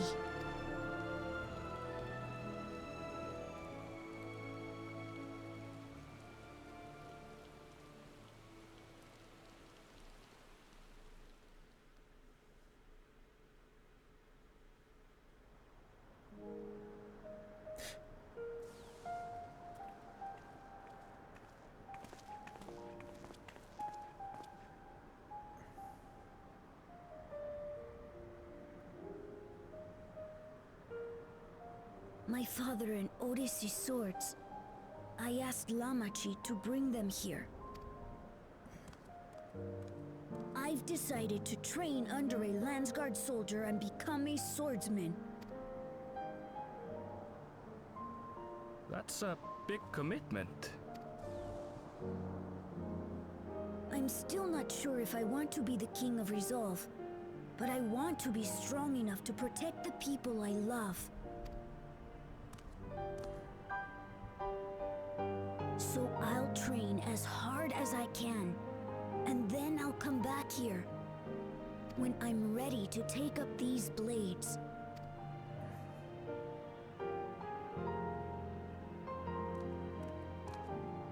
That's the path I've decided on.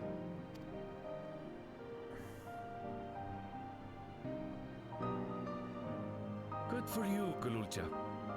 I look forward to seeing your progress.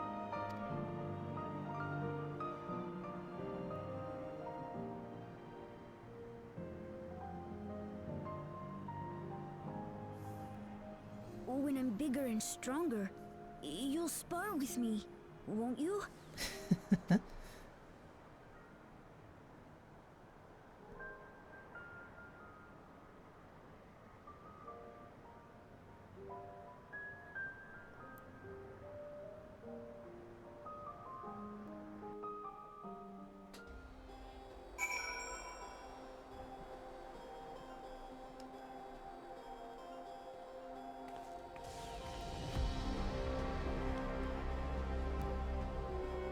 It's so nice.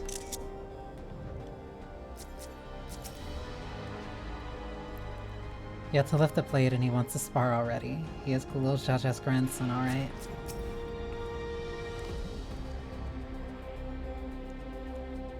Thank you both for listening. I'll take one step at a time and stick with what I know for now. Like cooking the meals that Otis taught me, and keeping everyone's bellies full. How does that sound? Sounds like a fun idea. Everyone's been working hard, so I'm sure a good meal would be much appreciated. I think you've passed I think we passed the mom stone here. What about the back room? If you haven't already, I'd expect Shale and the others would appreciate you stopping by to say hello.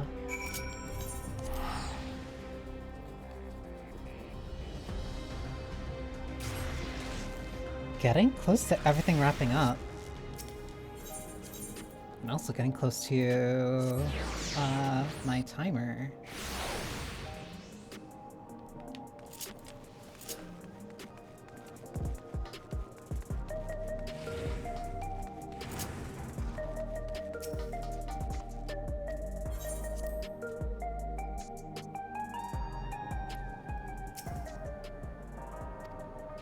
Stars, you're safe. I heard the reports, of course, but there's no substitute for actually seeing it. Welcome back. We have so much to thank you for. The promise of tomorrow.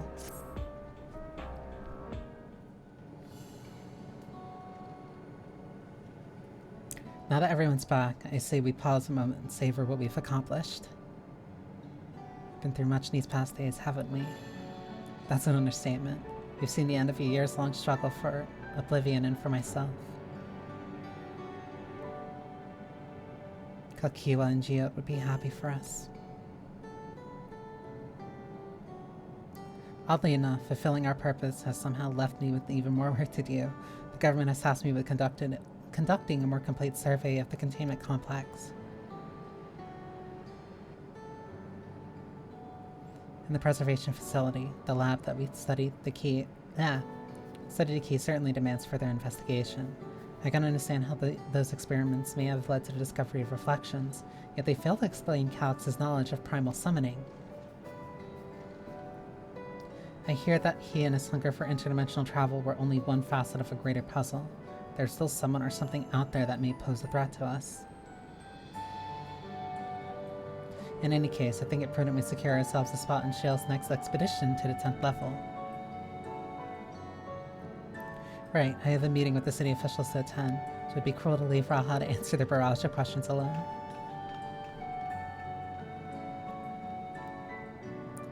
I should return to my work as well. My first job will be to analyze the data we pull from Containment Complex 1029 and locate other facilities of interest. I can only hope the information we uncover will serve Alexandria in the future we want to build. Whatever we end up finding, however, it's like to take some weeks to put the city back to rights. All those ambitious plans aside, I think you've earned a rest, don't you? Our break room is yours to bunk, and for as long as you like, say the word and I'll help you settle in.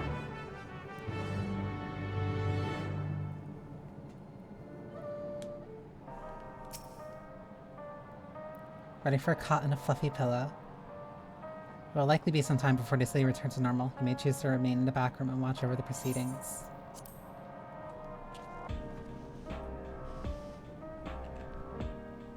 Wait, is this outright a time skip? Wow. Okay. That's very interesting.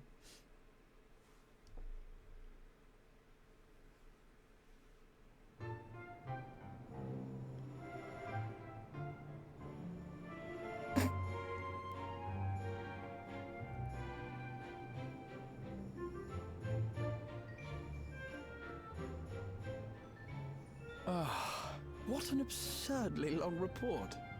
Even working together, it took us an age to finish. Well, to be fair, it was a rather absurd series of events. The mystery behind Grandfather's letter took us further than we could have ever imagined. Truly. It feels like a lifetime ago that it all began. Right then, one last bit of proofreading.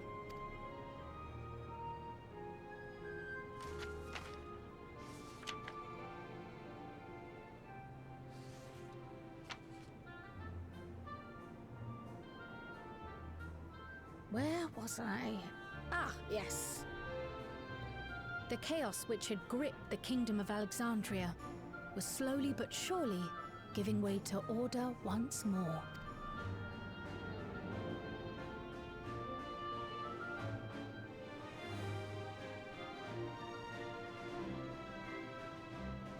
The thorough investigation conducted by Oblivion was one of the primary factors contributing to this recovery.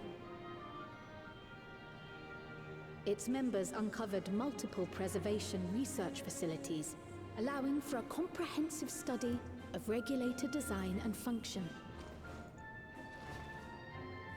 Thus have we come to understand that memories pertaining to the deceased were not erased from the minds of the living, but in truth, merely locked away. Permanent gaps in one's memory were to be avoided, as inconsistencies would arise during endless conversion and cause instability.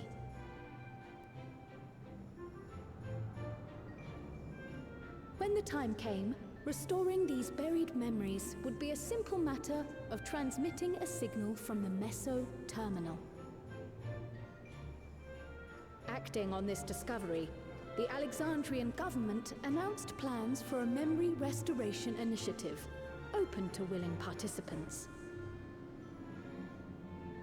This reignited the discussion surrounding mortality, as people continued to debate how best to face the inevitability of death.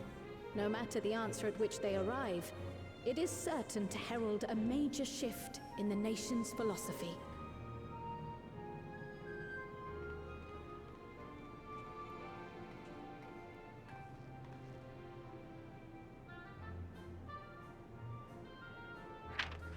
Yes, that matches my understanding of events. Excellent work, Raha.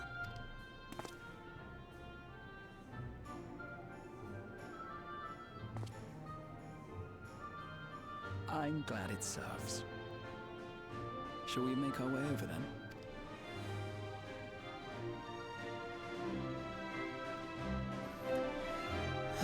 As long as his memories aren't completely deleted, then thankfully.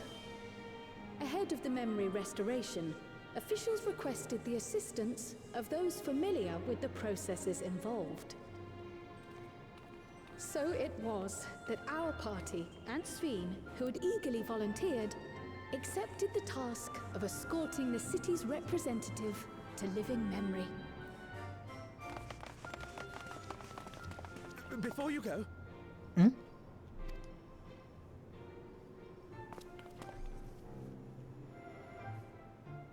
We just wanted to say that we haven't made this decision lightly. No matter how frightening or painful they may be, we need to face our memories. Not only to honor those who are gone, but to make whole those who are still here. So no second thoughts. We'll be waiting.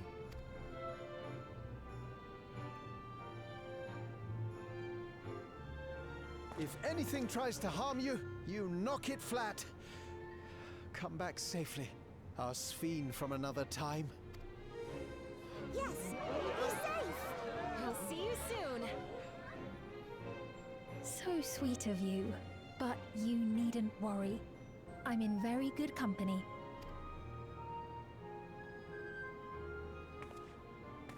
Thank you all for your well wishes.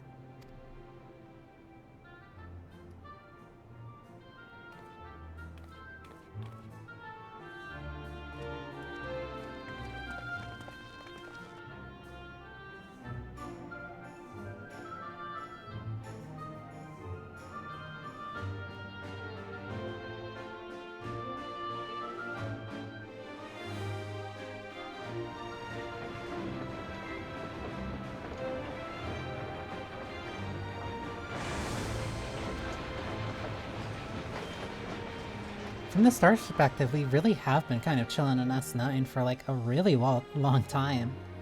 It's been a while since we took a step out. Caused by the dome's arrival, the people in the surrounding region have since reclaimed their normal lives.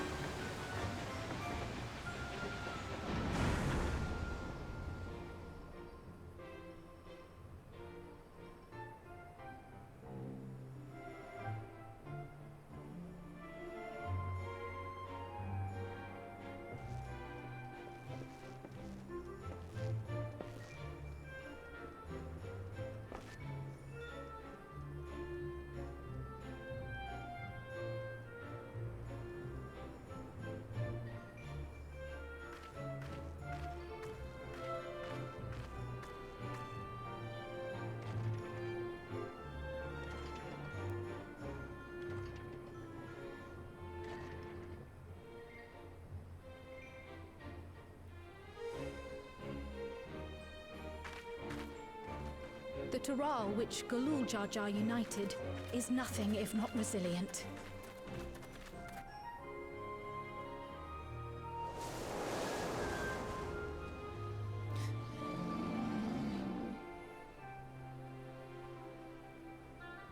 The winds of change are fickle.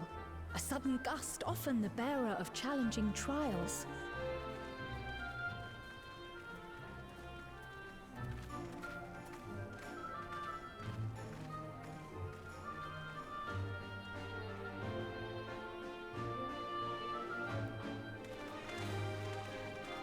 But so too do they spur us onward, keeping our feet ever moving along life's path.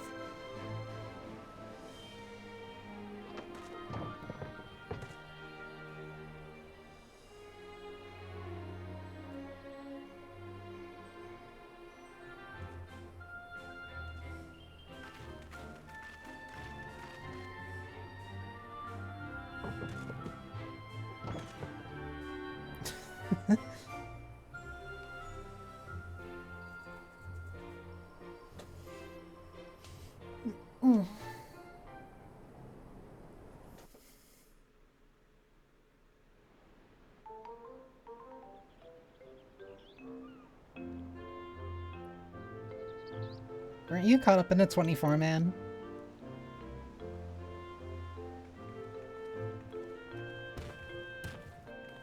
You'll soon be on your way to Yaktel, then. Yes, we've just come from making arrangements with the dirigible master. Preparations for the flight are still underway, so I'm doing a little sightseeing. My gratitude to the Landsguard for providing us with the permits we need to visit the Skydeep Cenotaph. Of course. We'd hardly refuse a direct request from the vow of reason. Our vigilant comrades at the gate will see you safely through.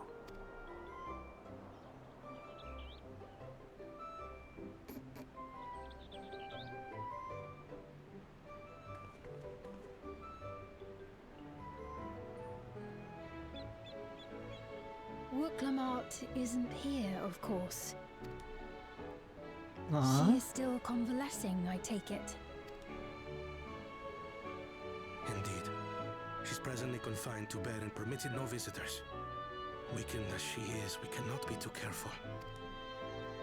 I can scarcely sleep at night for the worry. Oh my. Please, forgive me.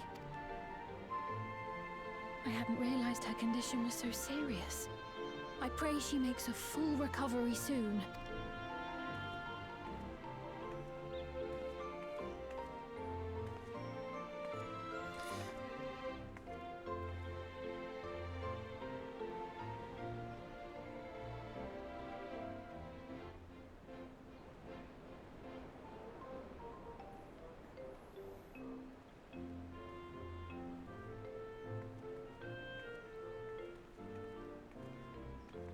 She's so sad. Greetings! What a rare pleasure this is! Is something wrong? Your friend looks like she had some bad news. She wanted to visit the vow of resolve. And there's little reason she couldn't have. Is there something you wish to say? I see, I see. I'm glad there's nothing terrible afoot. And yet, where there's a need... Sorry, I just remembered a pressing errand. Let's talk again soon.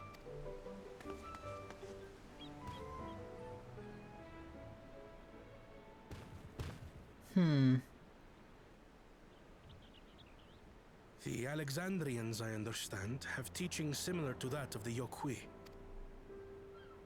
Our flesh may wither and die, but so long as we are remembered, we are never truly gone. My father's last words. I've long considered their meaning. The living can find strength in the memories of those we've lost. They can help us rise to meet our trials in the present. That was certainly true of myself. So I have faith that the people of Alexandria too will be stronger for their grief. It may be as you say. If we did not remember our lost siblings, we would not be where we are now. Or be who we've become.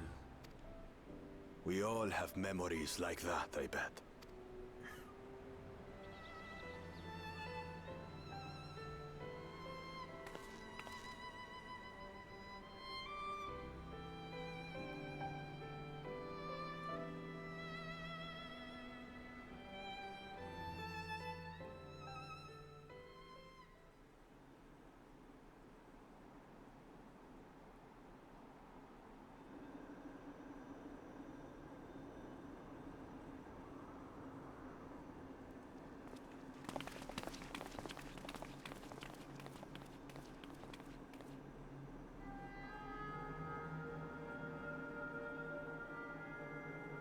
Well, we made it. The journey was so smooth as to be almost disappointing. I can only agree. Especially after our first visit felt so fraught with danger. It's the curse of experience, my friends. Before we know it, the extraordinary becomes every day. Life is an accumulation of such things, both the happy times and the sad.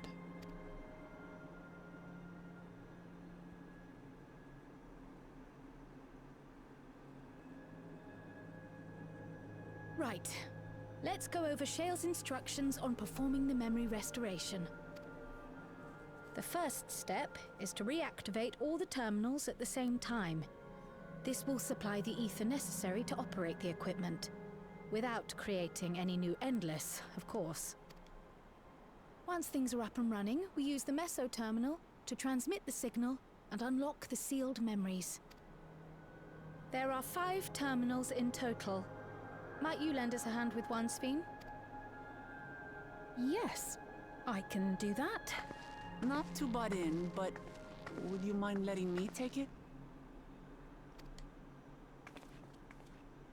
Lamichi! Should you be up and about? I'm fine. My worrywart of a brother exaggerates. Mablu came by to fill me in on your plans. After that, I couldn't stand being cooped up a moment longer, so she helped me sneak out of the palace.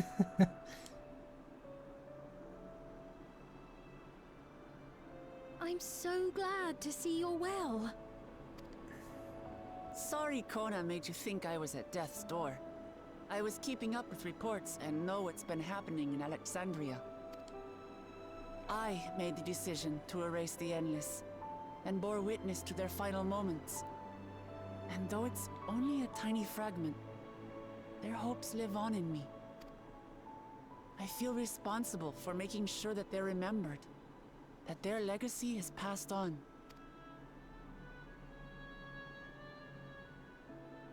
So please, let me help with sending the signal. You've made a convincing case, but do take it slowly. The way is not without its perils. I'll be careful. Thanks. Very well then. I leave these tasks in your capable hands.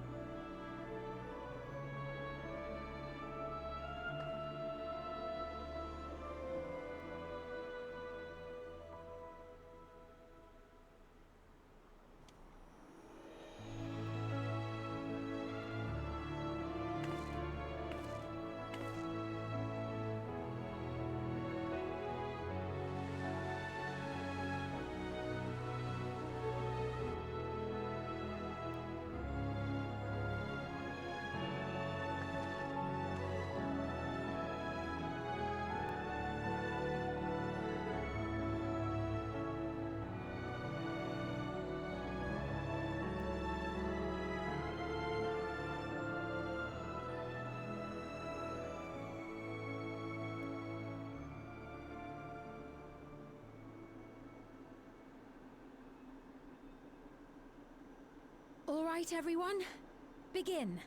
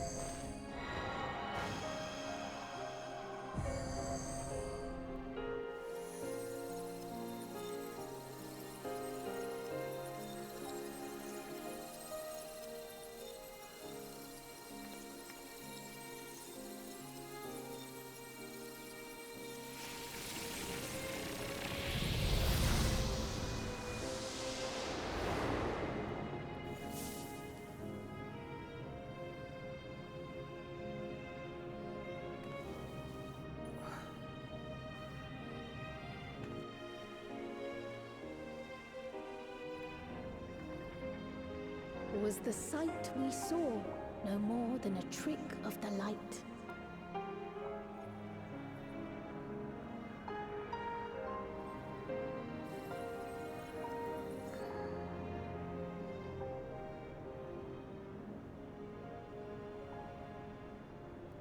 Or was it a gift? The terminal's parting miracle?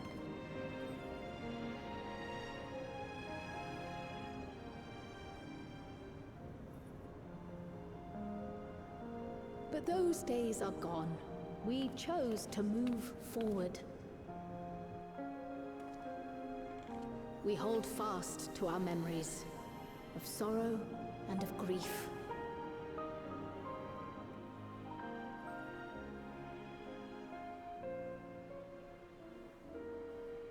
That we might live full in the present ere the time of departure comes.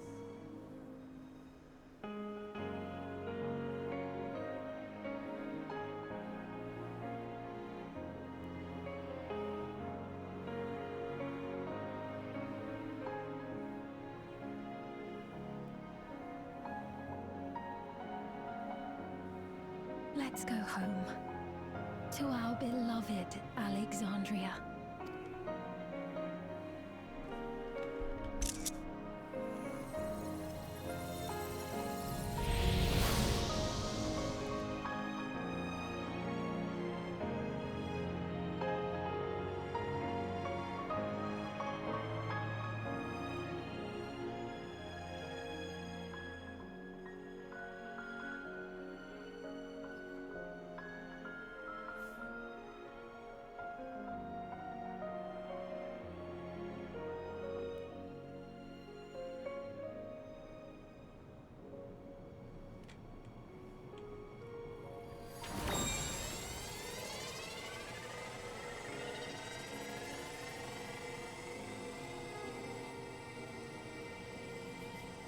That now means that living memory has 3 different states it can be in depending on where people are in the MSQ.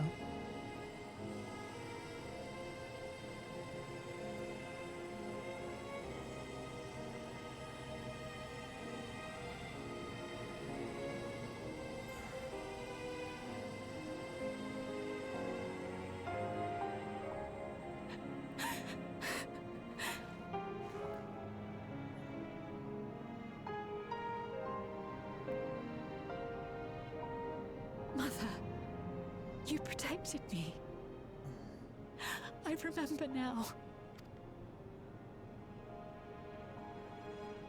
In soft golden light, the memories of the lost returned.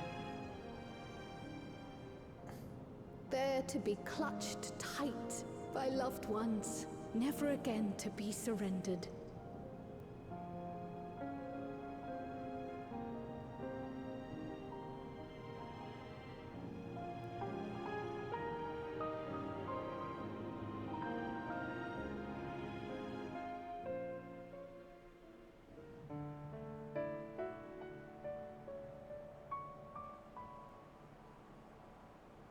I am humbled by all you have done in service to our nation. On behalf of its people, I offer our most heartfelt gratitude. We were only too happy to help. There are still problems left to solve, of course, but you've taken an important step forward. We have. It's as if we were frozen in time, but now the ice has begun to thaw. Alexandria will thrive again. Mark my words.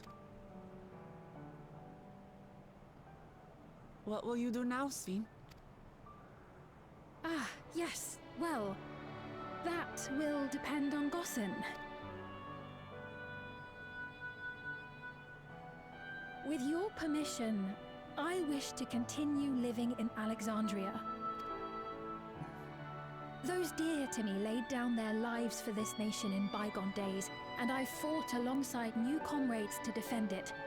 I would continue serving it if you'd let me. So please, accept me as one of your citizens. That will not do.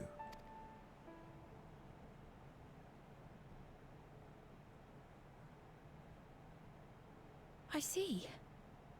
I suppose my presence would cause too much confusion. Now hold on a moment. You have to reconsider. I'll vouch for her myself. Oh dear, do forgive me.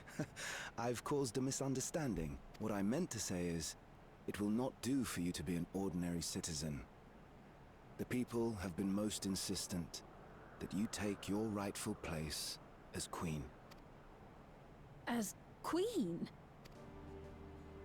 When despair held us in its thrall, it was your voice, your words, which led us to salvation. We would not ask that you perform the same duties as our previous ruler. The structure of both government and nation is to be re-examined and revised such that the burden doesn't fall upon you alone. If that is acceptable, we implore you, please live among us and lend us your gentle guidance. The Alexandrian monarchs of old cared for us and fought for us, and you stand proud among them. But I... Oh, what of Galuja? You have him, don't you? Alexandria has 2 thrones to fill now. What one ruler might struggle with, the 2 of you can accomplish together. Galuja's still young though, so don't expect too much of him just yet.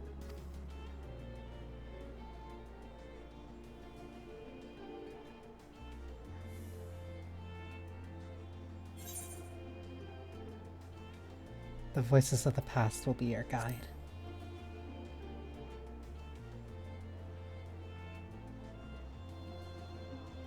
Yes.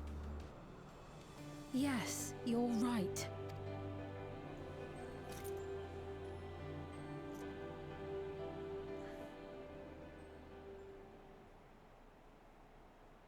For centuries, my other self bore this tiara, and with it the hopes and dreams of Alexandrians.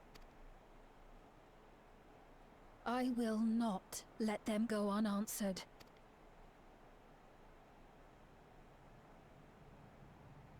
I will heed the wishes of the people. With peace and prosperity for Alexandria as my foremost purpose, I accept the role of Queen of Reason. It's not an easy road, but we'll walk it side by side. That way, neither of us gets lost.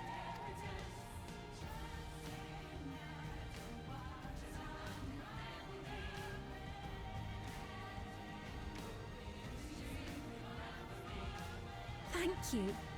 Thank you all so much.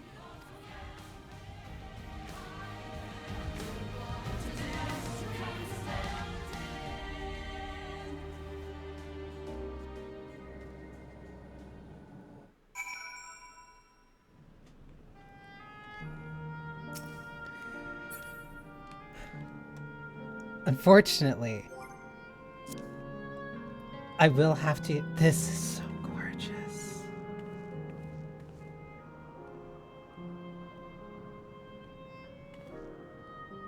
It's back, but it's not the same as it was before. It's still slightly different.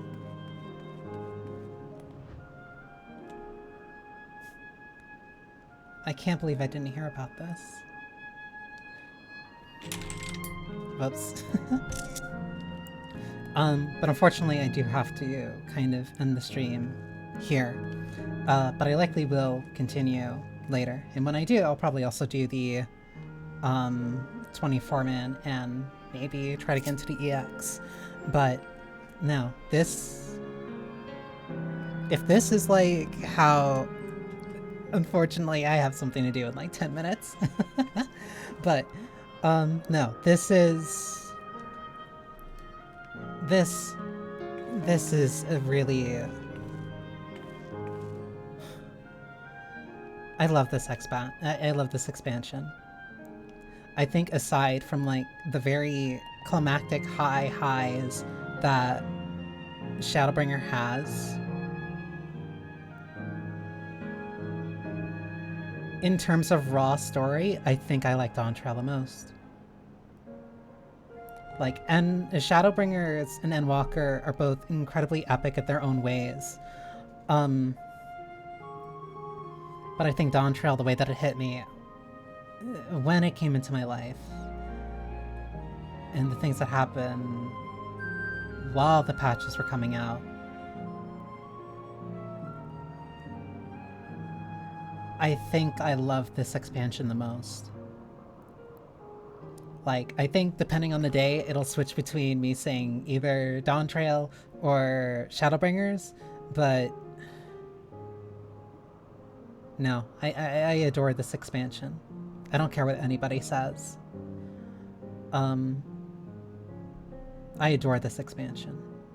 But yes, I really genuinely do need to go. Thank you for spending time with me. I hope you enjoyed yourselves. I hope you have a wonderful rest of your morning, noon, or night, no matter when you're watching this. Take care of yourselves. Be kind to yourselves and to other people. And hold those memories tight. And yeah, Johnny.